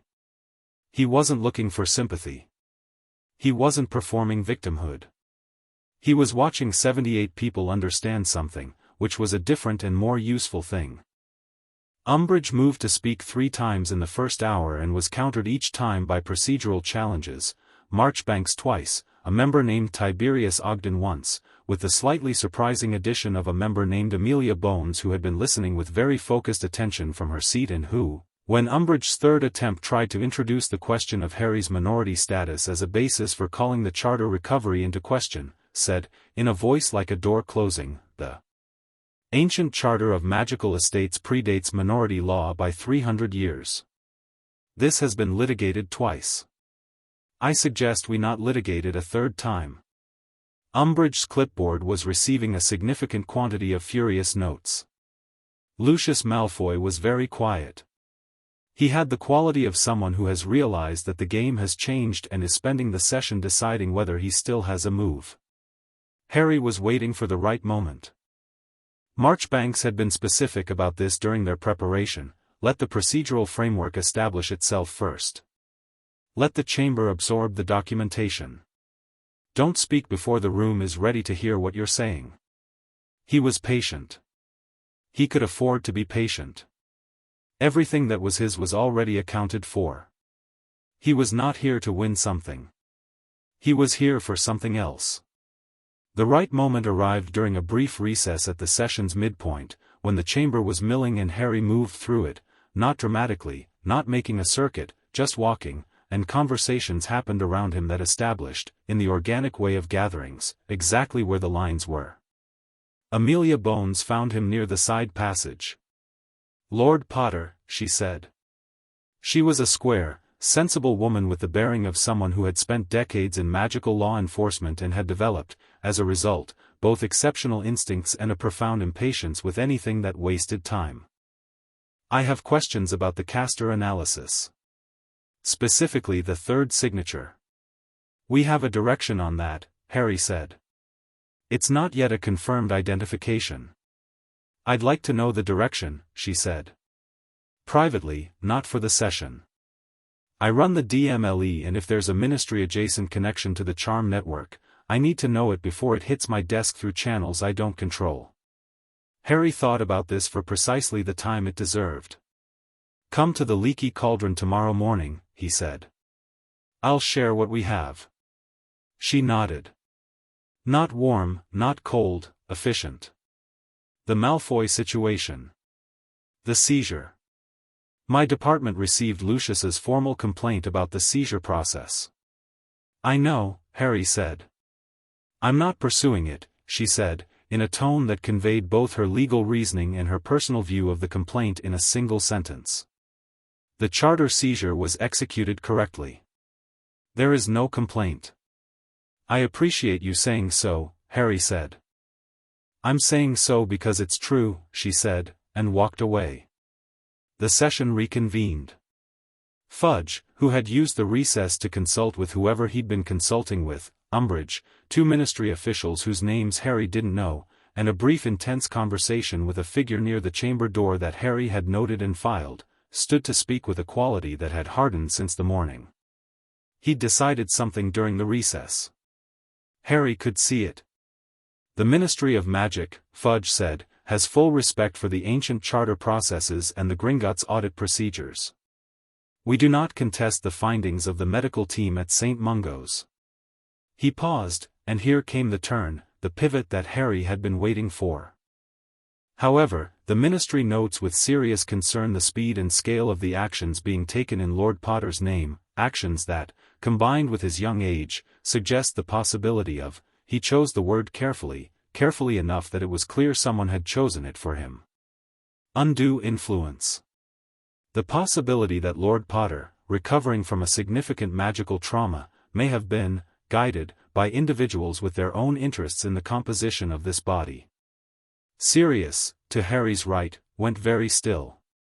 Neville, to his left, made a very small sound. Harry stood up. He stood up from the Potter seat in the Wisengamot chamber for the first time, and the chamber went quiet in the way it goes quiet when something is about to happen that everyone present will remember. Minister Fudge, Harry said. His voice carried without effort, the chamber had good acoustics and he wasn't performing volume, just speaking clearly. You've suggested that my actions over the past 2 weeks may reflect the influence of others rather than my own judgment. I want to address that directly. He moved from the seated tier to the central floor, because the central floor was where speakers went when they addressed the full chamber, and because standing there was not a dramatic gesture but a procedural one, and because procedural gestures in the right space at the right moment carried their own authority. He stood in the center of the oldest governing chamber in British magical law and looked around it at 78 people. 2 weeks ago I collapsed on platform 9 3/4, he said. The healers at St. Mungo's found that my magical core had been operating under 156 compulsion and suppression charms for the majority of my life. Those charms were designed to make me compliant. To suppress my power. To redirect my loyalties toward specific individuals. To prevent me from advocating for myself. He paused. In the context of the minister's concern, if those charms had been working as designed, I would not be here. I would be in a dormitory at Hogwarts, preparing for term, with no knowledge of my inheritance and no capacity to question the people who'd stolen it. He looked at Fudge. The version of me that the minister seems more comfortable with is the suppressed version. I understand why. The chamber was very quiet. I've spent 2 weeks doing 4 things, Harry continued.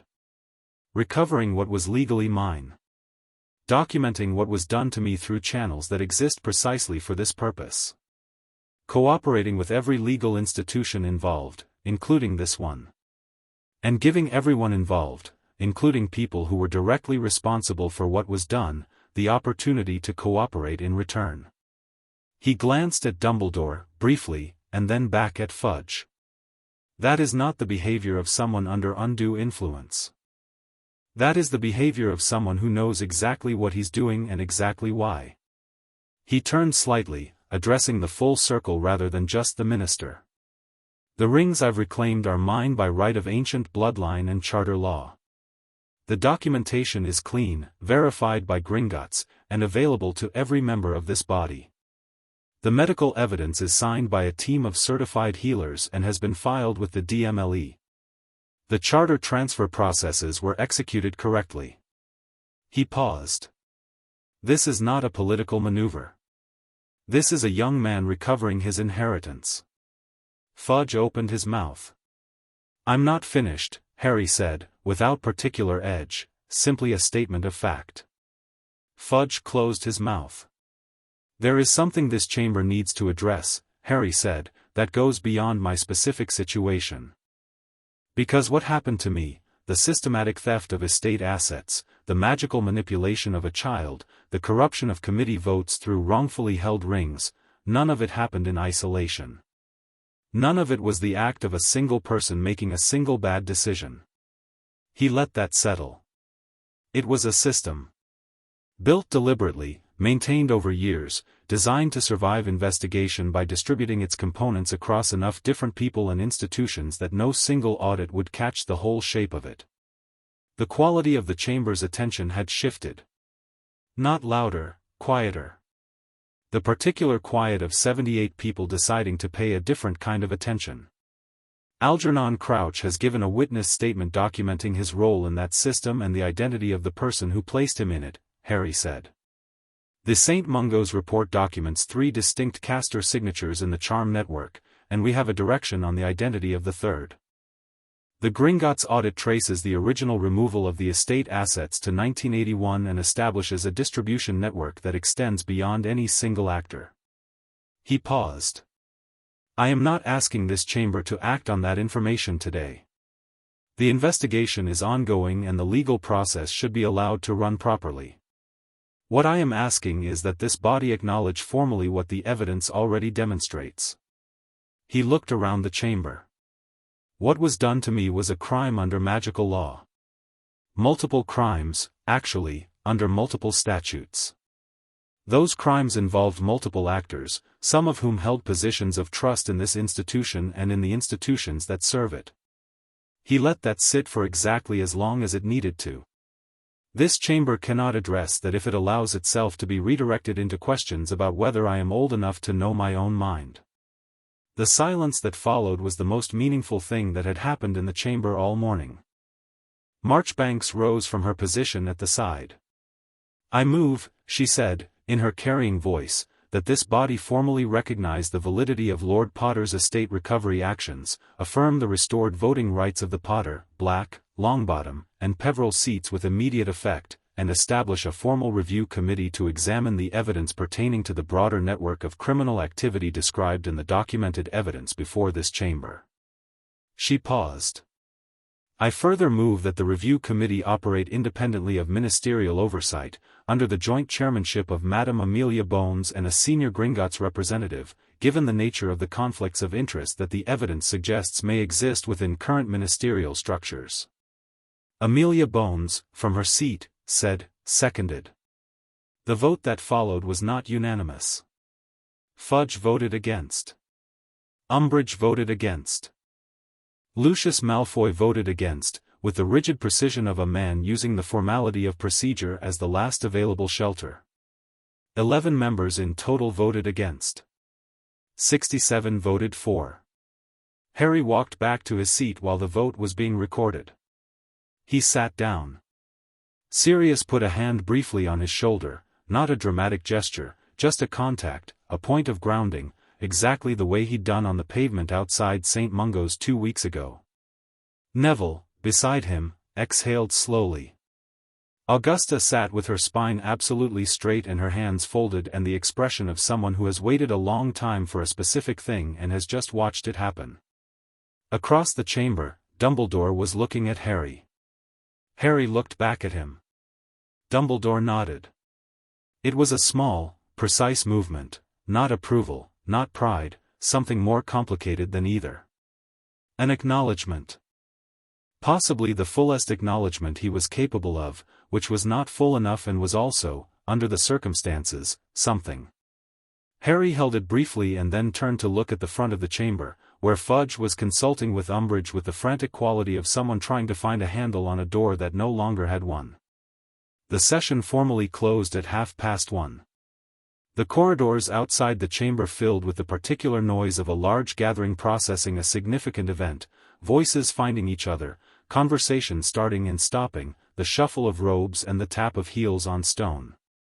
Harry moved through it with Sirius and Neville, and people moved around him in the way people moved around him now, not with the reverent distance of the boy who lived, not with the complicated awe of the boy who'd survived Voldemort 3 times, but with something else.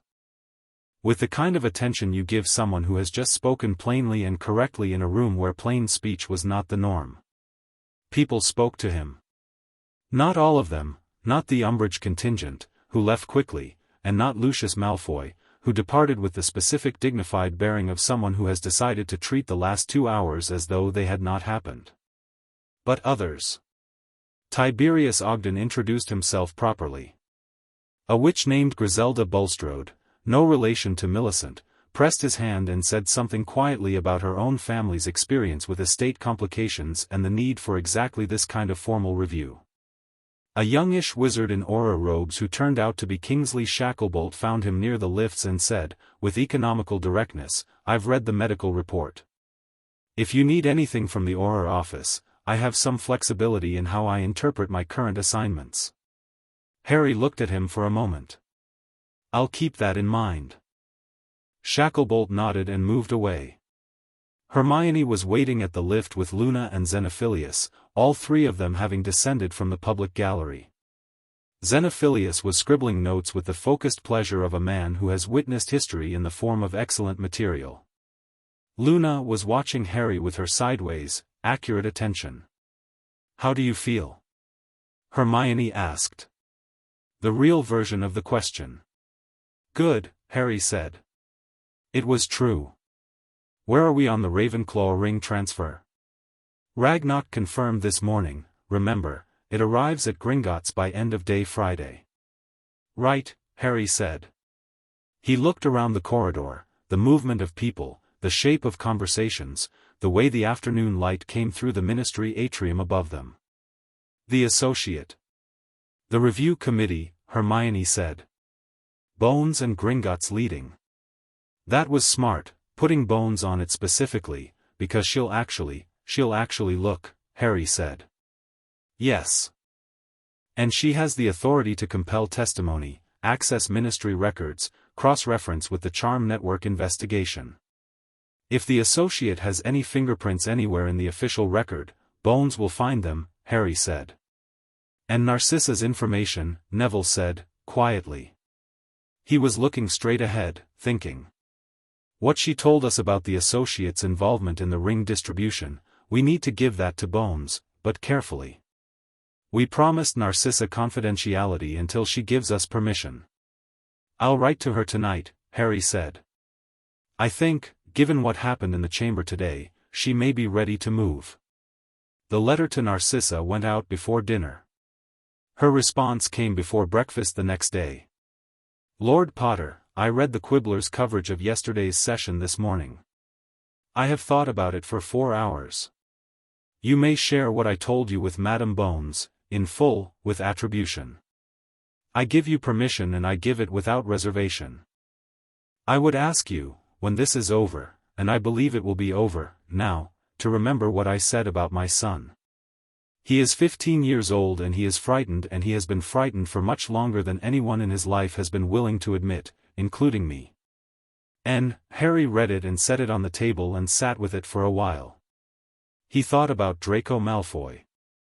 He thought about 4 years of conflict, the handshake refused on the train, the mudblood comment, the myriad petty cruelties and the larger ones, the way Draco had always seemed to need an audience for the worst of himself, had always been louder in a crowd, had always deployed his family's name as a substitute for personal confidence.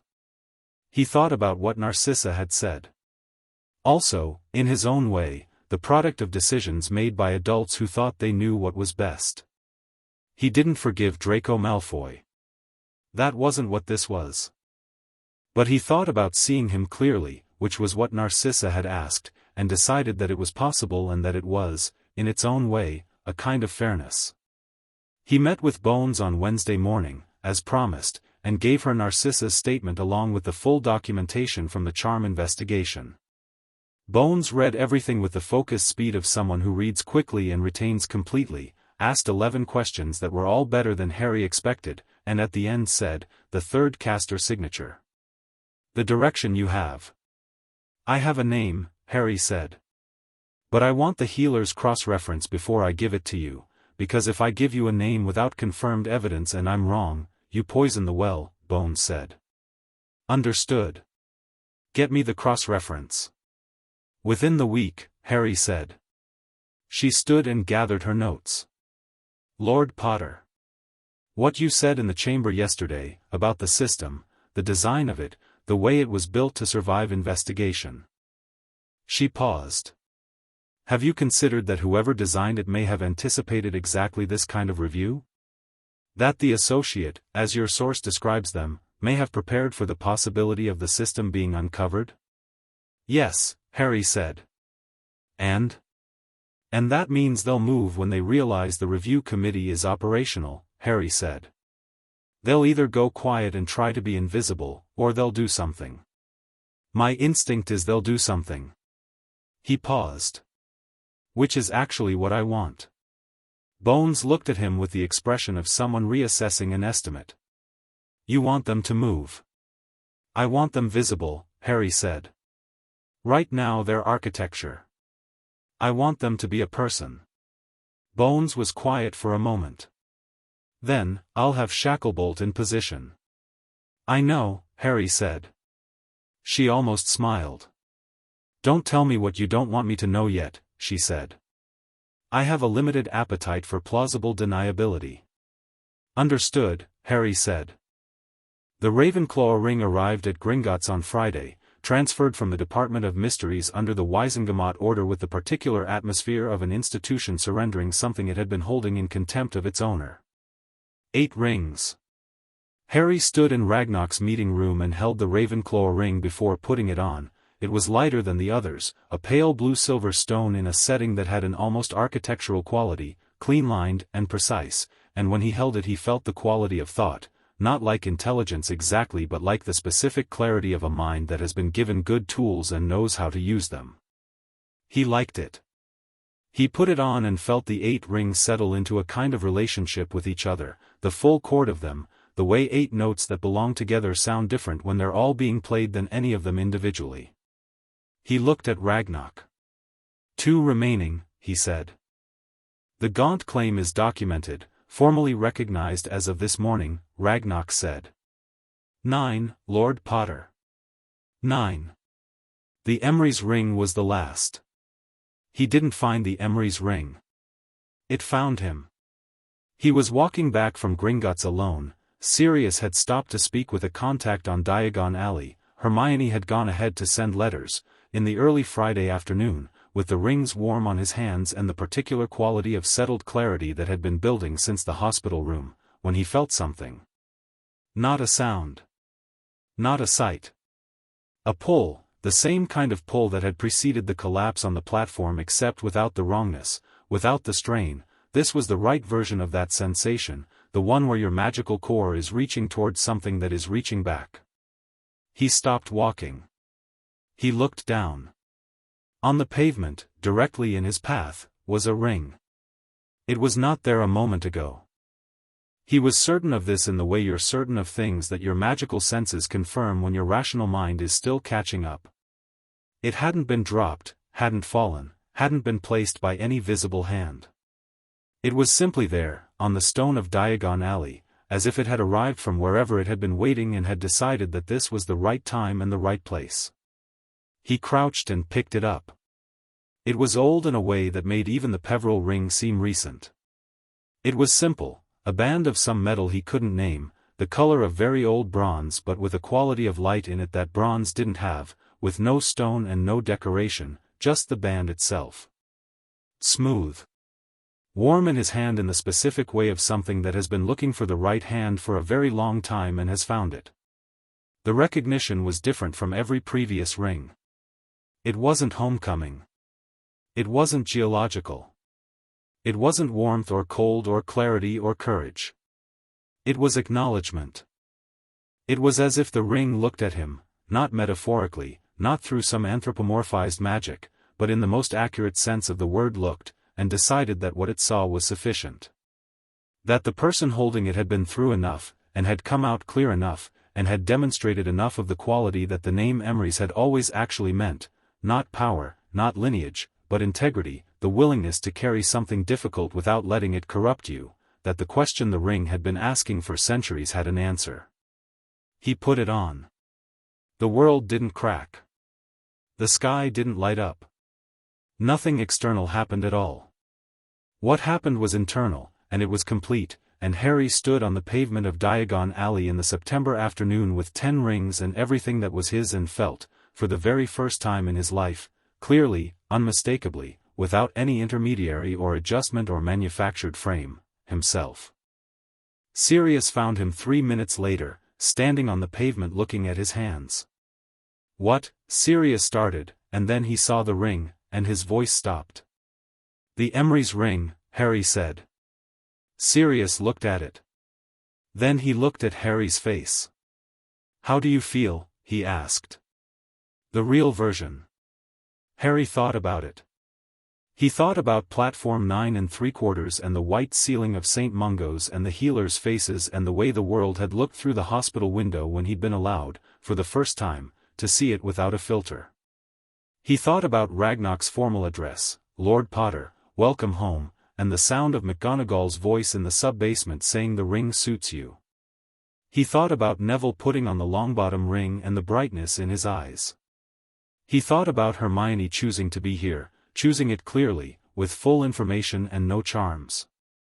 He thought about Luna and her accurate, sideways attention and her letter about greenhouses and boxes. He thought about Narcissa Malfoy writing I give you permission and I give it without reservation. He thought about standing in the Wizengamot chamber on the central floor, in the oldest room in British magical governance, and saying, this is not a political maneuver. This is a young man recovering his inheritance. He thought about Dumbledore's nod across a chamber. Small and precise and honest. He thought about 15 years of glass. Clear, he said. I feel clear. Sirius put his arm around Harry's shoulders and they stood on the pavement together for a moment, the September afternoon moving around them, Diagon Alley doing its ordinary business, the world that had been running according to other people's designs now running according to something else. What now? Sirius said. Now, Harry said, we go back to the Leaky Cauldron and have a proper lunch, and then we write to Pomfrey Calloway about the third caster and to Bones about the associates' known activities, and then I need to write to Hogwarts about term starting. He paused. And at some point today I'd like to sit somewhere quiet with you and not talk about rings or politics or legal processes for about an hour. Sirius laughed. It was the full version of Sirius's laugh, the one that was also slightly too loud and slightly too young and that sounded, Harry had always thought, like someone who had survived something and was periodically surprised and delighted by their own survival. I think we can manage an hour, Sirius said. They managed 2. They sat in the small garden behind the Leaky Cauldron that most people didn't know existed. Tom had shown it to Harry in the first week, apparently on the principle that people involved in significant events needed somewhere to sit that wasn't a room, and the afternoon turned into early evening while Sirius talked about James and Lily. Not the versions Harry had heard before, the versions shaped for grief or for instruction. The actual versions, James being an absolute menace about Quidditch, Lily arguing magical theory in the Great Hall with such intensity that other students moved tables, the two of them together like a chemical reaction that produced equal parts warmth and chaos. Harry listened and asked questions and laughed at the right places, and the right places were where things were actually funny, and the garden held the September warmth while it lasted and then released it as the sun dropped, and neither of them moved. Hermione appeared at the garden gate at some point and looked at them and didn't say anything and went back inside, which was exactly the right call. Luna appeared briefly, looked over the gate with her wide, silver eyes, apparently determined that everything was as it should be, and disappeared again. Neville sent a message via House Elf that he'd heard from Augusta about the Article 14 vote. The Wizengamot Welfare Committee had called the emergency re-vote and the new protocols had passed 31-4 with the corrected committee composition, and that the healer named Strout had already written to St. Mungo's requesting patient file access. Harry read this in the garden with the last of the light and held it for a long moment. Frank and Alice, Sirius said quietly, reading it with him. Maybe, Harry said. No promises. But maybe. They sat with that, with the size of maybe, with the specific weight of a thing that could happen and had not yet happened and might yet happen, and it was enough to sit with it, and more than enough to have made it possible. The letter arrived the following morning, before Harry was fully awake, delivered by a school owl that rapped on the window with the impersonal efficiency of the Hogwarts postal system. He opened the window blearily, took the letter, and sat on the edge of his bed reading it while the sounds of the leaky cauldron's mourning filtered up from below. It was from McGonagall. Lord Potter, term begins in 4 days. I write to inform you that your scheduled return to Hogwarts has been confirmed, and to let you know that certain adjustments have been made to the castle's residential ward protocols in light of recent events, which I believe you will find amenable. I also write to tell you, as your head of house, and as someone who has watched you navigate the past 2 weeks with what I can only describe as exceptional composure, that Hogwarts is your home, and will be, in every sense, this year. The castle has been made aware of your ring status. I suspect you'll notice the difference. The staff are ready for term. Some of them, and I include myself in this, are ready for it with more anticipation than usual. Yours sincerely, Professor M. McGonagall, Deputy Headmistress, Hogwarts School. P.S. I have taken the liberty of informing the house elves that your dietary requirements are to be accommodated without the nutritional restrictions that were apparently being applied to your meals in previous years. I have no words for how furious I am about this. Several words, actually, but none of them are suitable for a letter. Harry read the postscript twice. He laughed, genuinely, fully, the kind of laugh that surprises you by its own size, and it rang off the walls of the small room above Diagon Alley, and it sounded like someone who had spent 15 years living in a box and had just, definitively, discovered doors. He arrived at King's Cross on the 1st of September with his trunk and Hedwig and Sirius beside him, and the platform was exactly what it always was, steam and noise and owls and families and the big, patient scarlet engine waiting. He stepped through the barrier onto platform 9 3/4 and stood for a moment. The last time he'd been here he'd fallen. He stood very still and felt the familiar crowd sounds and the September cold of early morning and the quality of the platform underfoot, and he felt nothing wrong.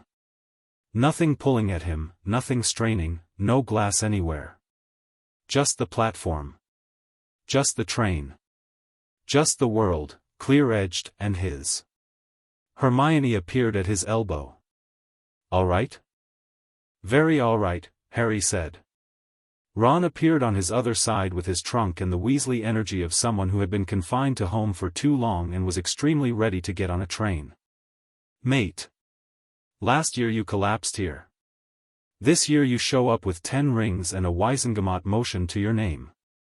Do you have any idea how mental that is? Roughly, yes, Harry said. Just making sure you're aware, Ron said. Because you have this face like it's all completely normal. It feels normal, Harry said. This part. The train. School. He looked at the engine. That part feels normal. What feels different? Hermione asked. Harry thought about it. I do, he said. Neville joined them, and Luna materialized from somewhere nearby the way she always did, and the 5 of them stood on the platform in the particular configuration of people who have chosen each other, not been steered toward each other, not charmed, not directed, but chosen, with full information and open eyes, and the Hogwarts Express made its big, preparatory sound and the doors opened and the crowd surged forward. Harry picked up his trunk. He walked to the train. He walked onto it the way you walk onto something that is carrying you forward, not rushing, not hesitating, simply going. The ring warm on his fingers. The castle waiting at the other end of the journey. The term beginning, and with it all the things the term would bring, the associates still out there, the review committee building its case, Draco Malfoy to be seen clearly and the third caster to be identified and all the unfinished business of a world that was working, piece by piece, towards something fairer and more honest than it had been. He found a compartment. He sat. Hermione put her books on the rack above, Ron started on the food trolley before it had even properly arrived, Neville sat with his hands loose in his lap and the ring on his finger and the expression of someone who had become, in 2 weeks, unrecognizable from a good distance and entirely himself up close. Luna tucked her feet under herself and opened a quibbler. The train moved. Platform 9 3/4 fell away behind them, and London, and then the green opened up, the English countryside in early September, every shade of green and gold, the light coming sideways through the glass of the compartment windows. Harry looked at it. He thought about all the things he'd been, without knowing he was being them, the managed weapon, the suppressed boy, the carefully constructed pointing mechanism of a plan that had never asked him whether he consented to it. He thought about all the layers that had been peeled back and the clarity underneath, the person who had been there all along under the glass, unchanged but unseen. He thought about who he was going to be now. Not a weapon. Not a symbol. Not Dumbledore's instrument or the Ministry's problem or the prophecy's fulfillment. Not the boy who lived, that title that had always felt like it belonged to someone else, to the baby in the crib, to the event, to the story people needed. Just Harry. Lord Harry James Potter, of the ancient and noble houses of Potter, Peverell, Gryffindor, Slytherin, Ravenclaw, Hufflepuff, Gaunt, Black by Godship and Emery's by, whatever Emery's was. By being, apparently. By surviving the glass with himself intact. Just Harry. Who was, it turned out, quite enough. The train carried them north, and the light was good, and the world lay ahead of them like a map where all the borders had finally been drawn correctly, and he settled into the seat and put his head back and let the motion of the train take him toward whatever came next. Without fear. Without chains. Entirely, completely, undeniably himself.